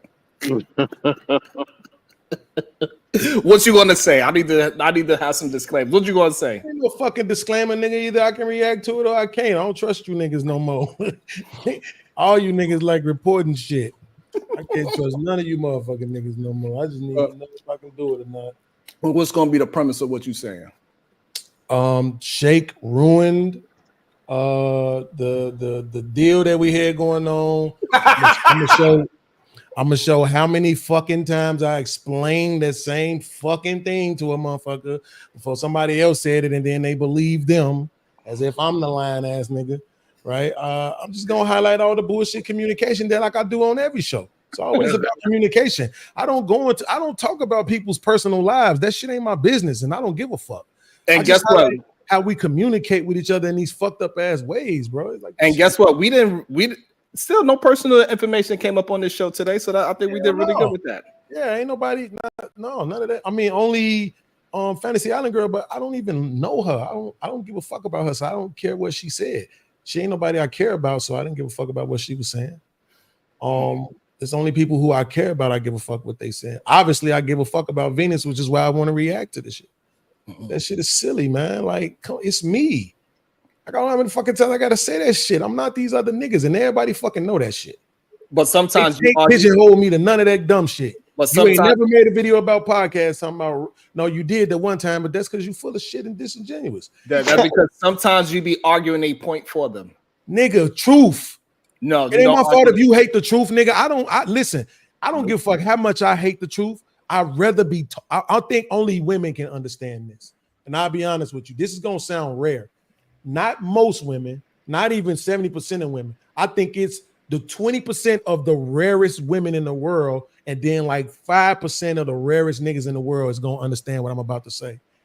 I prefer the fucking truth, even if it's some shit that's gonna hurt me, even if it's some shit I'm not gonna like. Because if you tell me the truth, at least I could fucking trust you. At least I know you giving me a chance to choose how I want to move forward next. You ain't giving me no bullshit information to build on. I don't want to build on lies. I like building on the fucking truth. So if the truth feel uncomfortable, like the truth about black women being the least motherfucking desire, it's like, nigga, why the fuck do? Okay, cool, but why the fuck do you give a shit what this 5'2" Asian man ain't swiping on? You don't want him no way. You don't want that motherfucking Mexican ass nigga no way. But see, that's too wait. Shake, that's too good of an argument. Because y'all just want to fucking argue with these niggas about dumb shit. No, how you gonna say that? You don't know if the data is real. You don't know if the percentages is real. So here's a problem that see, this is a problem. See, this is why. It's a waste of fucking time. No, it's not a waste of time, because what you are misunderstanding is that it is not the Asian man that is saying that black women are the least desired. It is black men that's saying it. And so therefore black women care about what black men are saying about them.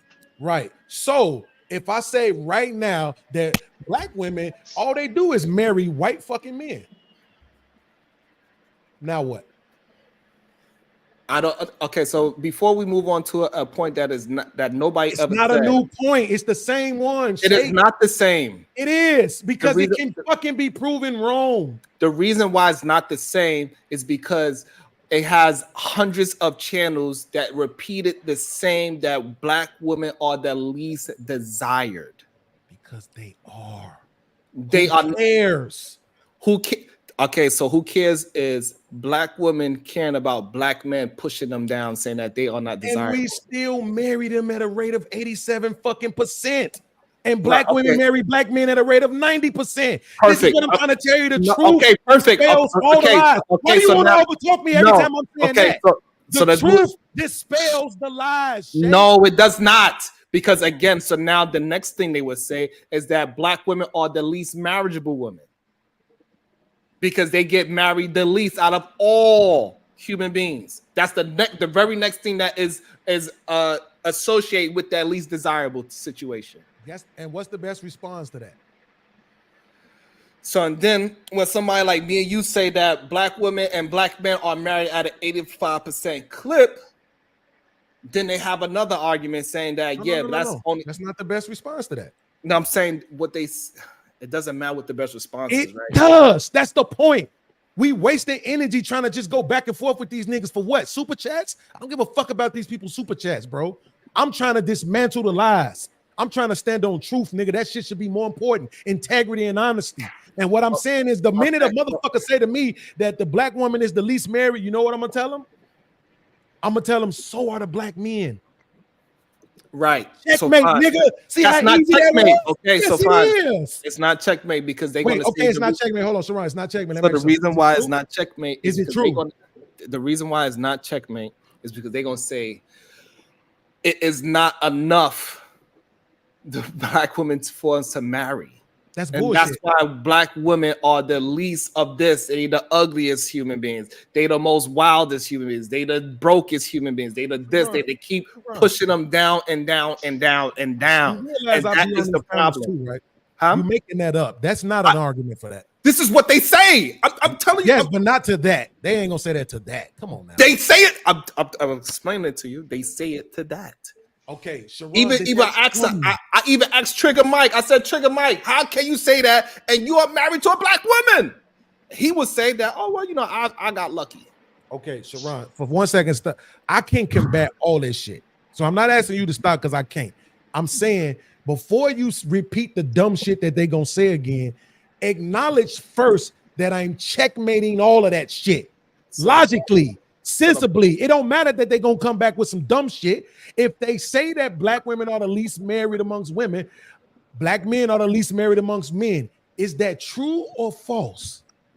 That is very true.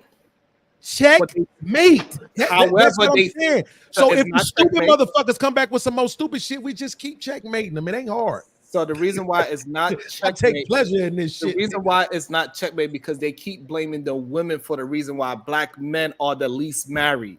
So Right, even when we say that, play chess? Even though when we would say that, right? When you would say that checkmate, they would say the reason why they would say more black men are willing to be married. It's more black men that's willing to settle down. It's more black men to do X, Y, and Z. It's more black men that can afford a family. However, black women, they don't want to do it because they ugly, they fat, and they hoes, and they got the most disease. Right. So why don't they just marry other women from other races? Yeah, they tell you they the most desirable, right? Because now they see this is what I'm saying, PhD. But he don't want to hear the checkmates. He's fucking pandering, right? And he don't like it when people call him that, right? But that's what you're doing when you don't want to accept the checkmates. It's me, Sharon. You know I ain't no fucking rim. You know I ain't no fucking none of this shit. I'm just telling you how to checkmate the arguments. So the problem is this: they could keep saying stupid shit. We just keep checkmating it. For some reason, you are not understanding that. Can I that they gonna keep saying dumb shit? I do. It's me, Sharon. That's what I'm trying to get you to understand. It's Sharon, me. go get some water. I'm the one arguing with these niggas on panels on every fucking channel. It's me, dog. I am Jay. Hi, Jack. Is Hi, Sway still in the chat? Sway, am I lying? How you doing, MJ? I'm the one checkmating the fucking talking points. It's me. I don't give a fuck about none of it. If it's true, it's true. If it's false, I'm on your ass. Period, point blank. Don't lie, because you don't have to.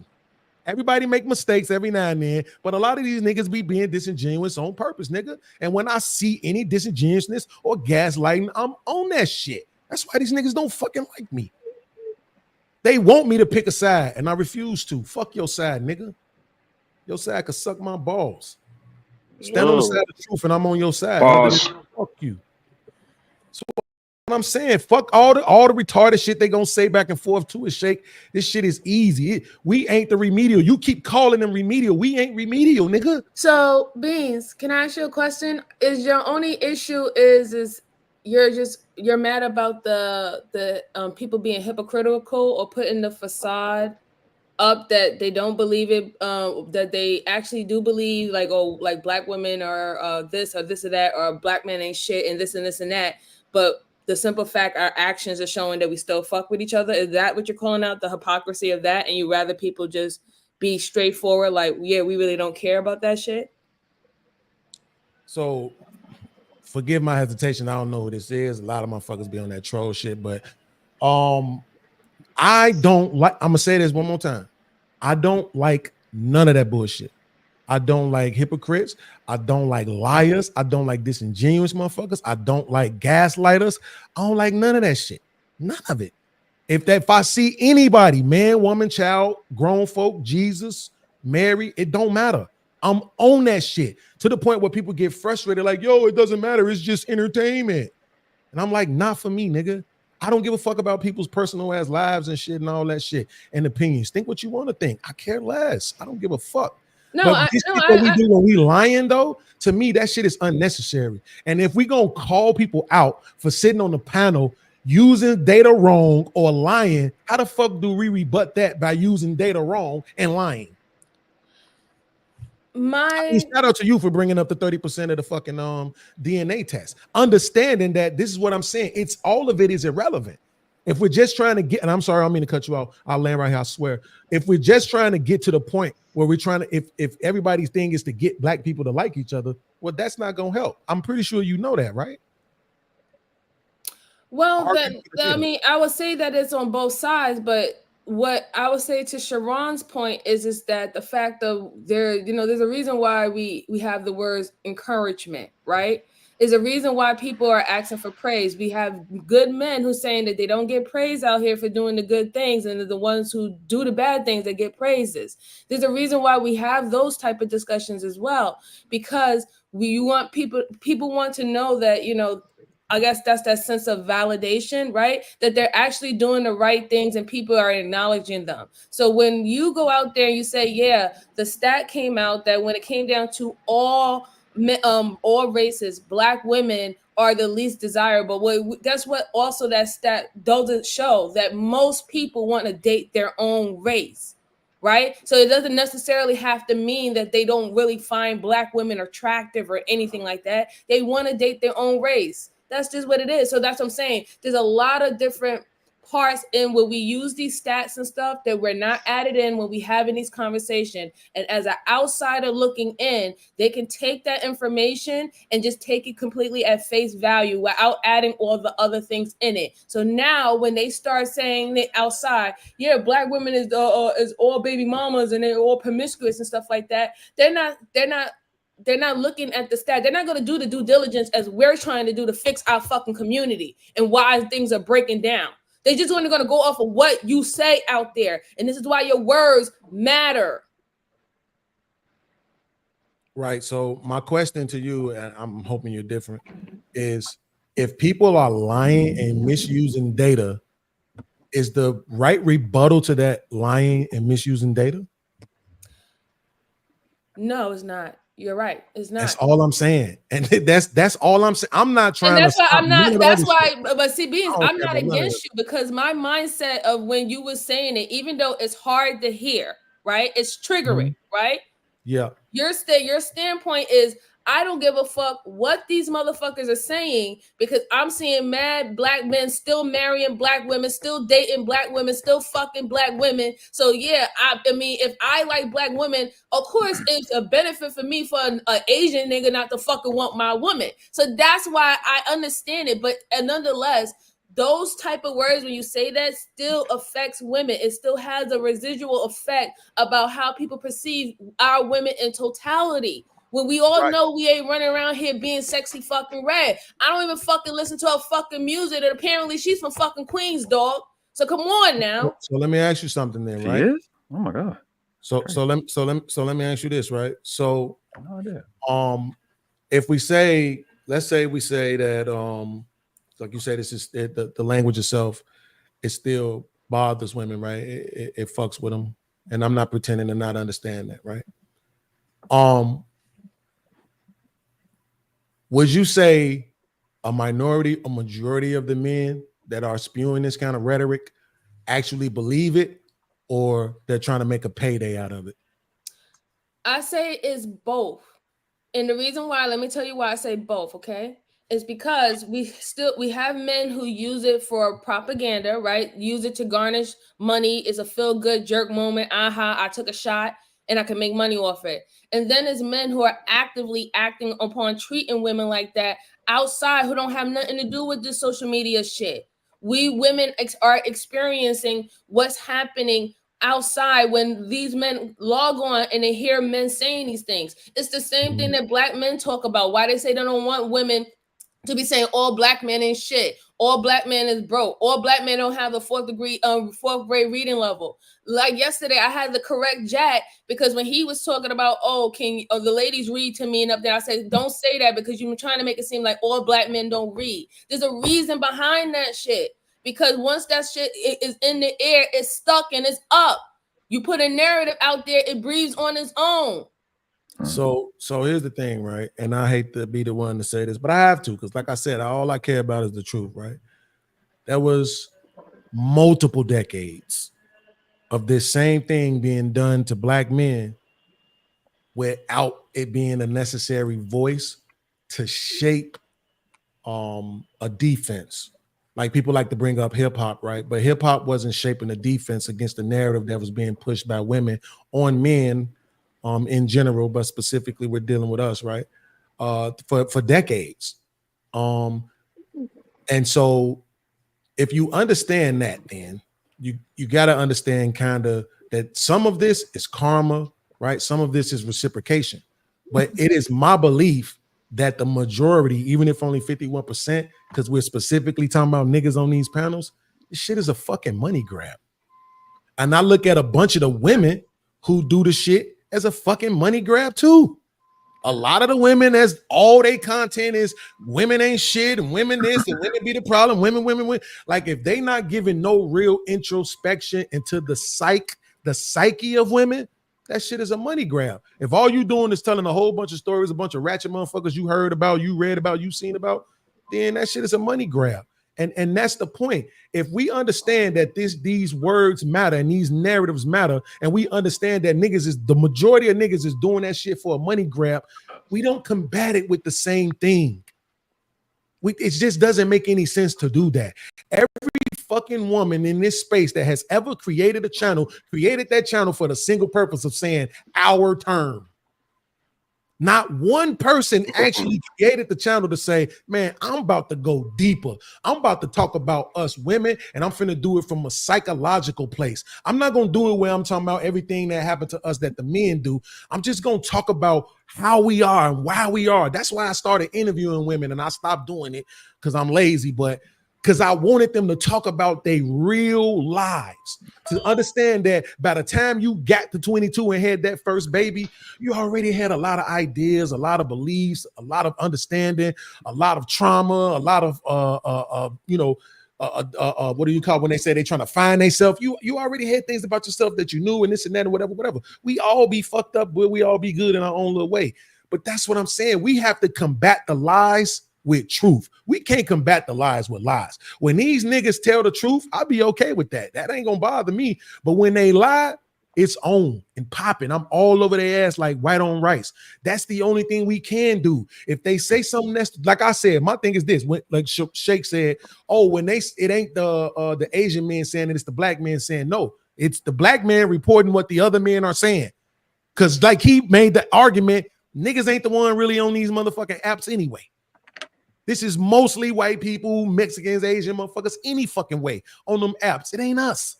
Again, making it irrelevant. No real need to argue it. So the reason why it's not irrelevant is because black men use the stat that, you know, like how you said, even though we're not on the stat, whatever, right? We the least represented of the stat. So that's why it's so low. The black men that say they love black women are using the stat to say the reason why is a bunch of men out here complaining and they can't find women, and the reason why they gotta have a whole space for just men to be around other men and drop their keys without bending their knees is because black women are not marriageable, and that's why they gotta go and marry each other to get any kind of marriage benefits, even though they're not sleeping with each other. So Sharon, hold up. We got to stop for a second. So your cousin, right? He brings this up a lot, right? Women are not the most desirable. Okay, so it came from the app, right? And the app, as you said earlier, it's not us on there, right? Correct. Okay, however, so this is. However, black men use it. What I'm saying is this: black men use it. Black men use it. Gotcha. As a weapon of mass destruction against black women. But this is a lie. This is a lie. What you said is 100% inaccurate. So because there are these people called divestors. I'm gonna let that sink in. So you can just accept that the world class is right. Okay. So these are these people called divestors, right? And these divestors were telling black men that they weren't good enough and they were leaving and going to other races. So when the stat came out, when they got to interact with other races and it wasn't favorable, then they started putting it that stat that your cousin keep bringing up back in their face. That's what the point of it is. It wasn't supposed to be extended to anything else other than a rebuttal for the divestors who don't want to be a part of this community no more. Then when the guy said you're not, then they said they was. So that's where that came from. It's bonded to that. Anything outside of that? Well, hold on. I know what you're about to start saying. Because if you do that, come on, that's me. When you do that and you go, they're using it out of context, and we're going to just speak to the guys that's using it out of context. That opens the door for you to do it to the other side, for them to do it to the other side, and all the women using things out of context. And I don't think you want to be a part of that. I don't think you want to represent as being solution-based game, antagonizing. I don't think you should do that. I think you should, when you see it, and when Brownsville see it, bring up the fact that, and I've been in this space for a while, they're not going to debate with me because they're going to get trashed.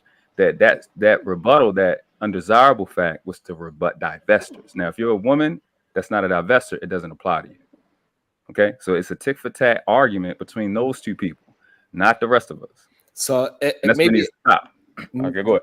Maybe it started that way, but I was literally on a panel when the man said, if you have an ugly daughter, you need to tell her that she's ugly. Because Black women are the least desirable. Because Black women are not marriageable. They have an attitude problem. They have an overweight problem. Majority of them have that. So this is what I'm saying. This is what this man was saying. He was saying that towards Black women and Black men. He was not talking about anybody divesting nowhere. That's what being an adult and a leader comes in. Limit that guy who's using that stat and that rebuttal out of context. Bring it back into reality and make him look dumb. Okay, perfect. So then now when I do that, no. When I do that, hold on. So when I do that, that's when they use the fact that I'm a panderer, a liar. I'm like, I'm telling you what they say, because even though I attempted, like the show started off with me talking about the patriarchy drives men to drink. Yesterday was talking about redefining men. This is how I start my show. I'm starting my show with a solution already in hand. But yet, even though other people's shows is all about dick and pussy specifically, they would say I'm the panderer. I'm attempting to have conversations for men to move forward. But you're not rebutting what I said. You're rebutting with what you said. Right. So I've been in this space a little longer, and what you do is you use a snake to eat itself. He has to now go fight the other Rim brothers. It's not fighting Sharon no more. His Tommy Sotomayor's, his Angry Man's, his leaders 2-3 years ago when they were saying it brought that out. Oh, I forgot when the stat came out. Maybe a year and a half ago. They were using that, not just those two specifically. They use that stat to rebut the divestors and the divestors only. They weren't saying that dumb shit before that stat came out. They weren't saying women were undesirable. Let's be clear on what we're saying. They're not saying that sisters are not attractive and sexy and people want to fuck them and have children with them. The other part, they're saying they don't want to marry them for long range. It's very specific. It's not that they're not attractive. It's not that they won't be in them inboxes. It's just that they are not desirable for marriage. That's the full context of the rebuttal. So it's just limited to divestor. And I think it should be put there so we not confused. So I get it. Your cousin is new to the space. What, 9 months, 8 months he's been here? It doesn't matter if we are new or old. We are just. It does matter. It does not. The only difference is that y'all have some time on us. That's the only difference. But guess what? Whatever plan that the other people that was before us that been here for 10, 20 years, they plan didn't fucking work. Because guess what? The fucking rimology is running fucking rampant. All right. Okay. All right. So whatever the fuck they did 10 years before, up until today, it didn't fucking work. And where the fuck are all these fucking men that is actually living proof and walking what they are fucking talking? Where are they? Because what we see is a bunch of married men saying the bullshit remedial rhetoric that these degenerate men are saying. You couldn't survive without it though, and you proven that. Like even when you solution based gang, but when the solutions are being handed to you, you keep talking about what they gonna say. And it's like, yo, listen, the rebuttals are here. This is what you say to that. Nigga, get them niggas on the panel and let's get it cracking. Shit, what you mean? So, like, but the problem is they afraid to come here. Maybe. It ain't no maybe. Maybe. It's not a maybe. Listen, I trust you if you say so, because I ain't no gaslighter like you. I'm just saying, nigga, let's get it cracking. Will they come to my spot? Well, whose spot they willing to go to? Let's go. I want to see the dumb shit. I want to see it because you keep saying it's gonna happen, and I'm saying I hear stupid rebuttals all the time, so I'm not doubting that people say stupid shit. Yeah, they say dumb shit all the time. I'm just imagining, if you say Black women are the least married amongst women, we'll say, well, Black men are the least married as well. What? Next point. Like I could see a Well, motherfucker it like a doesn't move. Fantastic or something moving the goalposts. They ain't gonna stay right there. They're gonna move the goalposts because they know there's nothing to rebut past that. Right, and then we have all of his rimtastic fans out here say like, yeah, it's the black woman's fault, even though he's the fucking problem. Fantastic. Like, absolutely, I agree with you. We was having a conversation today, right? Like, again, you are honest enough to say, hey, I am the problem because I keep choosing the same archetype of woman, and that archetype of woman is giving me these type of problems consistently. I don't want the other type that might possibly not give me that problem. I don't even attempt to see if that situation is different. These other men, they say, hey, look at the marriage rates. Look at how undesirable they are. Look at how unmarriageable they are. Look at they always hitting on men. They always have attitude. They always. It's all of them. They are the fucking problem. These fucking men, these red pill incel manosphere men, these no good fucking suckers that want to suck on something else, because clearly a lot of them got throat cancer. There's only one way to get HPV. My God. There's only one way to get HPV in the throat. What's going on? Why'd you get right there? Jesus Christ. Because a lot of these men, they are trying to turn straight men into something else. Oh, that's a fact. I agree with that. That's a fact. Can I ask a question, Sharon? Please don't. Yes. Whenever they took that, I know what world classes say, but whenever they took that 40% of black women, or I don't know what that was, they said black women aren't the most attractive. That's what it is. You breaking up a lot. Least married. My bad. Least married. They say black women are least married. Yes. Yeah, they say black women are the least married out of all races. Yes, that's what they say.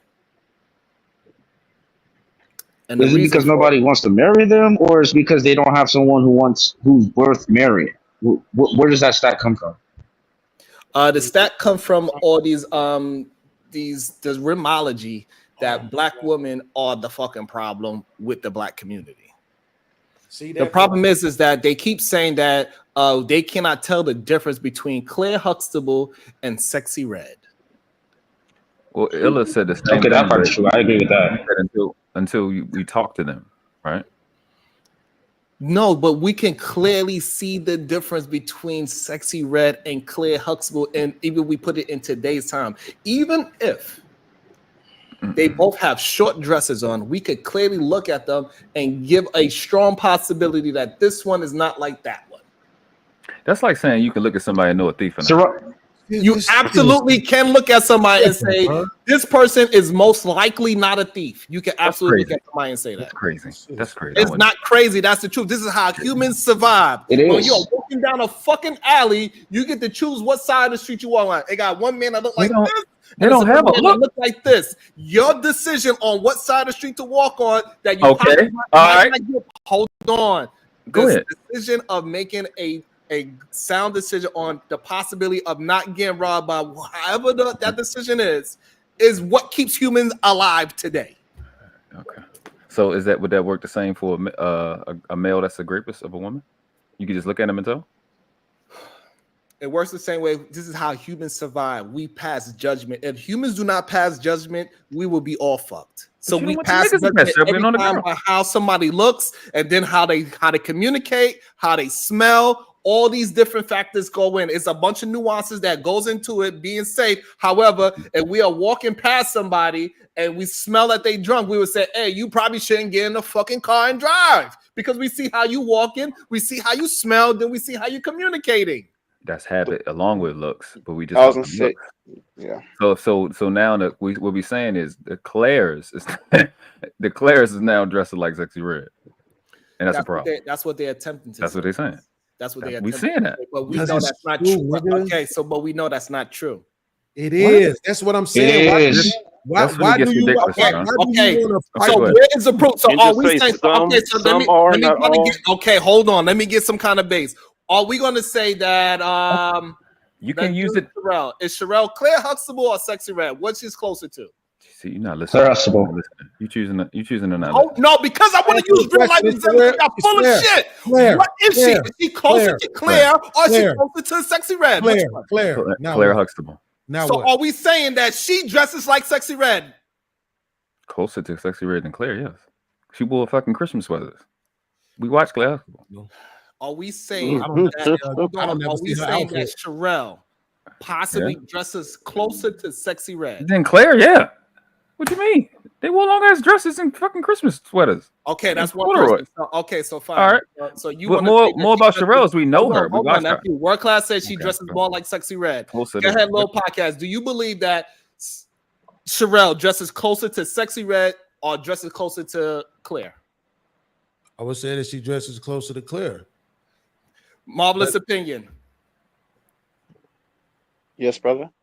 What would you think Sherelle dresses closer to? You think she dressed more closer to the needle? If there's the needle, she dresses closer to Sexy Red or she dressed closer to Claire?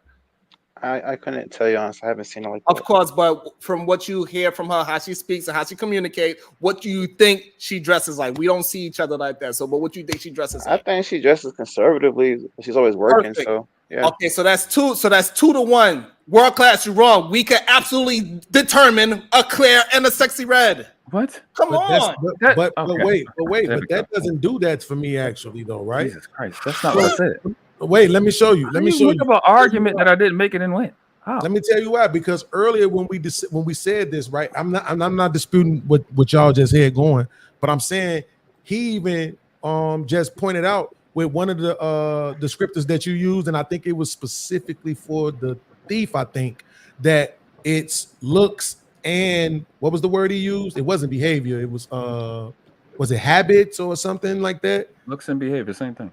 Oh yeah. So what I'm saying is because you asked him to go off of her behavior. You asked Mo, what about her behavior? So yeah, nigga, if I'm considering everything, yes, I'm saying she's more closer to Claire, nigga. But them lashes, like all them lashes, really, bro. The lashes, the weave, the abundance of makeup, everything's super tight. Breasts always protruding. Are you really gonna argue that that's not 51% of black women, Sharon? Absolutely, I would argue that. All right, bro. Absolutely, I would argue that. All right, bro. I would one of these days, maybe I need to just put a fucking camera out and y'all tell me what corner of New York y'all want me to go to, and we could just wait until 100 women walk past and we'll see what percentage of women are wearing these fucking flyaway eyelashes, a ton of makeup, and weave all in this consecutive thing. I guarantee it's not what y'all think it is. Most women are not in their face. Most women are normal faced. Most women cannot afford to have these fucking eyelashes put on their fucking eye. Most women cannot afford these fucking weaves. Sharon, they do the eyelashes. Most women cannot afford the makeup. According to y'all, at least I gotta be consistent. Somebody gotta tell me either they fucking broke bitches that can't afford nothing unless they have a fucking man, or every one of them is fucking rich and they got these goddamn $1,000 weaves on, $300 a month eyelashes, and they got the most expensive MAC makeup every goddamn day. It's gotta be one or the other. No, it doesn't. And this shit is sad, bro. So Sharon, you think you gotta rebut 100% of what the Rim brothers say for you to be correct? No, what I gotta say is that when I go outside, what I'm saying is when I go outside, I do not see. Never in my life I've seen the majority of women dressed like sexy red. I see a certain archetype of women dressed like Sexy Red, but not the majority of black women dressing like Sexy Red. It's a big fucking difference. Is it a lot of them? Yes. The majority of them? No. That's because they're going to work. You can't dress like that at work. Because what area you Unless in? Wait, Sharon. Here's a way. Watch this. He's not gonna do it because he knows he's gonna fucking lose. Sharon, I don't even got no money, bro. I bet you $500 fucking right now. That's probably all I got in my cash app right now. I'll bet every $500 I got that if you pull up your IG right now, the first 10 motherfucking women come down your shit, I guarantee you 7 of them have lashes and weave. Black ones. Let's bet it. Sharon, you telling me I would do it, but you would lose because of the way how my algorithm works. So you telling me Sherelle just like that? And Sherelle, I love Sherelle. I absolutely love. That's how much love I got for you. That's how much love I got for you, Beans. You telling me Sherelle dressed like this? Yeah. So the dumb niggas that said somebody must have not seen the Cosby Show. This is how Sherelle dressed. I love Sherelle to pieces. So okay, so I guess you missed what I said. I said we put it on the scale. Hold on. We put it on the scale closer to Claire or closer to Sexy Red. I didn't say exact. And I'll be honest, in my mind, when I think of Sexy Red, I'm thinking the super shorts with the booty cheeks hanging out, titty meat hanging out the shirt, regular shit is dumbass, ratchet ass, red ass weave. You know what I'm saying? Like this is I'm the thinking shit your grandmother used to wear. Ain't no girls ain't dressing like this no more. Yeah, well, I was gonna say if you want to compare like legitimately culturally wise, I would say in Western culture compared to Eastern culture, it is night and day. In East, they were more definitely on the Huxtable side. I was just over in Japan. They mostly dress like that. Over in the West, they show a little more skin. You know what I'm saying? It's just a little bit more. What you think, MJ? That's the difference. This is what PhD was talking about. I'm MJ. Just dress like that, like two-piece, like suits and stuff like that. Like, I mean, there's women that still do dress like that who are very conservative. There's not everyone is out there wearing coochie cutter shorts and stuff like that. Is it the majority? Yeah. You still got dudes that dress like they in the 80s. All right, so look, this is what y'all clearly are saying, and maybe y'all not understanding what y'all saying. Y'all saying the professional women out there dress it like Sexy Red. No, I didn't say that at all. I literally said that they are. Hold on. Hold the fuck on. You better go down. Are majority of black women professionals? Or are they fucking degenerates? Which one? Oh, why gotta be so extreme? Why can't it be somewhere in between? That's a gaslight ass question. I like the extreme argument because that would say that we're not. Right? If if they believe that most of us are dressing like Sexy Red, then they believe that we're clowning or we're capping when it comes down to us being entrepreneurs and taking the business route. Man, bro, how do y'all have to do this? I mean, but you can be a professional or an entrepreneur and still be outside with your ass cheeks out. That is true. That is definitely true. Be all of it. It is wild as hell, bro. It's just the same. It's the same thing that just because you're married. Doesn't mean just because you're married doesn't mean that you're not a Sexy Red, and just you can't say that women who are not married are all Sexy Reds. Like you just can't make that. It's I would never say that. That's why I was trying to go with the cultural thing earlier with the East versus West. I'm gonna have to. You know what? I'm gonna have to because I'm here. I'm googling Sexy Red, and she's in a bikini like every picture. Every fucking picture, bro. I can't even sit there. Like that's why I said I was being specific, like tight ass shit, leggings mostly, them damn lashes, weave, and I'll that's give the majority of black women, man. Let's stop lying. So like the top, the lashes, the lip gloss, all of that. So now we're saying that. Okay, so I want to make sure I'm clear. So world class and podcast, y'all both saying the majority of black women, 51% or greater of black women dressed like Sexy Red. No, nigga, we saying the majority of black women wear tight shit every fucking day, whether it's jeans or leggings, makeup, lashes, and weave, nigga. They sleep in them. They sleep in them. Again, I'll say the original thing closer to Sexy Red than Claire Huxtable. Yeah.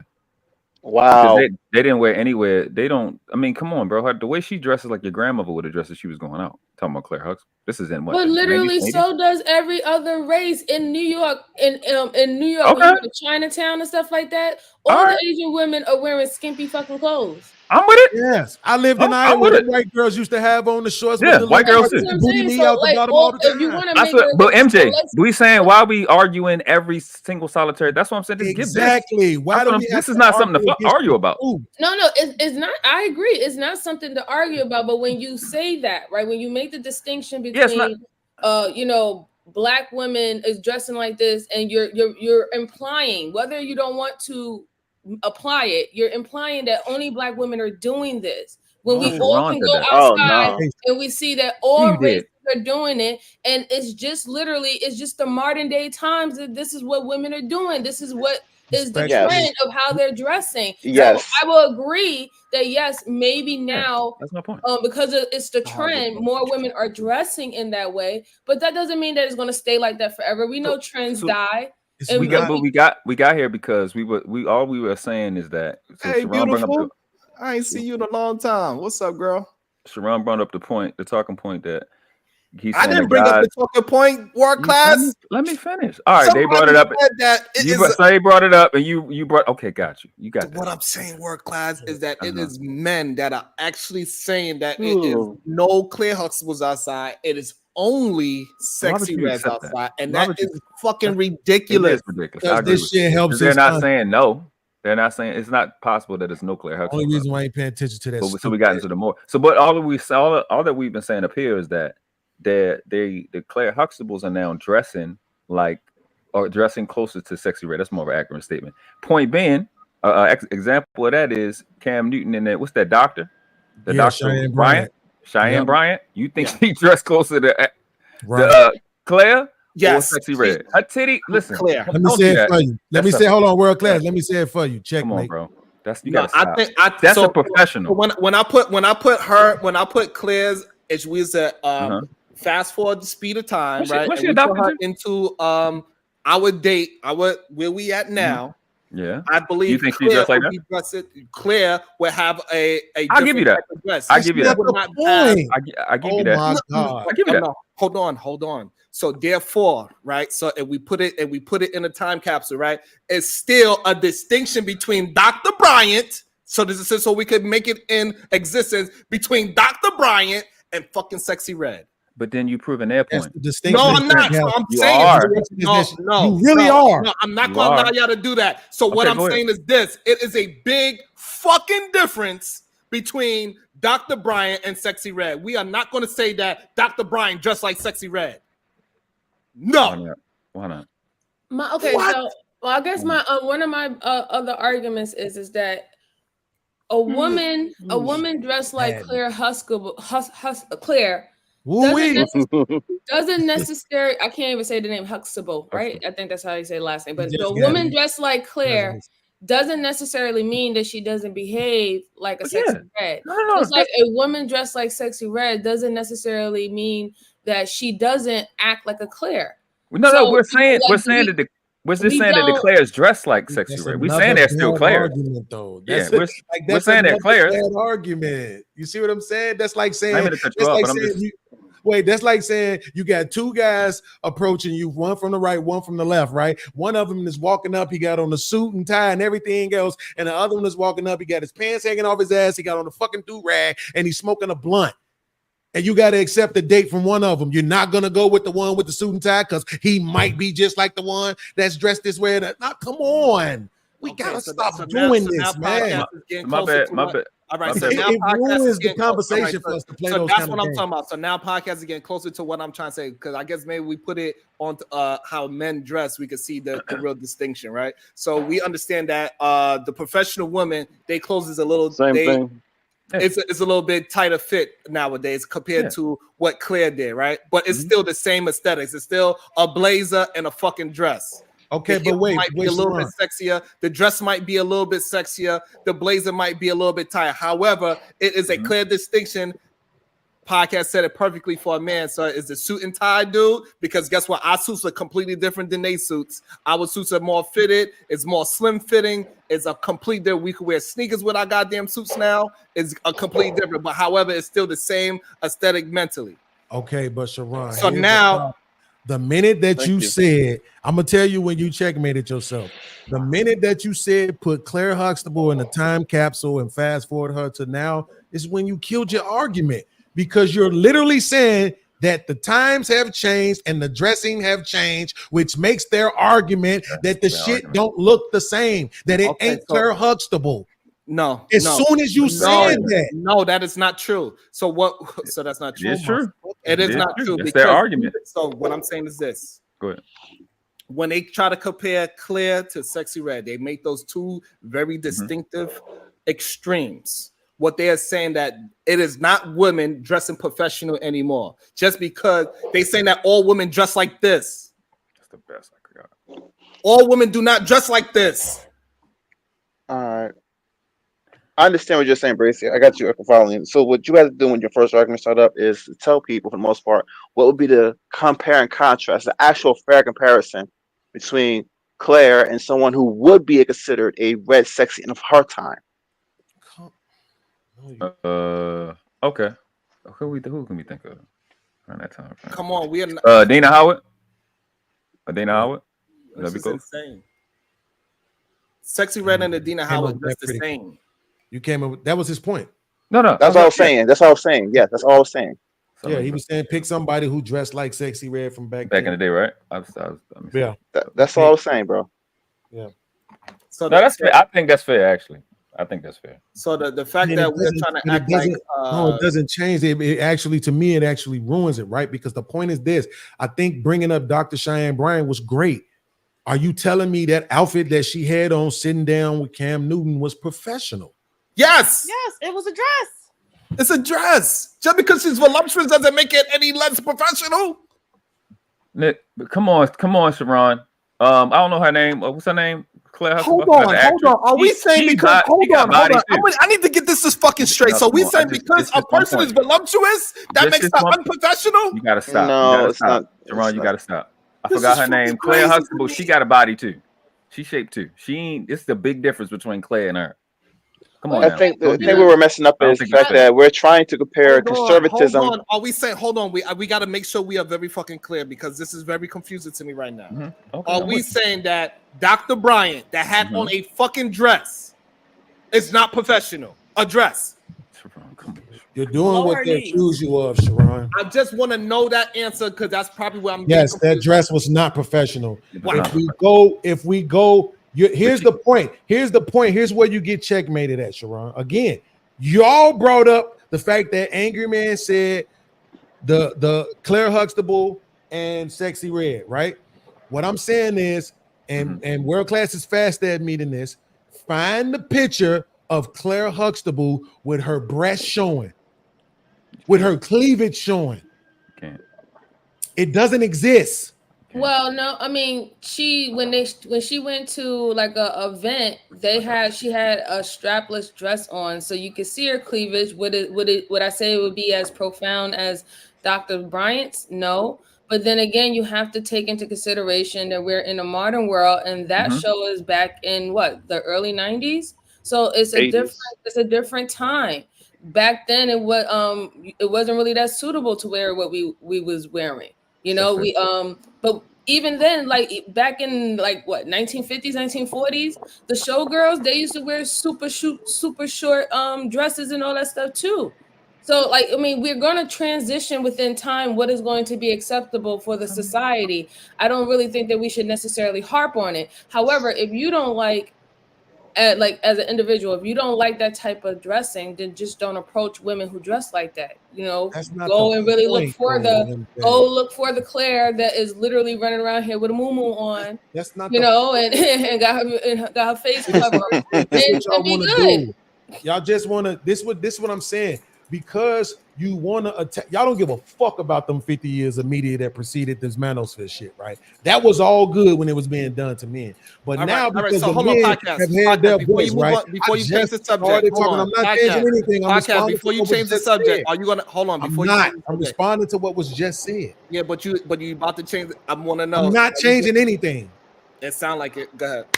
So what I'm saying is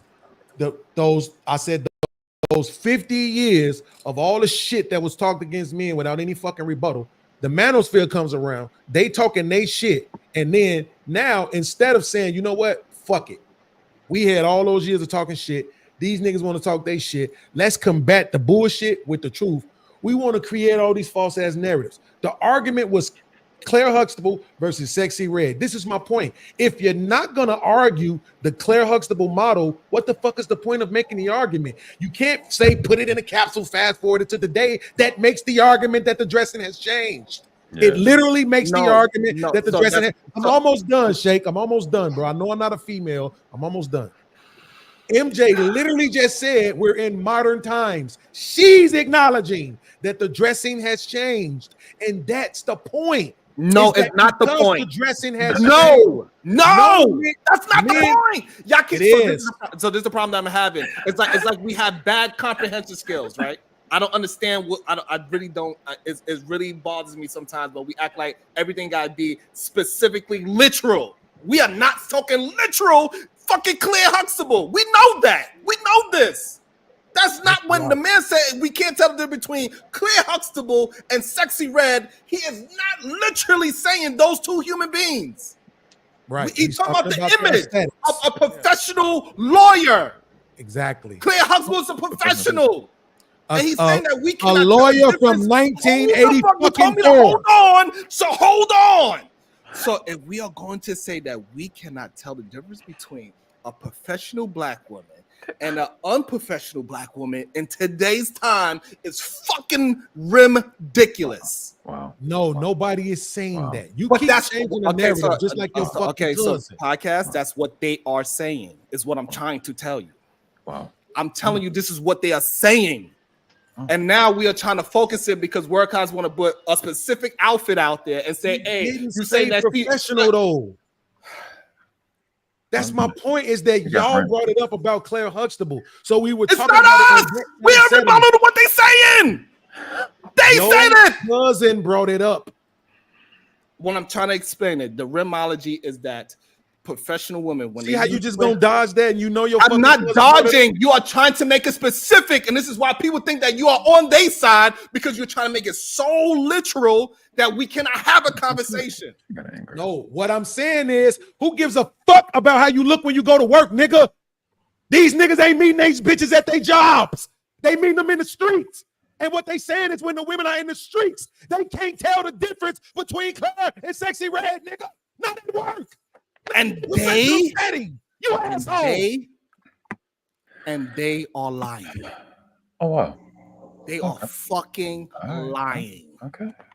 We can don't say we lying. Fucking it's clear we can see the difference between it, me and you beings. We used to go into any fucking lounge that I'm about to drive out there and drive your ass to wherever the fucking hot spot is. Well, I'm about to fly there and then rent a car that we got to drive somewhere. And then we go to a fucking club. Me and you could sit at the fucking bar and we could point out if there's 100 women in there, and I guarantee we will be 70% correct on the type of women that we say, oh, that one right there, she's going. That one right there, I'm going to have to work a little hard. That one right there, I know I could do this with her. That already. We conceded to that part. We conceded to that part like 10 minutes ago. No, remember, because we talked about Beans, you got to understand. Beans, please, you have to understand that you are not understanding. Shake, we conceded to that already. No, we not. You being right. Yes, we did. We conceded to you being right about that. When we conceded about the fact that Sexy Red be half-ass naked, and that's why I said, well, I'm really talking about leggings and the fucking and the lashes. No, I'll yield back on Sherelle is closer to Huxtable, Claire than Sexy Red, because Sexy Red naked in like every picture. Right? Yeah, that's what I'm saying. Yeah, I'll give you that. Y'all got that. Saying what we talking about is if I see Sharon, I'm keeping it a buck with you, right? I think the very first time I seen MJ, she didn't have on no lashes. I'm just assuming she didn't. I was like, this motherfucker don't got on no lashes. She ain't got on no makeup. None of this shit. She is very fucking attractive. I think the next time I seen her, she had on fucking lashes, nigga. I didn't like it.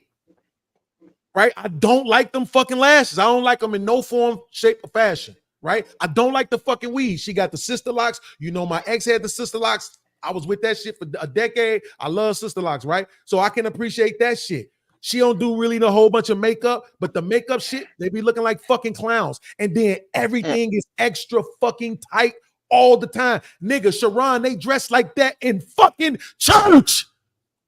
They don't even have church outfits no more. They wear the same shit to church that they would wear to a fucking club, nigga. Titties out. Everything tight, skin tight, gripping all on you. The ruffles and shit in the side of the pants next to the thigh meat because it's holding on for dear life around her fucking ass, nigga. They don't ever take a fucking break from sexualizing them they goddamn selves. So therefore, it is a church outfit. So therefore, they are so they win it. Okay, so we are going. Wow! Wow! No, you're not about to do this, Sharon. Wow! Sherelle, wow! Yo, you are at right now. Wow! Yo, you are so full of shit, Sharon. So therefore, we are saying that the church out. You could say that the church outfits change. Crazy. However, we still understand what the church outfit is. Okay, I like what you're thinking. So the less they wear, right? The less they wear. Let's say the next standard would be women walk around naked. As long as she ain't naked, she got clothes on. She's closer to the Claire than she would be the 6-year-old who wears no clothes. That's your logic. Hey, Marvelous, we all naked under our clothes. Okay? See, I knew you was going there. You a fucker, bro. I knew it. Nah, it's funny though. It's entertaining.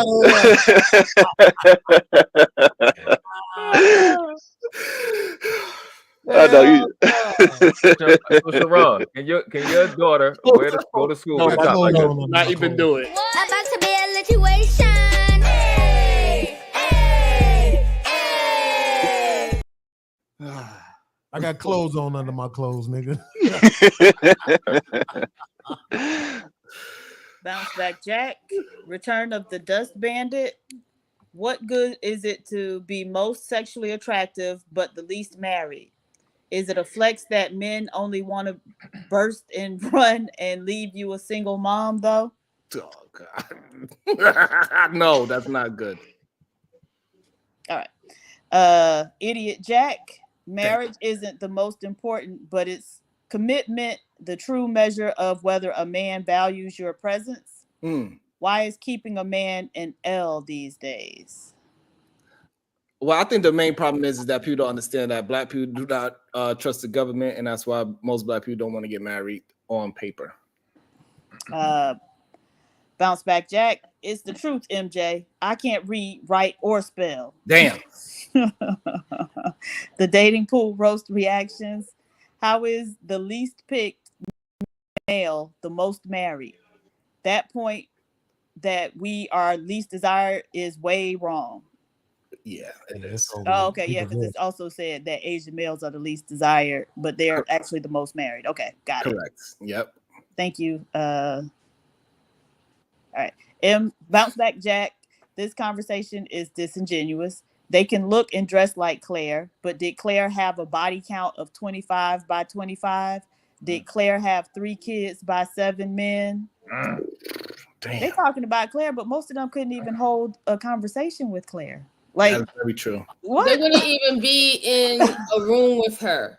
Right. Like, a lot of people tend to forget that if it wasn't for the fucking internet, a lot of people wouldn't even be known. What the fuck? Bounce Back Jack, did Claire believe in baby deletions because of random raw fun with strangers? Did Claire believe marriage was slavery? Did Claire live in promiscuity? Damn. Jack, shoot.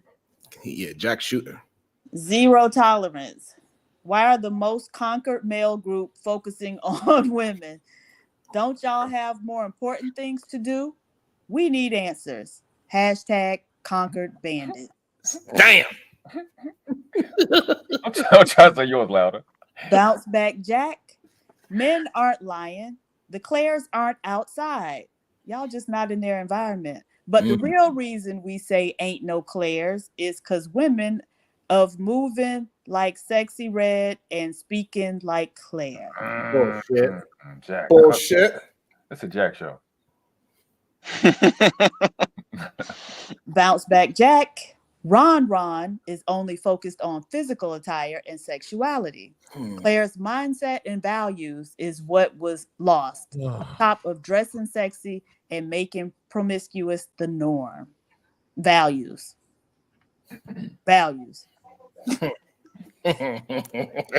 So again, the Claires are here. They're just dressing like Sexy Red is what we're saying. And like I echo what Ella said. We don't know until we talk to you. Then when we talk to you, like, oh, okay, you cool. You just look because, like you said, you right. Bean's right. You cooked yourself, saying that the trend has changed. That's the point that the guys are making. It's trending in such a wrong direction. You know, it's also gone because a nigga gotta go down with the men. You know, with the women. The niggas wearing their pants off their ass with fucking skinny jeans. Like the trend has taken all people. That's why I hate fashion. It's taking people in a just crazy ass direction that just don't make sense. I don't understand the concept of a male going in front of another man with another man's name on his ass, a homosexual Italian or Frenchman name. That's weird as fuck to me, but that's what they do. I think it's gay, but they do it. So the fashion trend is just going in the wrong direction anyway. So it only applies to like dating, right? And whether you have the experience to distinguish, your clairs from your sexy red. But to people's point, a lot of guys don't have the experience and the skill set to be able to keep up with a Claire in a conversation to keep her attention. Right. So go ahead. So here's the problem. So by that logic, we're saying because Michelle Obama, her clothes is very fitted. Are we saying that she's dressing closer than sexy red? Oh, she don't. No, Hell no, she don't. Her clothes are not. No. Nowhere near that. Hell no. She's real dignified. Her clothes are fitted. They're fitted for her shape. However, she's just not revealing. She's dignified. Exactly. She's definitely more dignified. Y'all are fucking full of shit. Sharon, you not about bro. No. I'm not gonna lie. Bring it up right now. You are going to really say the first lady was not dignified? Are you serious? Hold the fuck on. And she looked like Dr. Bryant. No, she definitely did not. Are y'all gonna say the same fucking breath that Michelle Obama clothes is not fitted? She don't dress like anyone you can name. You're gonna say her dresses are not fitted. That's not about being fit. You were missing the whole point, Sharon. What does fitting mean? What does fitting mean? What you mean for fitting? No, y'all are missing the point. Form fitting. Because to me, what I'm saying is this. That lady, the Dr. Bryant lady, her dress is just fitted to her. She's just a very voluptuous woman. So now y'all using because you look at her sexually because she had a fat ass and some big ass. No. Don't tell me no. No, you're missing the point. She's voluptuous because the same fucking woman that have no titties put that same fucking dress on. It ain't gonna look revealing because she ain't got nothing to fucking reveal. So therefore, because you're being disingenuous. It's not big enough to show all this fucking Cleveland. Let me give him a good comparison.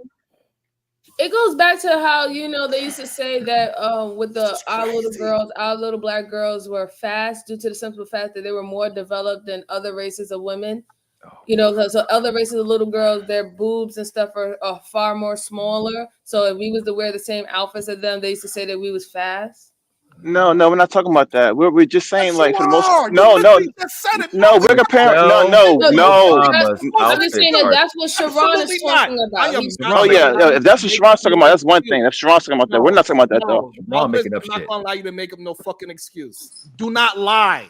You are saying that same dress, if a woman don't have no titties and ass, that's not revealing. But she has titties and ass. Sharon, I'm gonna use your own words against you. Wait, use your own words against you. They're not wearing the same dress. They're not even close to the same dress. That's for one. That's what we're trying to get you right now. They're not the same dress. One dress is supposed to pump up your titties, cleavage out, and you have it back out. Most of your skin is being revealed. Miss Obama has never. I don't even know what her titties look like, bro. I'm not even trying to look at them, but I'm just saying, like, that's the fact of the matter is I'm not even looking at her in that light. Nothing essential. It says, look at my ass, look at my tits, look at my legs, look at my skin. Nothing says that about me. Like Miss Obama, she's very conservative, bro. I'm trying to understand why you doing this to us, though. Like, why not? Why not? These other niggas on the panel do this. Stop playing with me. I don't understand why. I can bring up a picture of Dr. Bryant fully clothed and Michelle Obama. Y'all not fucking full of shit. You're doing too much. That's why. You're doing too much. You're doing too much. Bro, you compared to that's crazy. I'm not saying no. Y'all literally saying because of somebody voluptuous. No, you said that. You said that, bro. You said that like that. You said it by yourself. You did. Michelle Obama's you sure outfit did. does not look like Dr. Bryant's at all, and it's not because of her body. Yes, definitely not. It ain't nowhere. No, we never said that. I kept saying not the same dress. It's not the same dress. I said it so many times, bro. Mo. Listen, I thought it was just Brownsville, but it's not. It's him too. And that's what I'm saying. We can literally pull up women that are way bigger than them. And they will have on some shit that ain't, and I'm talking about voluptuous women. Yep, like Jill Scott. Yeah, she's one of them. She can be voluptuous. Busting out the top of their fucking dress. They will have some shit that ain't fucking form fitting, skin tight tune, bro. And that's why I don't understand why you doing this. Is it the super chat? What's that lady named? Dr. What Bryant? What's her name? Dr. Diane Bryant. Okay, go ahead, Beans. I'm just trying to look. Is anybody else not able to send a super chat through their PayPal no more? They can't even hit the fucking like button. They won't even. Hold up, let me get a comparison, man. Can I ask MJ a question? Go ahead. Let me try again. Is it a widely known fact in our community that when little girls grow up without their biological father in the house, that they start developing sooner? I've never heard of that. Yeah, there was a study that talked about that. What about it, Jack? Let me see. Because I used to hear that all the time that they say that girls were dressing fast, but maybe they were just wearing the same clothes that they always wore, but now the fathers were no longer in the house, and so they were developing stuff. So, Do you so can you this see is that Dr. in the back? Cheyenne Bryan. So what we saying about this dress?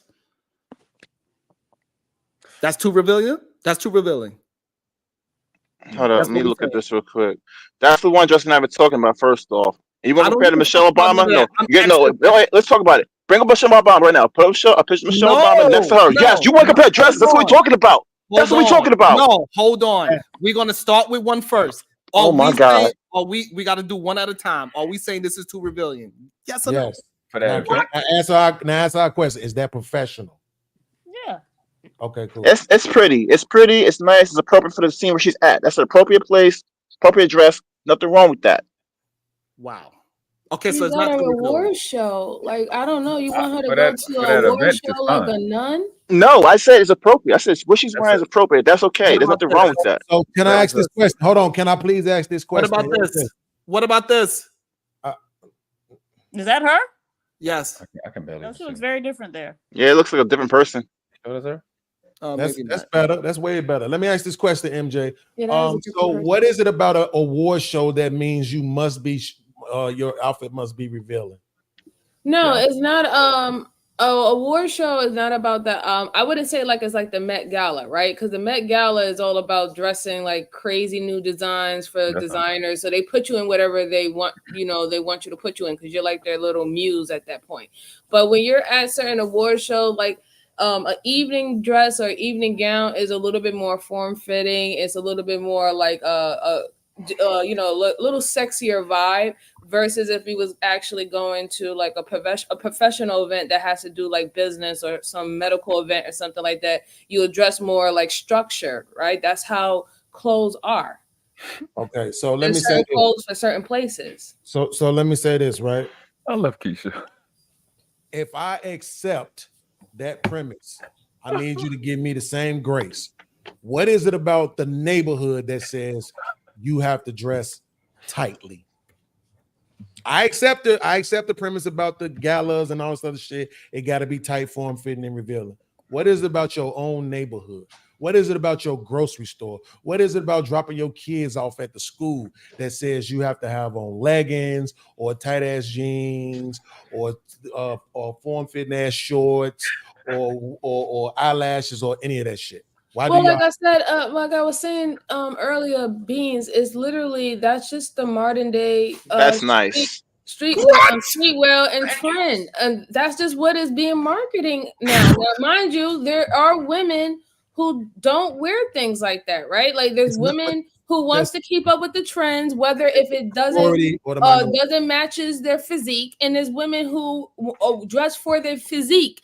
It just depends on the individual. You were just sitting up here talking about there's men with fucking 40-month-old pregnant motherfucking bellies that wear fucking pants off their fucking bag and their fucking skinny jeans. So like I mean, like at the end of the day, that's trend, people right? doing what people are doing Is what it they the want to majority do.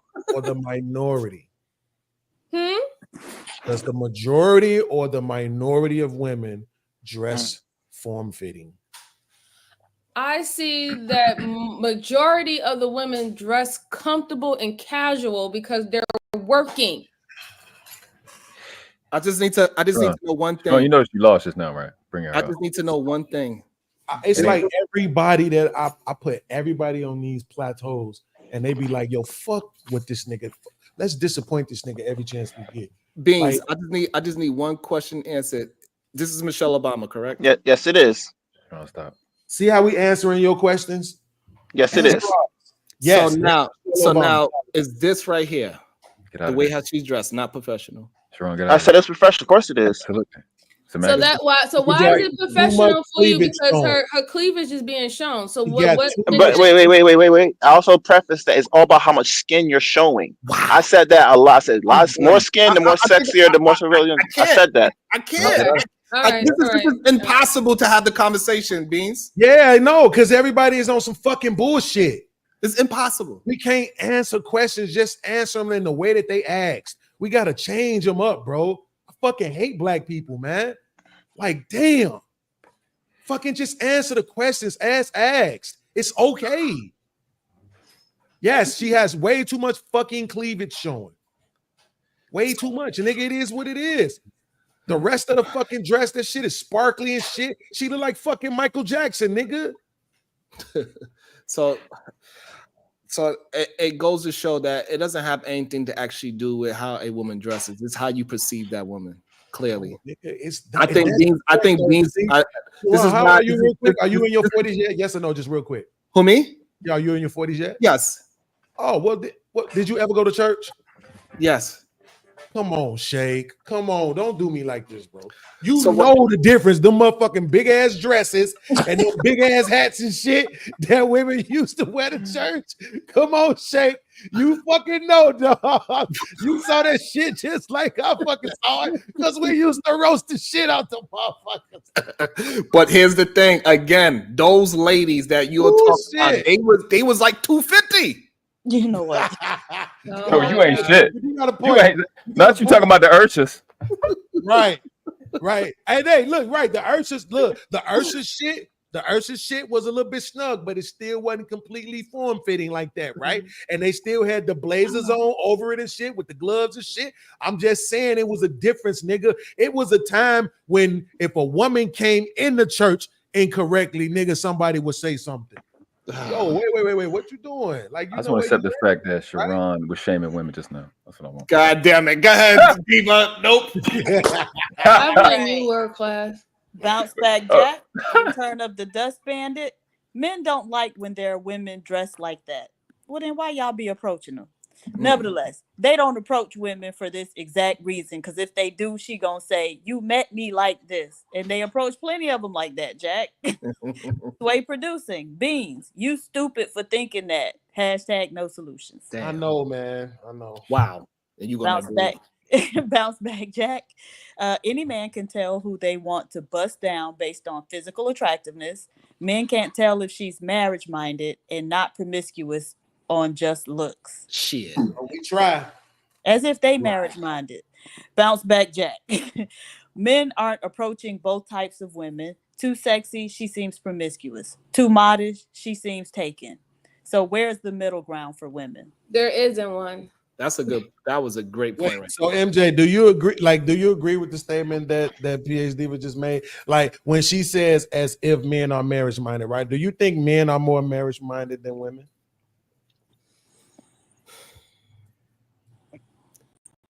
No, I think men say that they want marriage more than women, but when it actually comes to what a marriage look like, then no. So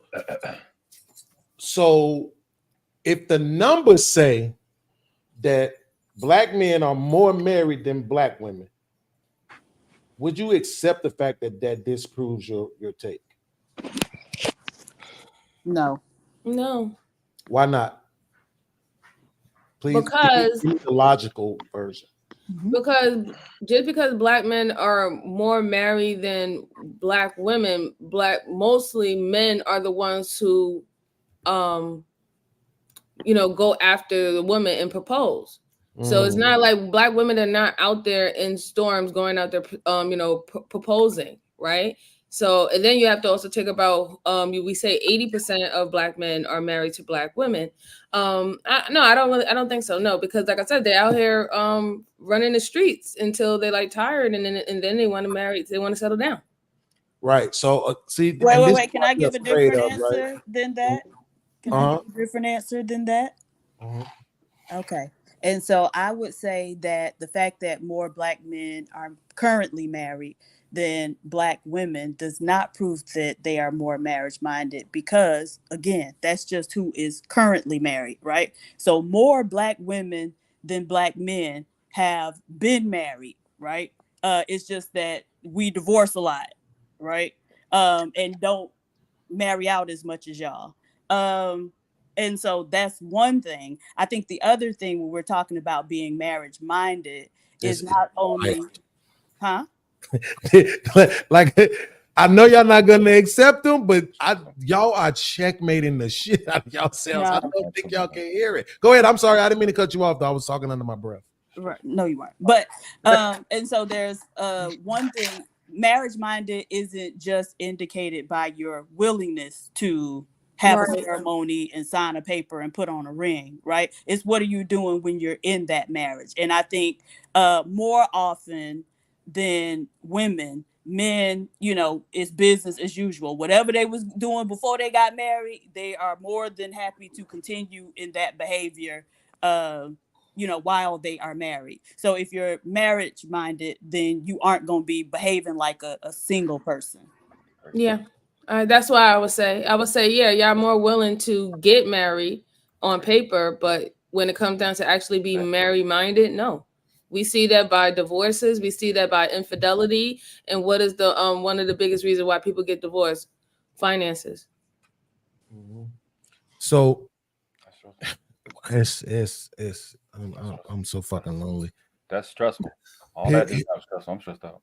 Here you go. So first, the question was, do you think that they're more marriage minded? By the fact that they pursue women for marriage and women don't pursue men for marriage means that they're more marriage minded. That's one. Two. No, okay, can we stop? Can we stop? Well, but I see, that's what I'm saying. I didn't get to stop y'all. I let y'all rock. No, you did cut off. I thought I was talking. I said something under my breath, and then you asked under my breath too. Right, and so then I you want to say something under her breath now, right? Yeah. So all I said was that's why. Pursue men for marriage. There are plenty of women trying to club men over the head to marry them right now. Right? There are plenty of women auditioning for men to be their wives as we speak. And so just because it might look a little different doesn't mean that women aren't pursuing men for marriage. That's what the ring by spring is called, right? They're pursuing men specifically for marriage. Right. So the fact that men actually pursue women for marriage, buy rings, propose, right? That's one, for marriage minded. Two, cheating is not indicative of not being marriage minded, right? Cheating itself is not something that is mutually exclusive from marriage. You don't want men to have sex with other women, and I don't support men who lie about having sex with other women, but it has nothing to do with his actual marital duties, right? Or how he performs as a husband or as a father, provider, protector in a marriage, because those are the things that y'all say that y'all want the most, right? The other thing is this, right? The other thing is this, right? So the numbers do matter. Right. And the reason why the numbers matter is because there's more of you, 2 million more of you. And yet there's about, I don't know, I can't remember exactly. I think it's like 700 something thousand more married Black men than there are Black women when there's more of you. Right. If they weren't so marriage minded, it wouldn't be more men married than you when you outnumber us by 2 million. And then also the last point would be this, right? The fact that the men are more married than you. Think about it like this. She said, well, we're the one who filed for the divorces. Well, if you're filing for the majority of the divorces, that would also mean that you're not marriage minded, right? Because marriage is supposed to be unto death do us part, for good, for better or for worse, through sickness and in health, right? So the fact that you leave the relationships more so than men do also mean that you're not as marriage minded. So filing for divorce means you're not marriage minded, but cheating in a marriage, which often leads to the woman filing for divorce. But also to circle back to there are more Black men married than Black women. Right. But we got to look at how many of those are second marriages. So again, more Black women than Black men have been married. Black people have the highest divorce rate of all groups, right? And so a lot of times those women will get out of those marriages and say, I don't want to do that again, right? Whereas the men might go and do it again. And so that can account for a lot of that discrepancy, because again, are you listening to what you're saying? Yeah, so they wouldn't be, but they were marriage minded on the front end. And once you've been burned by it, you say, I don't want to do it again. Right. Okay. Right, because if you are going to allow men to say, hey, I'm going to use this as a weapon. Yes, I married you, but just because I slipped and fell into some vagina doesn't mean I'm not marriage minded. This is the shit that they try to use. Just because I still did all the other things, just because I'm out there giving our resources and giving my time to another woman by putting my dick in her and possibly risking anything else, that doesn't mean that I'm not marriage minded. Just because I said, hey, she needed some help with her rent and I gave her some rent money, it doesn't mean that I'm not marriage minded. This is bullshit. Yeah. I don't know, Sharon. I just don't understand how women always got the option to learn from their mistakes, but not men. I just don't get that. This is wait, Sharon. Though there's one thing that we can't say, and that's absolute. I hear what the sentiment is of men and having to be in monogamous situation, but you look at polygamy, it's not that way neither, bro. You can't speak any. Polygamy is the original. Okay, yes, that's what I was gonna say too. Like that really was the original. That's why it's crazy. Monogamy comes from the 16th. So therefore, any woman, right? According to what Beans just said, just because a man slipped up and his dick fell inside of a vagina doesn't mean that he is not marriage minded. Just because a woman, she laid on her back and a man slipped and fell into her vagina and gave her a baby that is not her husband's, that doesn't mean she's not marriage minded. No, but keep her marriage together by not telling that man and let that man, the husband. But you're going too far with it, bro. It's not like that. You could use one of our people we know here. Too far now. It only works in their favor. No. I was gonna say like you have. There's someone we know. Omar, for instance, he has 3 wives, man. Legitimately, he has 3 wives. We know someone who has 3 wives. Does he act crazy? No, he's very well married and a very respectable dude. Like I don't see. What does that have to do with anything? It goes with the argument that being said. It says what I do with my dick has nothing to do with the marriage. No. Stop. You're not going to use somebody who those women know going in that this man is a Muslim and he can have up to 4 wives and he's exercising that right under that religion. You're not going to try to make that the same as a motherfucker who's a Christian and who go and stand and take vows in front of God. But that goes against my point. But and then go stick in another woman. That's not the same thing. No. But that's what I'm not trying to say. That I'm trying to tell you that what he was saying that by default you going out there like no, it's not about him going out there because he's right. It's true. It's not about his actions. If he's being forceful by his whole actions, what he's supposed to do? Take care of his family, and he's still doing that. What he does with his dick and those does not interfere with the family. It has nothing to do. There's no reason for you to make this argument, Emma. These women that these men be cheating with will go and seek out the wife and a lot of times try to harm her. Are y'all crazy? You cannot.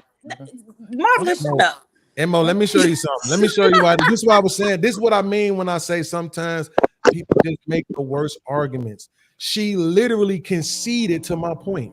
You didn't even have to make that statement. You didn't have to make that argument at all.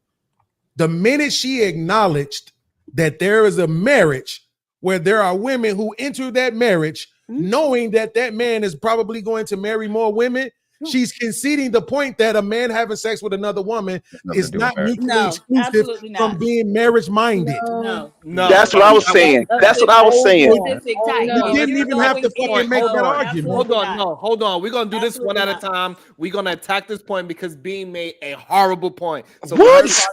Horrible point. I literally did the same point. Let's do this. Let's attack the point so everybody can get their point out. Beans, go ahead and make your point one more time. We're gonna go MJ, world class, supreme goddess, marvelous, crusty Jack. Go ahead. I was just gonna say that I thought the premise of marriage, we was just talking within our country. Our country is Christian based, right? We believe in monogamous relationships, and infidelity is basically having an emotional or sexual relationship with another person without your partner's consent. A lot of the times of why divorces happen.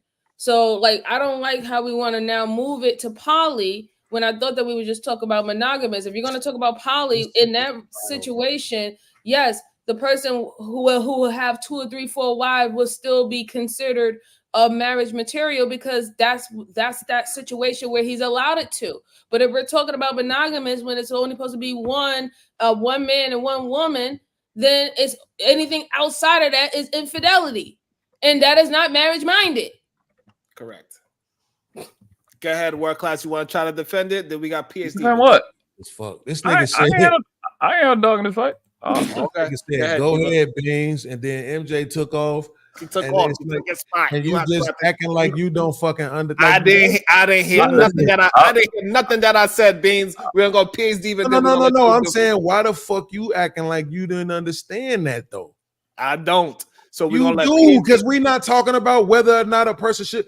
I literally said I don't support men who cheat. He said that. Yes, we said I literally said That's those why I'm not words. arguing anything.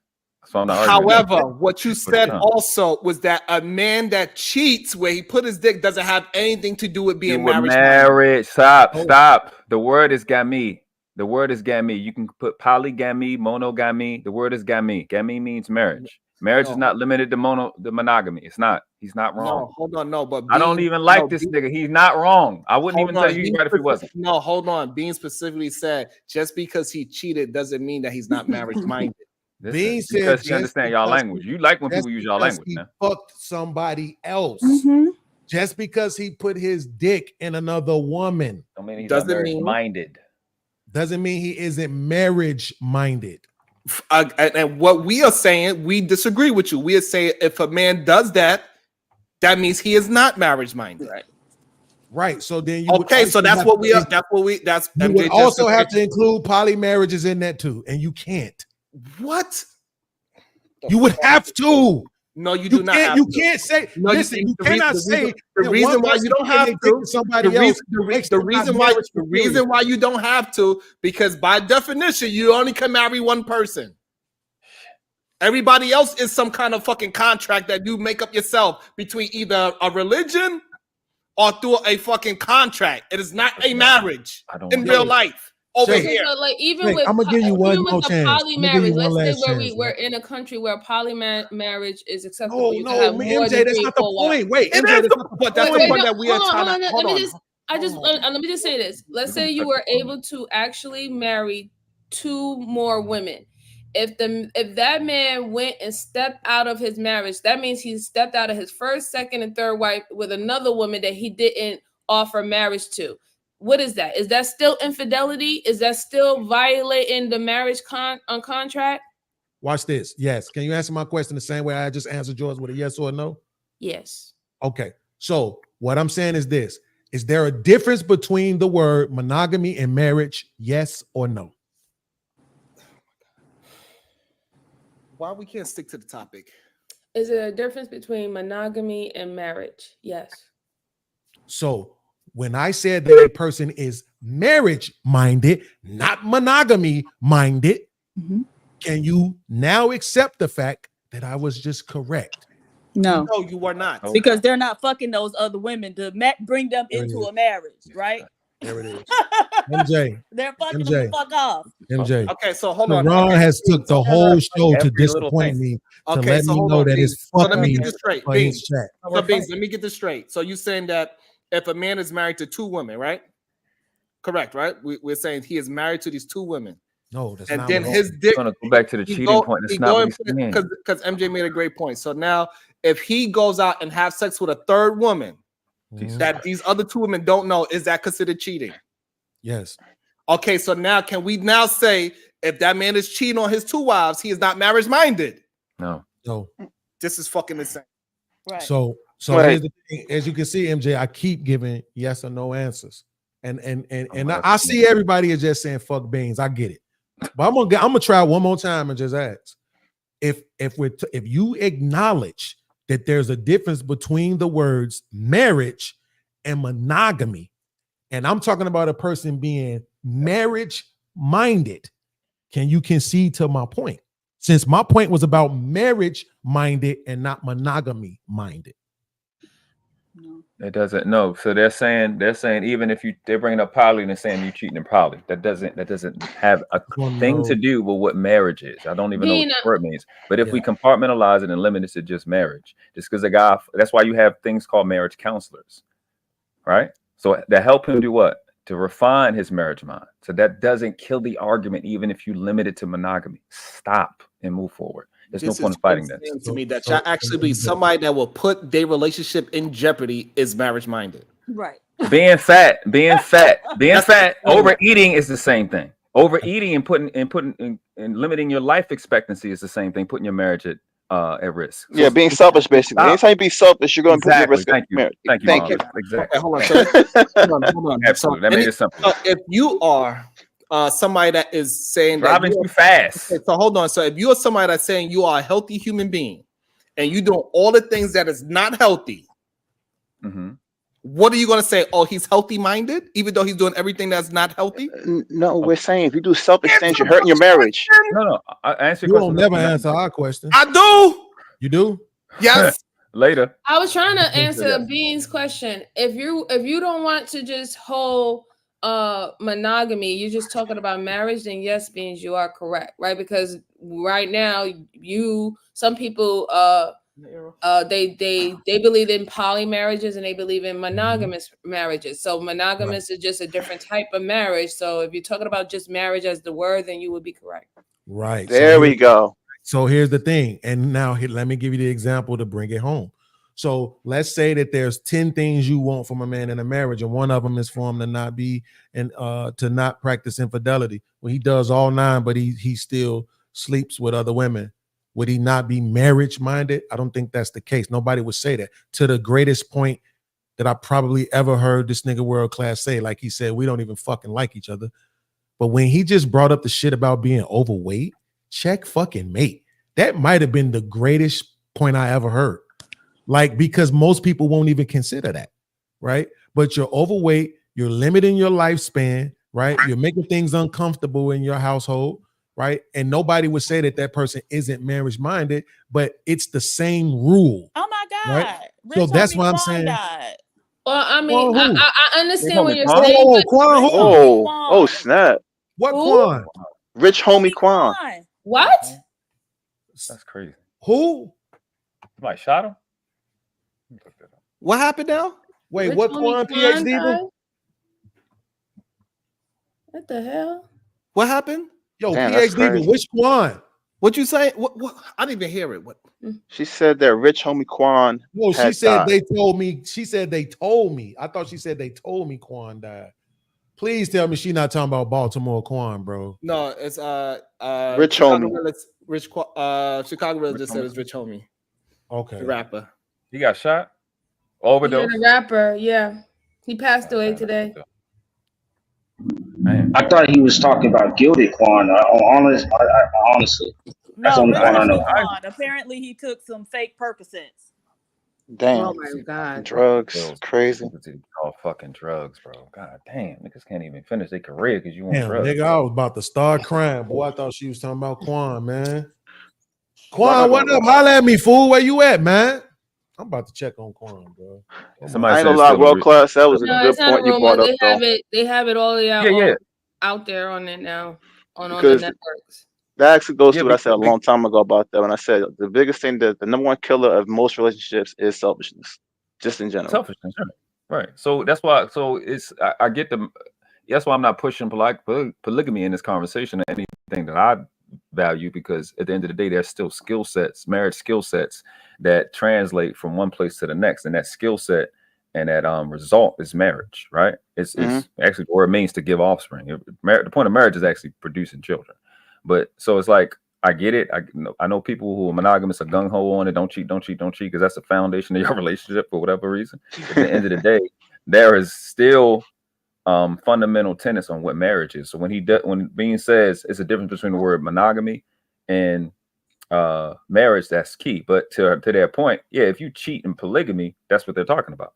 You still wouldn't be marriage minded from their perspective. But that's why you give it to, if you're in monogamy and you cheat, you need to go to marriage counseling, because again, you can't say that and then say ain't nobody perfect.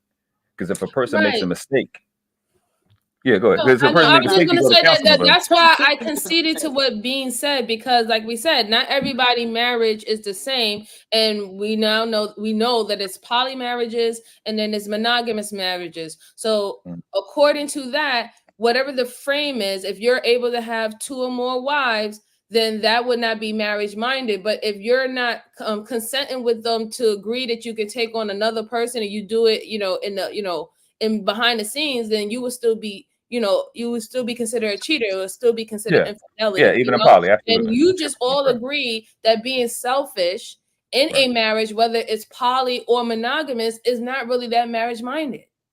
Yeah, I agree. Yeah, being selfish, period, is a problem. It's a threat to anything. But just like we don't, this person overweight, I got to divorce him. You don't think that. right? You don't think a person that's overeating or a person that's overspending is not marriage minded. That's a person that needs counseling, right? So how quick we are to devy a judgment in that situation. You are, so you saying everybody got to be perfect to be in marriage? No, I don't think everybody has to be perfect, but I would just say that if this, like, most of the time, most men would not take back their wife if their wife cheated on them, right? Most of they even you can hear about men talk about women if they cheated on them, and that's not even their wife, that's their girlfriend. They're like, oh hell no, I'm not going to go back. So we just have to like have the framework depending on what that relationship or that marriage is about. Anything stepping outside of that is not being marriage minded to that marriage. I wouldn't say it's not being marriage minded, but to your point, it's not, you're not honoring your word at the time, but I don't think it's over at that point. I don't, because when you say they're not marriage minded, I mean they're not thinking about marriage. I think a nigga cheat, he lies, even though his line is pathetic, and then he going back to doing the same shit, and then somehow you find out with evidence that he is marriage minded. He's just a liar. And liars get married. Yeah, liars get married, cheaters get married, people who abuse financially get married. I'm not pushing back on y'all having a standard though. I totally get it. I mean, like I said, in any situation, someone can be like, if you're doing something that's going against your marriage, that's going to hurt your marriage or create a divorce, right? I will look at it as that's you not being marriage minded. But I also can tell the truth that if that particular person that you with is willing to work with it and y'all go to counseling, therapy, whatever not, it might not be seal the deal type of situation. But if there's, never mind. I'll say that for another day. I had an argument. Never mind. Sorry about that. GB said a lying cheater. Listen, I mean, shit. I don't know. I don't tell you anything else. I know a lot of liars that's fucking married. Y'all be married. I don't know what to tell you. Yeah, I've been married for 9 years now.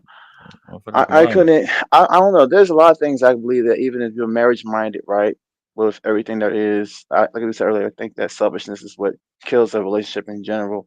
If you had tendencies to have children or whatever, and you didn't have children, you didn't want children or something like that, but one person wanted to, it's like, well, what does that other person do? They're held hostage. Their nuts, whatever, or their wound is held hostage, and they can't do nothing. So I guess they're divorced then, or do they go out and cheat? Yeah, because we got here because y'all was saying who's more marriage minded, men or women, and I think it's like the examples that was used. It's like if a person say, "I'm a career person," but you constantly get new jobs, but you quit them. I don't think you're a career person. Or you just say, "I like being employed." You get new jobs, but you keep quitting. Yeah, there's that too. Yeah. You know what I'm saying? Like, I look at it from a principle standpoint. People always want to go, it's the difference. We'll use any analogy. Obviously, the difference is going to be there. So if women are marrying the most. Oh, I'm sorry. No, I was just going to say, go ahead. No. Well, I was just saying the men are the ones proposing the most, and then the ones that are also not quitting, albeit they're doing things that are deal breakers in a relationship. I would say those two things, those two positives, are more of a leg up on the argument than women are being asked and then leaving the relationships. I know what you're saying. Granted, they have a reason, but those deal breakers are broken. I understand. So I think it's just a conundrum, right? Because, like, for example, if you're trying to say that you're not a person cheating doesn't make them marriage minded, but a woman don't want an infidelity in her marriage and she divorced, it's her not being marriage minded. So if she leaves for infidelity, she's not marriage minded, but if he's cheating, he's still marriage minded. I think that what's the main reason people divorce? Because of finances, right? Not marriage. And I'm sorry, not infidelity. It's finances and infidelity. Those are the first and the second. First and second, yeah. Not according to my research. Irreconcilable differences. Yes, number one is irreconcilable differences. Number one is communication. Irreconcilable differences. Yes. I think finances was fourth. I think the cheating shit was fifth on the thing that I saw. And I don't know if that's because people don't be wanting to say it. I don't know, man. I mean, listen, I'm gonna be honest with you, right? I don't know a lot of niggas that was faithful. I'm just gonna keep it above. But that's another thing too. You know right? is what it is. I don't know true. a lot of niggas that was faithful, but my thing is, again, what I'm saying is the fact is we somebody was just making an argument about selfishness, right? Yes. If you don't want to accept it, then we can't have the conversation. But if you accept that men are not wired, right? Like they're not wired to be monogamous, right? Is it selfish to ask them for it? Is it selfish to expect it? I've always That's made what I that was going to say. argument. Right there, the expectation. That's the key word. I've made that argument for like 13 straight years. So here's the problem, and I'm pro poly, right? They shouldn't be asking if you know they don't want it, but here's the thing: you niggas shouldn't be accepting it. That's why a lot of shit y'all complain about is your fault. When you ask for monogamy and you give into her, whatever you want to call it, selfishness or whatever, and you give your, I'm from the hood, nigga. The first thing I learned was your word is your bond. You give your word to this woman, you're gonna be with her and only her, and you don't do it, you are a bitch ass nigga. I don't like this shit. Again, I am pro poly. I'm not on my. I think that shit is disrespectful. Now to men first.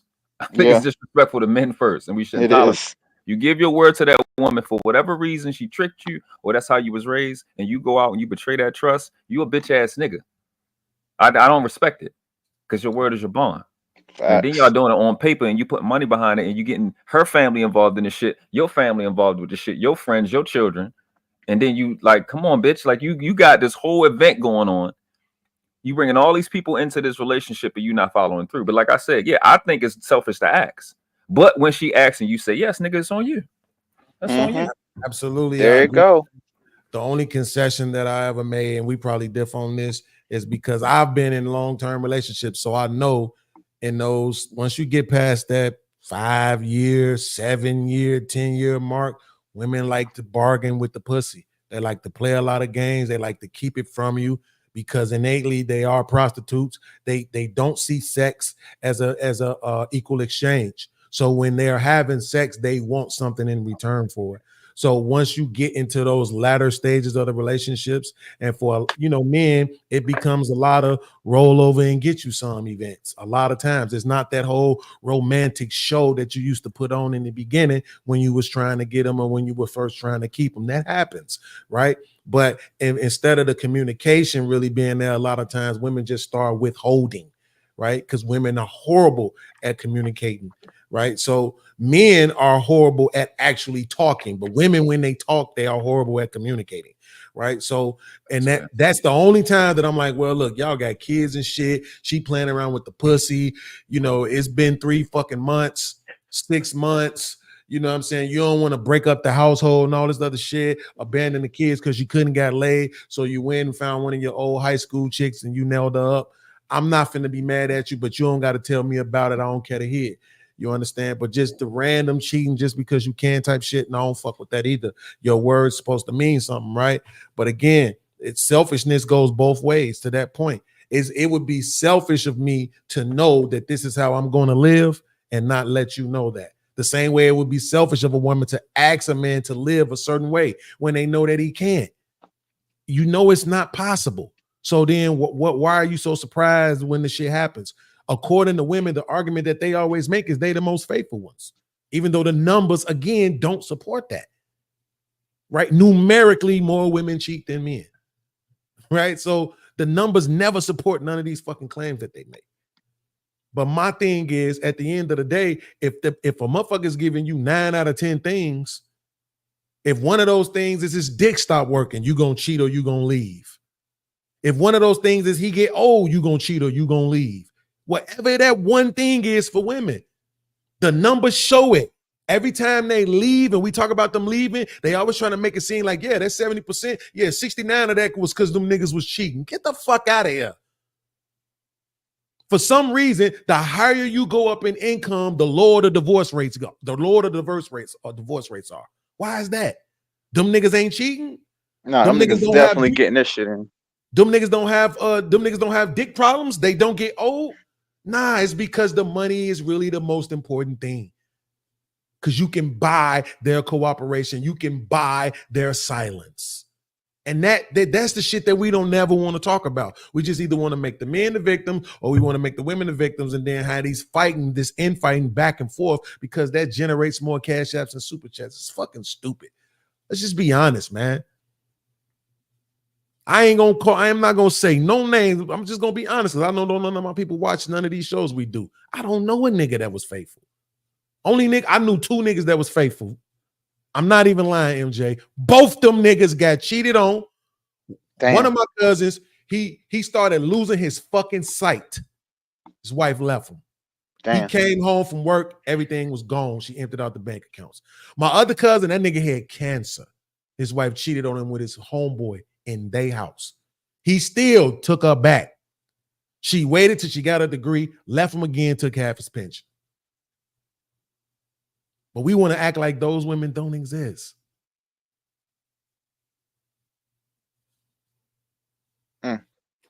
Well, anyways, world class, everything you said, I agree with, brother. I'm not gonna lie. Sometimes I look at my situation, I'm like, I did myself in this situation. I didn't know what I knew yesterday, but he's right. You're right though. Yeah. So like in the beginning of the conversation, I'm like, I don't think men are not marriage minded. I think men are not monogamous. Well, let me just But say this. But they liars. Let me just say this. By the way, that cancer shit, that shit fuck up your erection. Let me just say this. The study shows that it's women that is more likely to be separated or divorced from their partners when they become ill. Meaning men are leaving their women when they become ill. I could see that. I can't see that. That's likely. That's likely. Well, leaving them, or stepping out. I can see stepping out. Stepping out, yeah, I can see stepping out. Or divorce. Separated? Remember, what that. was her name? B. Smith. What did her husband do? Oh, I could see that. Beverly Smith. Remember what her husband did? She was sitting up there going through all that sickness and Alzheimer's, and her caretaker. He started a whole relationship while she's sick, and then ended up marrying her right when she passed away. Damn. Wait, son. I want to make sure that all of the feminists in the chat hear our response to that. Myself and World Class both said we could see that. Yeah, I can see cheating. I was saying yes to cheating, I can see a man cheating. I don't know about abandoning her. She's And sick. it's I don't cancer really. too. Most men leave their wives when they have cancer or crazy. multiple sclerosis. I can see that. You know why? Because naturally, men are not fucking caregivers. Naturally, they're just not. They can't take seeing that shit. Bro, Yeah. I have a hard time just being on the phone with my mama, bro, knowing all the shit that she going through. I can't take it. Let alone like Freezy had to take care of his mama all them years and shit, clean her up and all of that. That's not normal. I can't. Freezy not average. I was gonna say, like, well, my pop's story. His wife ended up having the breast cancer and stuff. And he was there for the whole entire thing, all of it. But after she got better, after 7 years of fighting this shit, Damn, he dropped. Oh, I came back. she ended up leaving my pops, even though my pops did all this stuff for her, got a new house, everything. I mean, this ain't no small house, but again, like he can't compete with the daughter, because the daughter really was well off, and she was spoiled her mom sometimes. And I guess it was kind of like, well, I don't really need you, even though like my pops is there through literally sickness and health. You still divorced him, which is crazy. I'm like, that's what I said. That's why I'm having a bias towards what y'all saying, because I'm like, damn, my daddy was not like that. He was the exact opposite. He was there for her straight up the whole entire bit. Bro, but I get it. There are people who are the opposite. I understand that. Think about this though. I'm gonna be honest. Niggas don't leave relationships most of the time, right? They always talk about how is the women leaving the relationships though. But if a nigga will cheat and leave, like Mary, and leave a motherfucker, like he ain't gonna be there to take care of you while you sick. Like it is what it is. Niggas, a lot of niggas just ain't built for that. And I would be willing to bet that that a high percentage of that statistic is referring probably. I'm trying to think whether I'm trying to think whether or not I think the higher percentage would be referring to older men or younger men, right? I have to think about that. But this is the thing though, right? Like everybody been making fun of this shit and talking about it a little bit, but it's like with the judge dude. What the fuck is his name? The 30. I was gonna bring up Judge Mathis. Yeah, Judge Mathis. There you that's go. Another point. That's another point. I just did a video on it. Yo, that's another point. Like he gave his word. 39 motherfucking years, MJ. I know, like, okay, let me take this off of MJ because I don't want to say this about you because I don't know this about you. I know women hate men, but seriously, y'all have no clue how much this shit is impacting this nigga. I give him 3 years. Damn. Like, the worst thing that could happen to a man like that is for you to be with this woman for 39 years, have the Almost expectation 40. of, you know what I'm saying? Like, I know this will be the motherfucker holding my hand when I'm taking my last breath type shit. And now you got me back out here single again. Like, trying to replace love, trying to replace the longevity that we had and all of that. Like, that's one of the worst fucking things you could ever do to a man. Judge Math is gonna be hiding in her bushes. When they divorce. You know what I'm saying? Type shit. Type shit, bro. 39? And you got me back out here again. I ain't that nigga. Oh, them motherfucking blue pills probably ain't doing shit for his back. Stiff walking ass. Like, man, let me tell you something. They making jokes, but I ain't speaking this over him. I don't want it to happen. But I'm just saying, if that man don't find or replace her with somebody to love, because men really love. Do you agree with me on that, World Class? Like, men really absolutely love. Like, we pick women and we love them regardless of whatever the fuck else we got going on. That's the difference. That's why we don't leave, is because we actually do love them regardless of circumstances. Yep. That That's man why we is go to gonna be work. in trouble. He better hurry up. I don't know if she need to be white, Mexican. He better hurry up and get a motherfucking replacement, bro, and find somebody else that he can share his home and his bed and his heart and his love with. Because if he don't, that shit gonna, because this shit killing me. And I've been single for almost 3 months now. This shit is destroying me, nigga. Destroying me, nigga. All right, this motherfucker, like, damn. You're right, though. Living, nigga. You're right, though. Divorce can destroy a man, especially, you know, after a very, very, very long time. Hell yeah. That shit ain't no joke. I couldn't imagine, because even for me, I think about it. I had one girlfriend I had before my wife, like, for like, I don't know, 5 months. Just breaking up from that, I felt sick. Just feeling sick, you know what I'm saying? Right. Like, I couldn't imagine that shit. Ooh, I feel like death, bro. That shit must feel like death. You used to this shit. You coming home to this motherfucker, the text messages, the grand rising queen, all this shit, the anniversaries, the sweetest day, the Valentine's, the birthdays, the Christmas. It's like all this shit, this routine you used to with this person. And then they just take that shit away from you. You know what I'm saying? Because you got old. Or, you know, or because they think they could do better. They can get somebody younger. They went and got the coochie rejuvenation.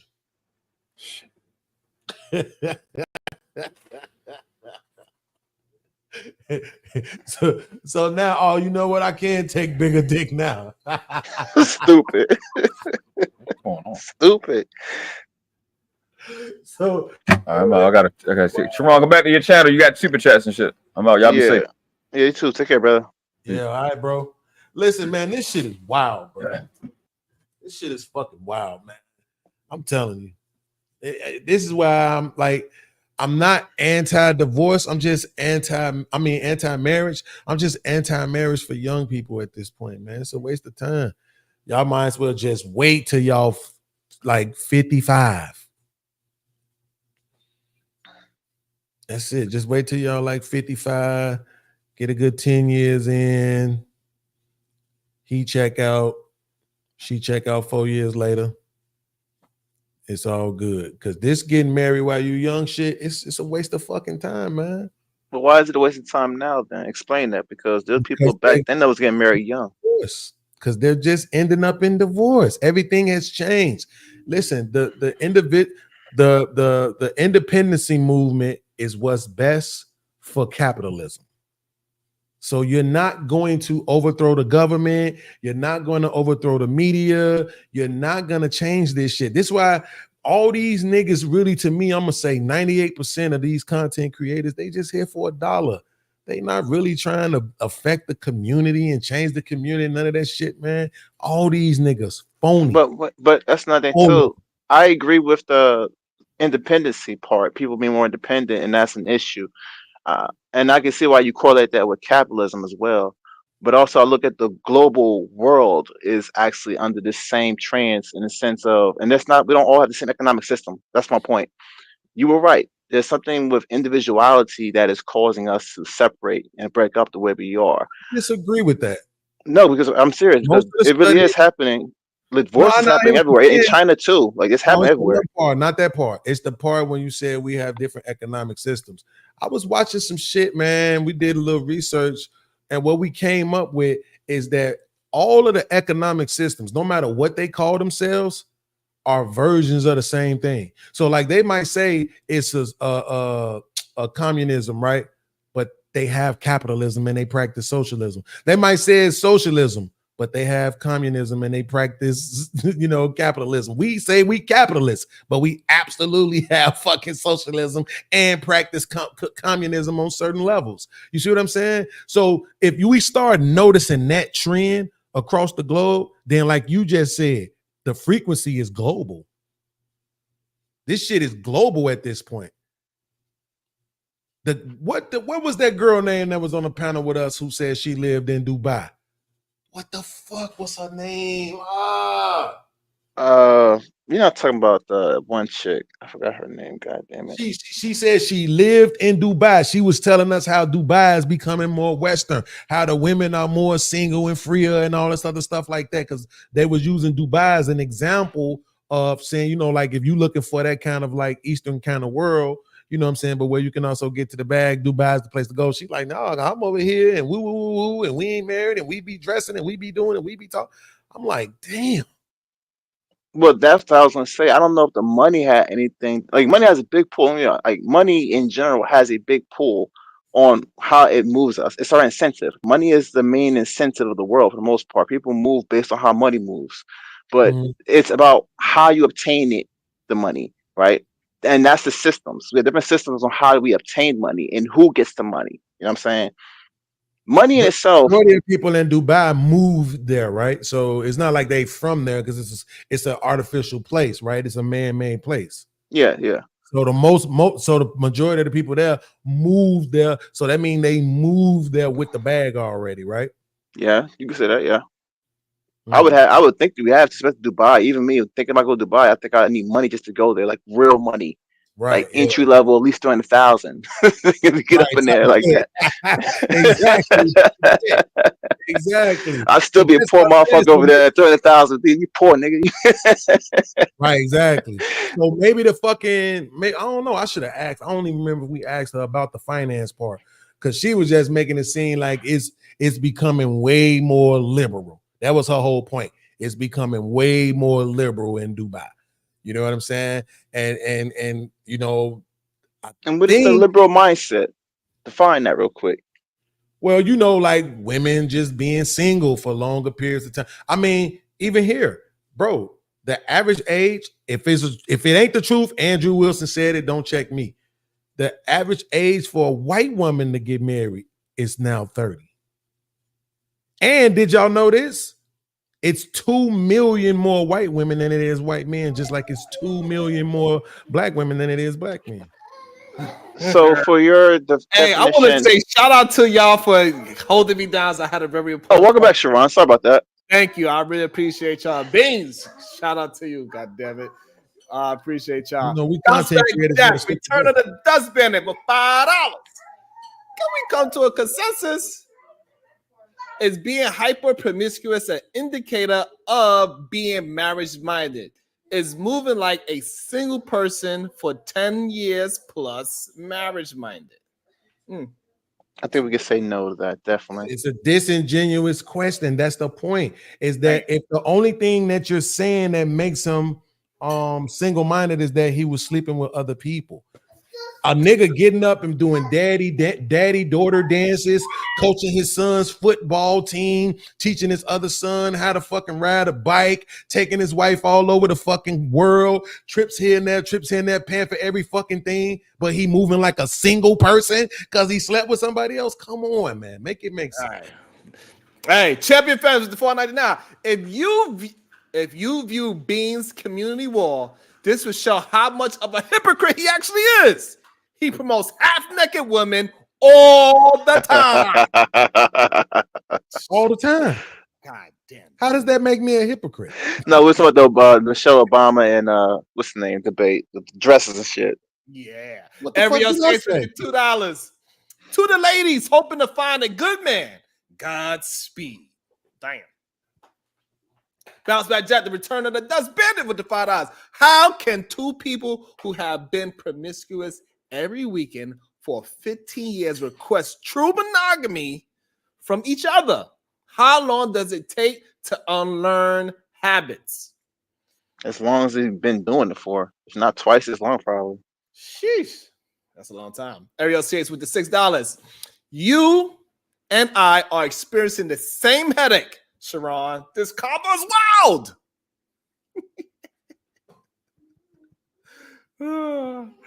It is sometimes. It gets a little wild over here. Y'all know that.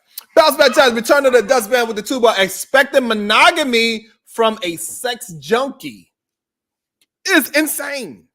Literally. Shout out to Simply with the $2 support. Thank you. I appreciate that so much. It's very much appreciate everybody that is showing love and support. I really appreciate every last one of y'all. Thank you.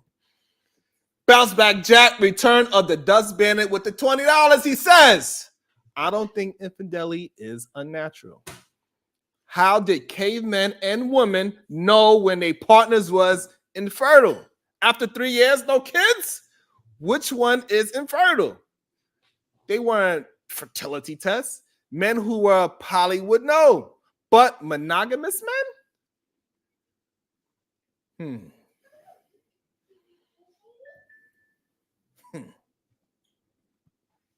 Man, hopefully I ain't interrupt the conversation too much, goddammit. No, you brought life back to the channel. Thank you for returning. Is my mic right? Is my mic fixed? Yes, you sound a little bit Is my better. mic- Yes, yeah, we can All hear right. you. Is it too low or too high? What's going on with the mic? I can't tell from my side. We're good, and we got 6 minutes to go in the goddamn show, unless I don't know what we're trying to do. Because I know 6 hours is that's a dangerous time. So Man, I so Ben went and got me some motherfucking food, fucking around with y'all, man. Yeah. I told you I'm a motherfucking glutton for pain, man. I realized You did say that shit like 3 hours ago. I stayed and let these people stress me out. And this shit is gonna bother me for the next 5 hours, nigga, until we do our show later and I get to address this bullshit, bro. Hey, and yes, you do have my permission because you said you needed my permission. So what I say is this: at least I made you laugh today. How the fuck am I a hypocrite? Like, that don't even make sense. And she spent money in the super chat to say that shit. Like, No, because she's saying that you sound like you're advocating for women to be more conservative, but yet you have all these promiscuous women on your wall. No. Are you saying she's saying that, or are you responding for her? No, I'm thinking that's how I'm interpreting it. I'm interpreting. Stop. Yeah. See, that's what I'm saying. No, ain't no sounded like. Fuck that. What did I say? I ain't these niggas, bro. I say what I mean, and I mean what I say. I always say, take me literally, right? Because at the end of the motherfucking day, if you take me literally and there's a misunderstanding, then it's my fault. Right? But if you trying to interpret what I'm saying, the miscommunication is on fucking you. I said what I said. We was trying to make sense of the argument about the dressing different between Clara Huxtable and motherfucking what's her name. That don't mean I don't like half-naked women. What the fuck in that statement says that I don't like half-naked women? Hypocrite. nothing about that fucking statement says I don't like half-naked women.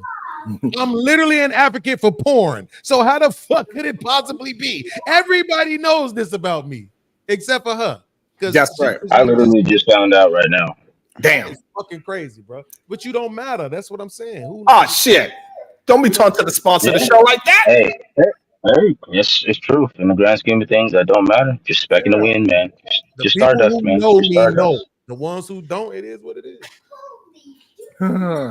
Mel know damn well. She probably And with that being said, we are the solution-based group or the solution beans group. I don't know.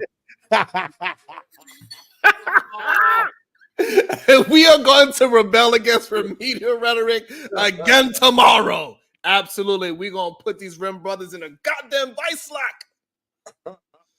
Choke their ass out. We're going to make sure that we squeeze out every little bullshit remedial rhetoric out of their goddamn voice. Mo, don't let this nigga come at me like that. Man, Earth Dog holler. He didn't got to holler, bruh. PhD, but you got any final words, beautiful? No. So, see y'all. Maya.